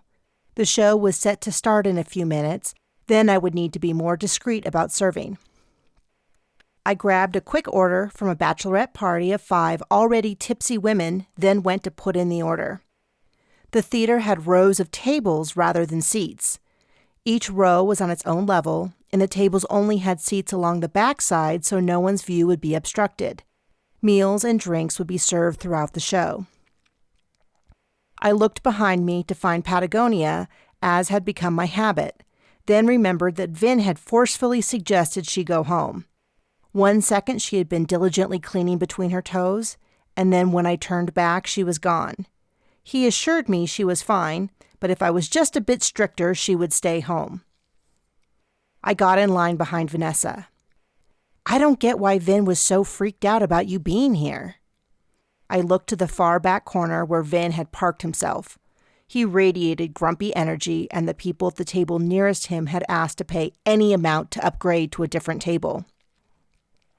His protest in the hall had been mostly focused on how dangerous it was, but there was an undertone I couldn't place.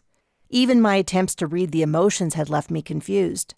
Rather than fear and anger, as I had expected, he seemed to mostly feel embarrassed. When neither Olivia nor his mother, Auntie Anne, had been free to help, he had relented, but insisted we stay close, and only if a waitress was willing to take the night off. As luck would have it, Natasha was assigned to the show and was happy to take the rest of her shift off, especially when Vanessa had slipped her all her tips she had collected in the betting lounge. Vanessa turned around and raised an eyebrow. "Have you been to Inhibition before?" "No, I told you I haven't even heard of it until now. I know Tiffany's in it." I gagged myself with the finger. "I assume it's one of those acrobat shows or something?" She gave me a big smile. "Yep, exactly. Don't like Tiffany?" "You didn't hear? She attacked me this morning because she thought your brother and I were dating." "That sounds like her. She's crazy jealous and just plain crazy." I waited until she poured in her order, then added my own. The music started to get louder as the lights dimmed.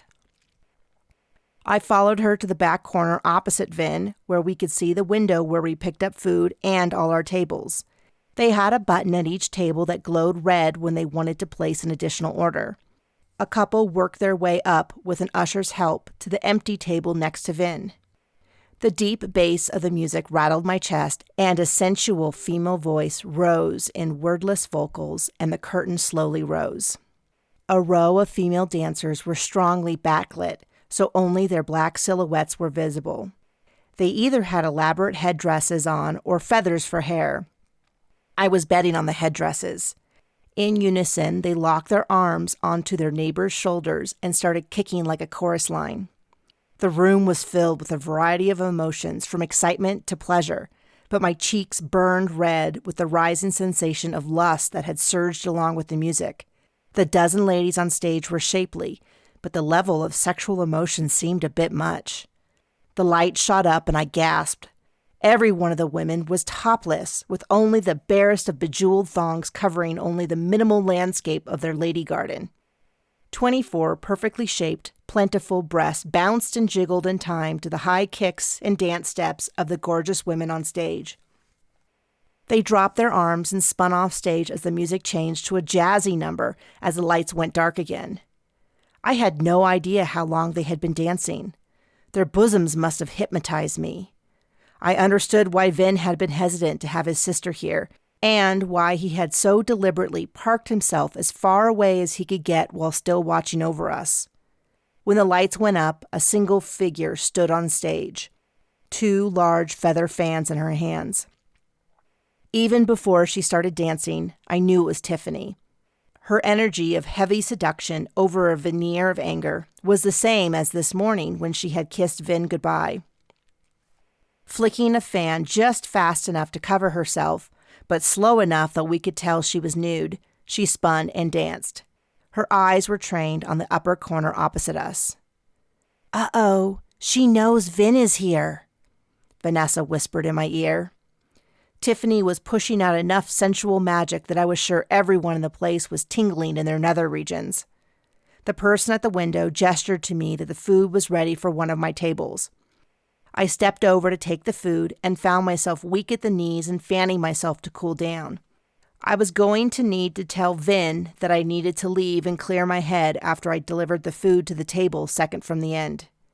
I weaved my way past the other tables, where several couples weren't even attempting to be discreet as they pawed at each other. I started unloading the food to a table of 2 couples when a set of fingers pinched my behind. With a scream and a jump, I lurched away, flinging the tray and the food, still loaded heavily on top, onto the table at the end. A woman screamed and a man started shouting, but I was trying to fight off a pair of hands that slipped around my waist and lips that were slobbering on my neck.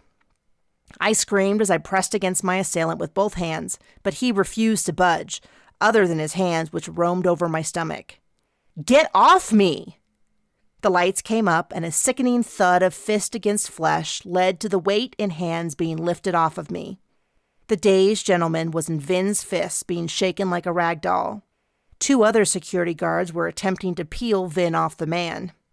I rubbed my forehead. The emotions swirling around me made me nauseated, and after a few moments of gagging, everything in my stomach wrenched out and landed on a familiar 6-inch heel with laces digging into fleshy calf. "Ew, gross! It's you!" I followed the leg up to the woman I had met and offended in the betting lounge, Cynthia and Eddie Vanguard. She and her date were covered in the appetizers I had spilled when I had been accosted, and her shoes were covered with masticated remembrance cake. I smiled. Thank heaven for small favors. If anyone deserved it, they did.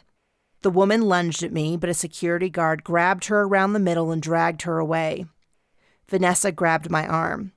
"What happened?" "I was going to ask you the same thing." For the millionth time that day, I was shaky on my legs, and I struggled to make sense of what had happened. I was about to deliver some food when someone grabbed and groped me. I shuddered against the violation of being touched. Vanessa ran a hand over my back.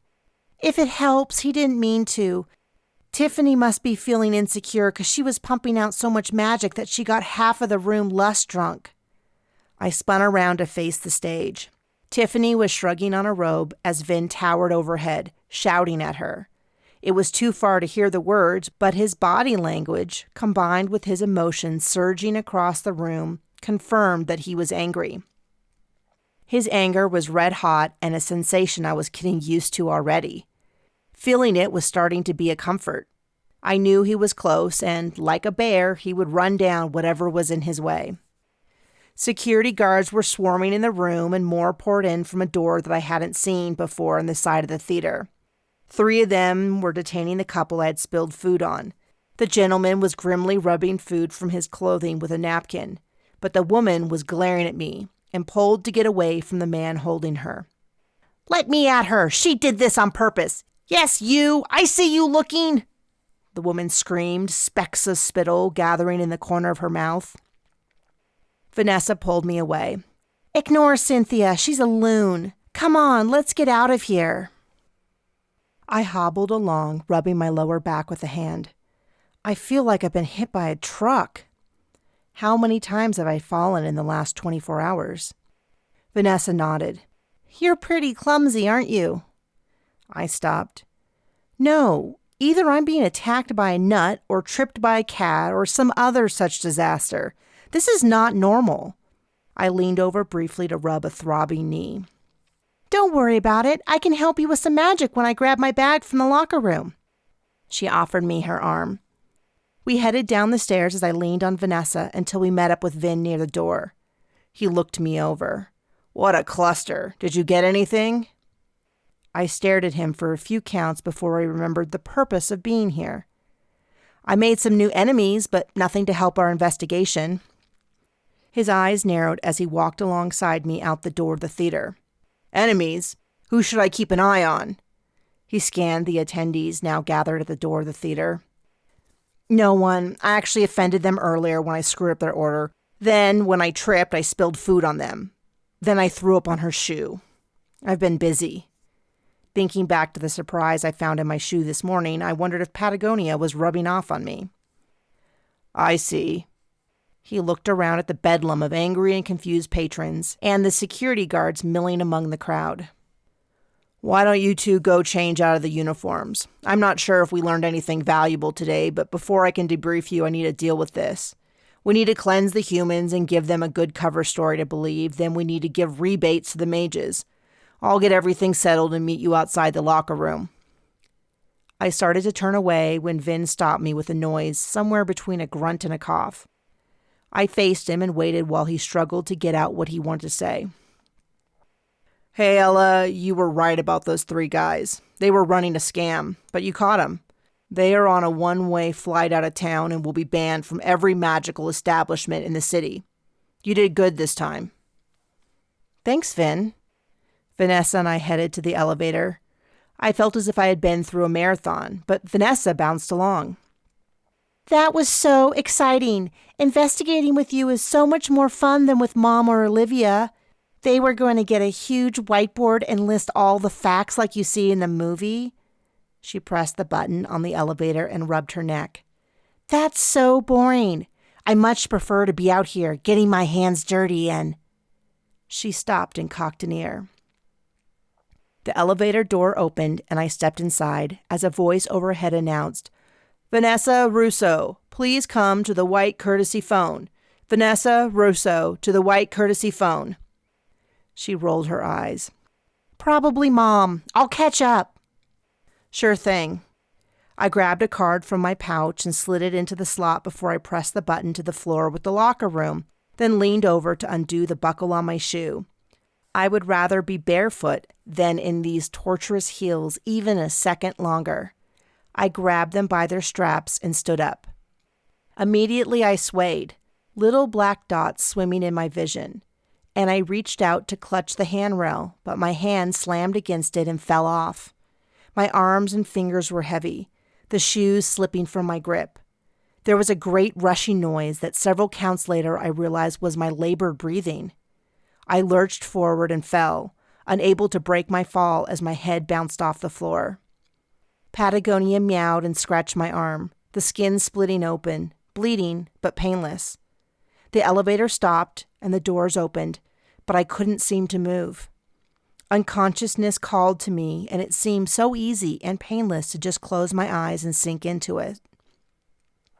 A primal voice in my head screamed that there was danger, that I couldn't close my eyes, but that didn't make sense.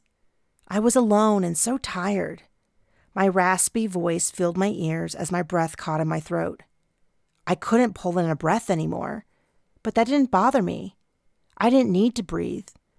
I just needed to close my eyes and rest. The seer's voice came to me. "You are more powerful than you know, even without training." While close on the hills was my father's love. I pushed all my magic into breathing, and a shaky breath tore from my lungs. I pushed off the floor and hauled my body partially through the door of the elevator as the door started to shut. Patagonia yowled and ducked into my line of sight as hazy as it was. She bit my hand, and I pushed again, dragging my body a few more inches out of the elevator. It became my whole world, fighting to breathe, pushing and dragging my body out of the elevator while Patagonia snipped at me and cried. It might have been years for all I knew, but eventually I must have cleared the elevator because the door stopped closing on me. My whole world narrowed down to just that moment, that breath. I labored on through the moments, one after another. hoping that the next breath would be easier, but I continued to fight for each. Patagonia stopped biting my hand, and 2 strong arms scooped me up like a baby. From a great distance, or so it sounded, Vanessa sobbed. "I'm so sorry. I didn't mean to leave you. Vin, help her." Large hands cradled my face and turned me to face him. "What happened?" I focused on breathing in and out. Not that I had a clue what to say if I could answer him. He rushed somewhere, still carrying me, and carefully set me down. Looking into my eyes, he brushed some hair from my face. "You'll be fine. We've got you." I believed him despite the fact that I felt a new emotion from him. Fear. Chapter 17. When I woke up on my bed at midnight, I was sore all over. My throat was on fire, and I was still exhausted. Patagonia was curled up against my neck, her purring audible. I was still in the waitress outfit on top of the sheets, with all of my possessions I had taken to the casino in a bag at my side. I desperately wanted to keep sleeping, but after a few minutes of flopping around and attempting to find a comfortable position, I decided to get up for a bit. As I moved, every inch of my body ached. Peeking out the bedroom door, I spied 2 of the security guards playing cards in my living room. They were here on Vin's orders. Everything since stepping into the elevator was a blur, but some things were clearer than others. I had faded in and out of awareness, if not consciousness, as Vin barked orders. Annie Ann and Olivia had been there at some point. Patagonia had meowed the whole time, my anchor to reality, until someone drove me to my house and deposited me on my bed. I hadn't moved until now. I was starving, but first I wanted to change. I slipped off the waitress outfit and rubbed my skin where the gold panties had dug deeply into my flesh. I dropped the outfit in a heap and grabbed a pair of flannel pajamas, old and soft from many washings, then a huge terry cloth robe. While I was in the closet, I grabbed a quilt from the top shelf. I had made it for my dad when I was in junior high sewing class. It was black and white and made up of hundreds of triangles. They should have been right triangles, but due to my impatience at that age and my lack of skill, most were crooked, and some had extra sides. I had forgotten even making it until I cleaned out his closet and found it carefully folded on the top shelf. I put the blanket on the bed and changed. The bedroom was small, with a large door that rolled on a track like a barn door. The space was big enough for the bed, a large walk-in closet, and a bathroom. It was meant to give a bit of coziness in the otherwise open-air loft. Besides a chair in the corner, the only other piece of furniture was a bookcase. I had carefully placed the chest with the note from my father on the shelf next to a picture of us in France. While the shelves held many leather-bound books, there were also mementos of our trips together. Bundles of postcards we had written describing our adventures, framed photos, and small items that I couldn't resist buying. Next to the photo was an old copy of Les Miserables by Victor Hugo. I felt the urge to hold it and sat on the bed to look it over. We had seen the musical several times, and I had even attempted to struggle through reading it. I wasn't sure how much I had read before I gave up, and instead just listened to the soundtrack on repeat. Through discussing the story, I had learned a lot about what type of person my dad was. Specifically, my father's appreciation of Jean Valjean's refusal to allow another man to go to jail in his place. I had felt that Jean Valjean had turned his life around and so many people depended on it, it didn't seem fair that he was held accountable for stealing bread for his starving family. My father had explained that there would always be an excuse not to do the right thing. You had to commit to doing the right thing even when no one but you and God would know.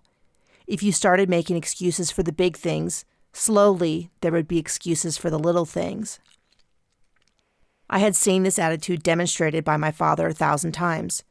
Whether it was returning hours later to give back money when the street vendor had given us our change back with a 20 instead of a 5, or helping to change a tire even in the pouring rain. He always took the time. He had returned wallets and purses to their owner and stopped many a pickpocket theft.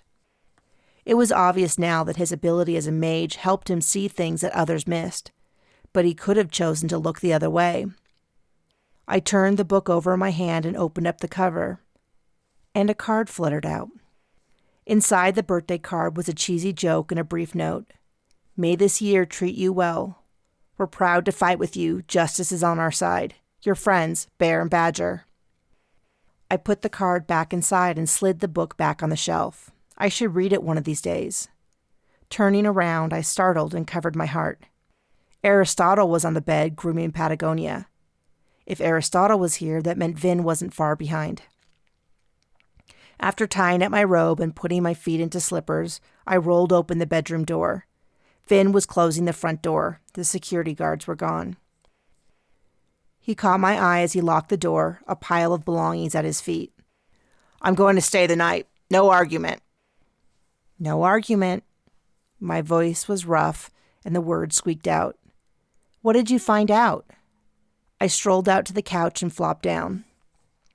Patagonia and Aristotle came running in and dove headfirst into a bag. Vin grabbed the bag, shooing the cats and carrying it into the kitchen. No argument. Are you feeling okay? Actually, no, and that's why I don't mind you being here. Please tell me you brought food. He chuckled. Yes, I did. He went into the kitchen and started pulling out cartons of food and grabbing plates. I watched him. He was very comfortable in my kitchen, in my home. Tell me what you know. I pulled a blanket over my legs as I curled up with my feet underneath me and leaned over the back of the couch to watch. He poured pasta in a thick white sauce into a bowl. We haven't been able to find out who paged Vanessa, but clearly it was so you would be in the elevator alone. You were targeted. He came out of the kitchen and handed me the bowl. And? I twirled the fork and pulled up long fettuccine noodles. The thick, creamy sauce had more than a touch of garlic. I couldn't help letting out a little moan of pleasure. We don't know a lot more than that. That message kept Vanessa from joining you. There was a nasty little curse set up like a mousetrap. It went off when you got in. We were going to comb the footage, but it looks like everyone and their mom used that elevator. And they might have used a disguise. I finished off the bowl and reached for a peach cobbler that Vin brought over. Am I okay? I mean, will there be permanent damage? I winced a bit as I swallowed the crumbly crust. Magically, you're fine. Mom made sure of it. Physically, you're a bit beat up, but should be fine in a day or two. You did good, you know. That really should have killed you, and you fought it. Thanks. Life or death really brings out the fighting spirit. I grabbed some garlic bread and a few olives. Basically, everyone in the casino knows you're investigating for us, and the killer has guessed what you're investigating. Taking that into consideration, along with the attack, we've decided to take you off the case. I'll stay the night to make sure nothing more happens, but tomorrow you'll stay here with some bodyguards. We'll still pay you both the money and the information about your father. And Mom still wants to train you, but this is just too dangerous. What about the murderer? Maybe they will quit. He poured 2 glasses of wine, then grabbed his plate off the coffee table. Not if they tried to kill me. If they were going to quit, they would have just disappeared. Fine, then we'll catch them. Don't worry about that. You'll get paid. I chewed my bread and grabbed a glass of red wine and took a sip. I could walk away. It would be safer, and I could start my search for Bear and Badger. It wasn't my fault that someone could die tomorrow if we didn't find the killer. But was that what my dad would do? Was that something I could live with? The killer had targeted me, so clearly we were getting close. Maybe I had seen or done something that made them think I was a risk. If I was the only one that was in danger, could they find the killer without me? No, I said, then finished off the glass to steady my nerves for what I was doing. I'm not staying home tomorrow. I'm going, and we'll catch the killer together. You'll be safer here. You don't think you can protect me? Of course I can, but... He stared out the window, scrunching his eyebrows up in thought. His emotions had been tightly under control, but just the slightest hints were creeping out. He was pleased and proud. Fine, we'll go in together tomorrow. He stood up, grabbed the empty plates and glasses. That's it? I figured you would argue with me. I twisted around to watch him as he put everything in the dishwasher. It's your neck. He turned off the lights in the kitchen and went to grab his bags by the door. Go to bed. You need your rest. Sleep as long as you can. It'll help you heal. When you get dressed, pick out something that is your favorite. Something that makes you feel in control and powerful. We having a fashion show? Why don't you just trust me, eh? How you feel affects your magic, and you need every bit of help you can get. You were close with your dad, right? Wear something he gave you. That'll help. And sleep with your channel stone, and make sure you bring it along.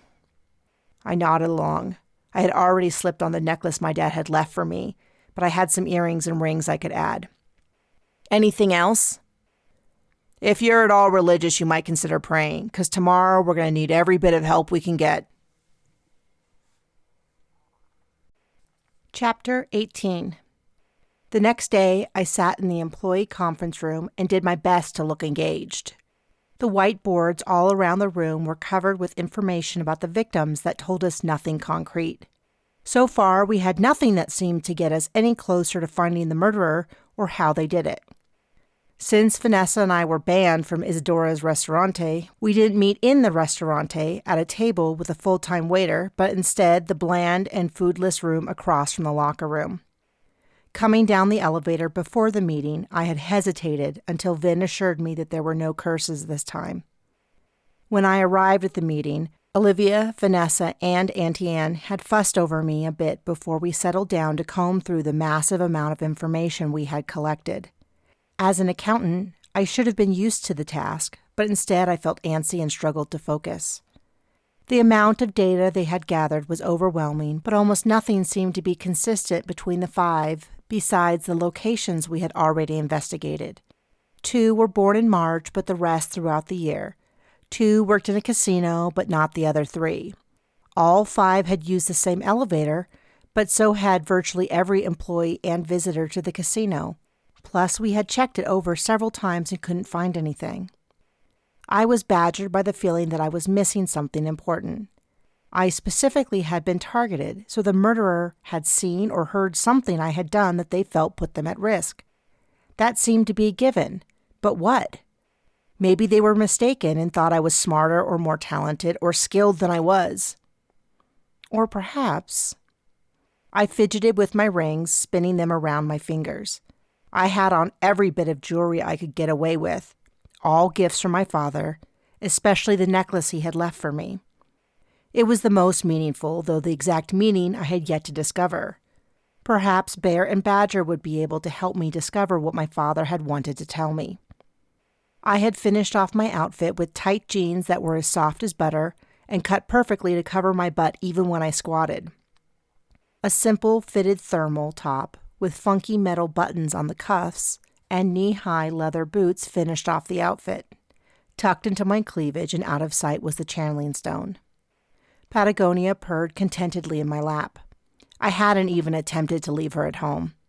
Occasionally, she would delicately chew on my finger, hard enough for me to wince, but not enough to break the skin. It was as if she wanted me to know who was in charge. I had to admit I did feel a bit more in control dressed in my favorite outfit, and the appreciative glance from Vin that I had caught in the reflection of the cars we left hadn't hurt either. Perhaps we should break for lunch. Some of us seem to be losing focus, Auntie Anne said, looking right at me. Sorry, I'm still tired. I forced a yawn. She didn't buy it, gauging by her chuckle. It's fine. One of the only things we can say for sure is that all the murders happened between midnight and 3 a.m. I have a great deal of faith that we will solve this before the next one occurs.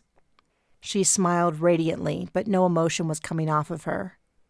She had taught me a simple shielding spell that morning. It would help protect me from magic coming in and emotions and spells coming out. It had to be constantly maintained, and it appeared she was doing just that, making me wonder exactly what emotions she was hiding. We stood up and exited into the hallway, set to go to lunch, when we ran into Natasha leaving the elevator in her waitress uniform. "Ella!" she called out, waving. I broke away from the group as they discussed where to eat. "Hey, Natasha, you just finished a shift or about to start one?" She shrugged her bag higher onto her shoulder. "Just finishing. Are you guys going to eat as a group or are you free? Vanessa came up alongside. You can come too, Vanessa. The more the merrier. I turned back to the group and caught Vin's eyes. He must have been listening because he nodded. You're free to go, and I think I will join you. I resisted the urge to roll my eyes at him, but I didn't want to tip off Natasha that his joining us was anything other than a casual lunch get-together. Great. Where do you want to eat? I'm open to anywhere. Vanessa giggled next to me. Except Isadora's Restaurante. We're banned for being lousy waitresses. Natasha's eyes grew wide. Wow, you must have been really terrible. Don't worry about going there. I saw that they were closed today. Hopefully that means Beth will take a day off finally. She's had a terrible few months. She shook her head sadly. I aimed for a casual tone with a hint of concern. Oh no, how awful. What happened? 2 of her closest friends died. They were all part of the same crowd that hung around outside of work. An excited buzz started to build in my stomach. I think I heard something about 2 employees dying, but I didn't realize Beth knew both of them. She actually dated both of them. She and Michael had been childhood sweethearts, but they had a falling out. She and Tony had been on and off again for a while, but they all still hung out in the same group. They were all pretty young. You know how it is. I nodded along, even though that was nothing like anything I had experienced.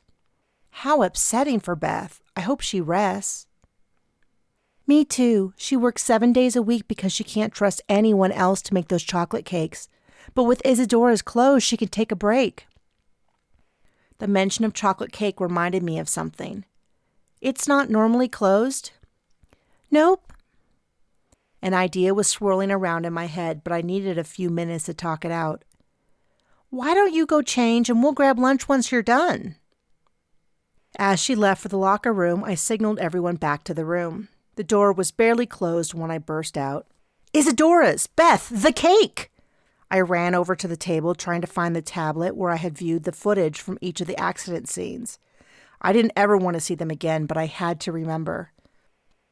What is it, dear? Annie Ann asked, echoing the questioning look on everyone's face. Where are the videos? I just made a connection. When I watched the video right before they died, I felt this wonderful feeling, and I just recognized it when Natasha mentioned Beth. It's the cake I had, the one that reminds you of people you loved that passed. Olivia grabbed the tablet from under a stack of papers. Did you get that at every location? I was too excited to stand still and started pacing. Patagonia trailed behind me, meowing. No, but I got nothing at all in the parking lot where Michael overdosed, and neither at Tony's, the blackjack dealer who was killed in the stable. All I got there was that poor horse. But the other 3, there was this swell of happiness right before they did whatever it was that took their life. That had to be important, right? Didn't you say the cake can kill if done wrong? I spun around to find Vin with the last question. Yes, usually it happens right then, but I suppose... He nodded thoughtfully. Annie Ann agreed. Maybe using the cake with a delayed reaction, or maybe... Finally, things were making sense. What happens when people overdose on the cake? Auntie Anne sombered. It is different per cake, but if you overdose on remembrance cake, or it is made improperly, you can... Oh yes, I see how that could work. What? The spell in the cake thins the wall between the living and those that are no longer with us. We always have their love with us. Death can't take that away. But the spell loosens the veil enough so that we can feel it even more. People have hurt or killed themselves when the spell is too strong. They are so caught up that they walk into traffic. That is why the cake is served in supervised locations, and you have to be very well trained.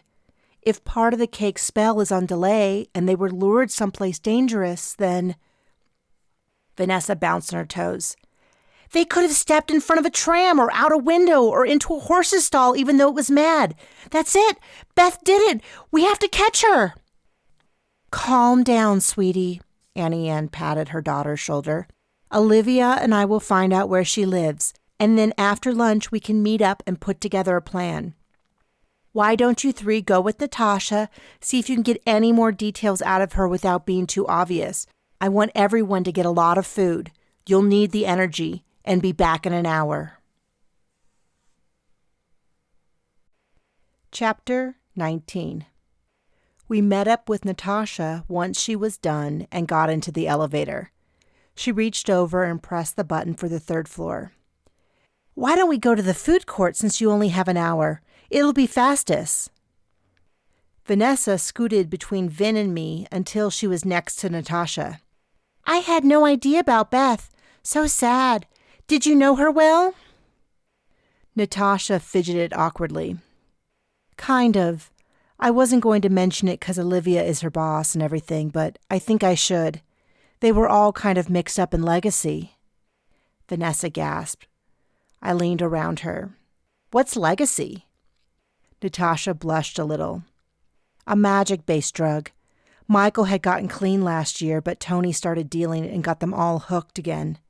Michael's mom was covering for him at work, but he was a real mess until they fired him. I wasn't really surprised he overdosed in the parking lot. I was really sad, but not surprised. Then Tony died around the horse. He was great with animals. He grew up on a ranch. So I started thinking that maybe he had been high. I told Beth to get help and thought she had because she was really shaken up by their deaths, but if she doesn't, maybe someone should know. She doesn't have any family around here. The doors chimed as they opened, and I followed Vin out. Have you ever noticed... I cut off suddenly when I ran into Vin's back. He looked around. This is the wrong floor. He spun around. The elevator door was gone, only smooth wall in its place. A chill ran down my spine. The elevator had opened directly onto an outside balcony suitable for hosting a party. The views of the city showed that we were at least 4 floors up, if not more. The balcony had a clear glass half wall along the edge, though a large section was missing. Standing on the edge were Beth and Isadora. Neither woman had noticed us yet. We were on the side of the casino that faced away from the avenue. The outdoor options like lounge chairs, pools, and the swim-up bar were on the side, though no one would be out with the cold wind whipping around. Vin scooped us over to the side to hide behind a large column. Natasha looked around alarmed. What's going on? Vin took charge of the situation. There's no time to explain, but Michael and Tony's deaths weren't accidents. Someone has been killing people, and we think it's Beth. It looks like Isadora is her next victim. We don't know a lot about the magic she's used, but I might be able to block the spell. You guys stay out of sight. Vanessa grabbed his arm. You can't go alone. We don't know what else is set up. He wrestled mentally for a few seconds before relenting. Fine, we can go, but Natasha and Ella will stay. No, Natasha said. I'm her friend. Maybe I can talk to her. The 2 women walked closer to the edge of the balcony and looked down, with nothing to hold them back from falling over or being pushed. Vin handed me a blue stone egg, much like my channeling stone. Stay here. Hold this. I grabbed Patagonia and held her to my chest, praying that she wouldn't call attention to us. The 3 of them stepped out from behind the pillar and carefully approached. Whether it was the way the wind blew or magic, I could hear everything. Natasha was the first to speak. Beth, honey, it's Natasha. What's going on? Beth turned around, her eyes wide and unfocused. Tears were streaming down her face, dragging mascara with them. They pooled at her chin and fell off. When she spoke, her voice was hollow and distracted. Michael and Tony, they're here. They say I can come with them. Vin snarled. Son of a... No, Beth, it's not your time yet. He turned to Natasha and Vanessa. We were wrong. Shield Beth. Isadora let out a scream of frustration. This doesn't concern you. Beth and I were just discussing my son. Vin edged closer. Yes, it does. We know everything. Leave me alone. I have the right to take my vengeance. She killed my son. She and her boyfriend got him hooked on drugs. Stop or I'll push her myself. Isadora screamed. Vin stopped and held up his hands. Your son really did overdose, didn't he? Tony and Beth killed my son. Their guilt over the loss will be their undoing. What about the 2 others? What did they do? No one cares about them. They're just humans. But the casino deserves the bad press. You fired him. You also need to take responsibility for killing him. Beth raised a hand toward the open space in front of her. Tony? She toddled on the edge.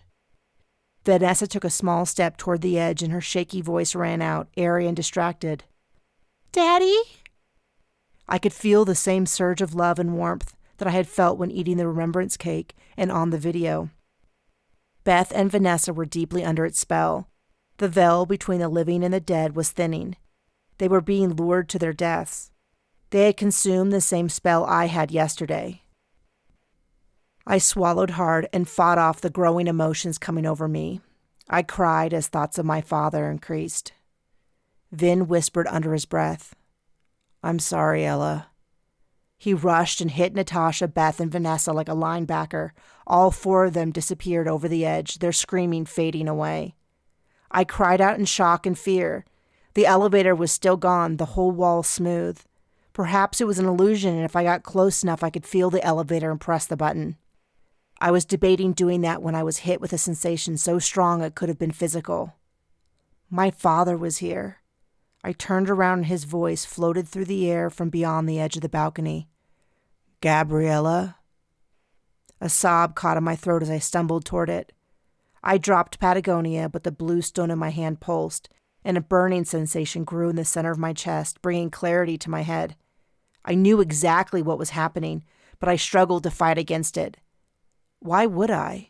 I could go to my father and be with him again. He could tell me what had happened, why he had never told me who I was. The small part of my brain that was still unaffected screamed that he wouldn't want that, not yet. That I had a life ahead of me, that I had to find out who killed him, that I had to fight. I used whatever strength I had to fight the magic around me. I built up the boundary to protect myself. As I did, the spell loosened its grip on me. My father's presence, the memories, and everything I loved about him faded away. Isadora's eyes widened. She opened her mouth to speak when her whole body jerked and she whipped her head around to the open space beyond the balcony. Michael? She took an unsteady step to the edge of the balcony, then stepped right off the edge, falling straight without a sound. I raced to the edge. Several floors below was a cement deck surrounding a pool. Leading from the pool were 4 wet trails to where Vin, Natasha, Beth, and Vanessa stood. Directly below lay Isadora, her broken form on the hard surface and a dark red puddle growing under her head. Chapter 20. After Isadora died, the spell had broken, and security rushed out through the elevator to drag me from the edge of the balcony. I had been unable to move until they grabbed my arms and hauled me away. Auntie Anne had checked me over. There was nothing magically or physically wrong with me, and after my begging, they let me drive home in the car I had left there the night before. I had locked the door of the loft behind me, then gone straight to bed to sob until I fell asleep. Where the remembrance cake the day before had been a wonderful experience. What I had felt on the balcony was like losing my father all over again. My heart had been torn open, my wounds fresh again. When I awoke in the evening with Patagonia pressed to my chest, I had washed off the grime of the day. I got out of the shower that night, my hands and feet prune-like. I couldn't seem to get warm no matter how long I let the hot water beat against my back as tears ran down my face.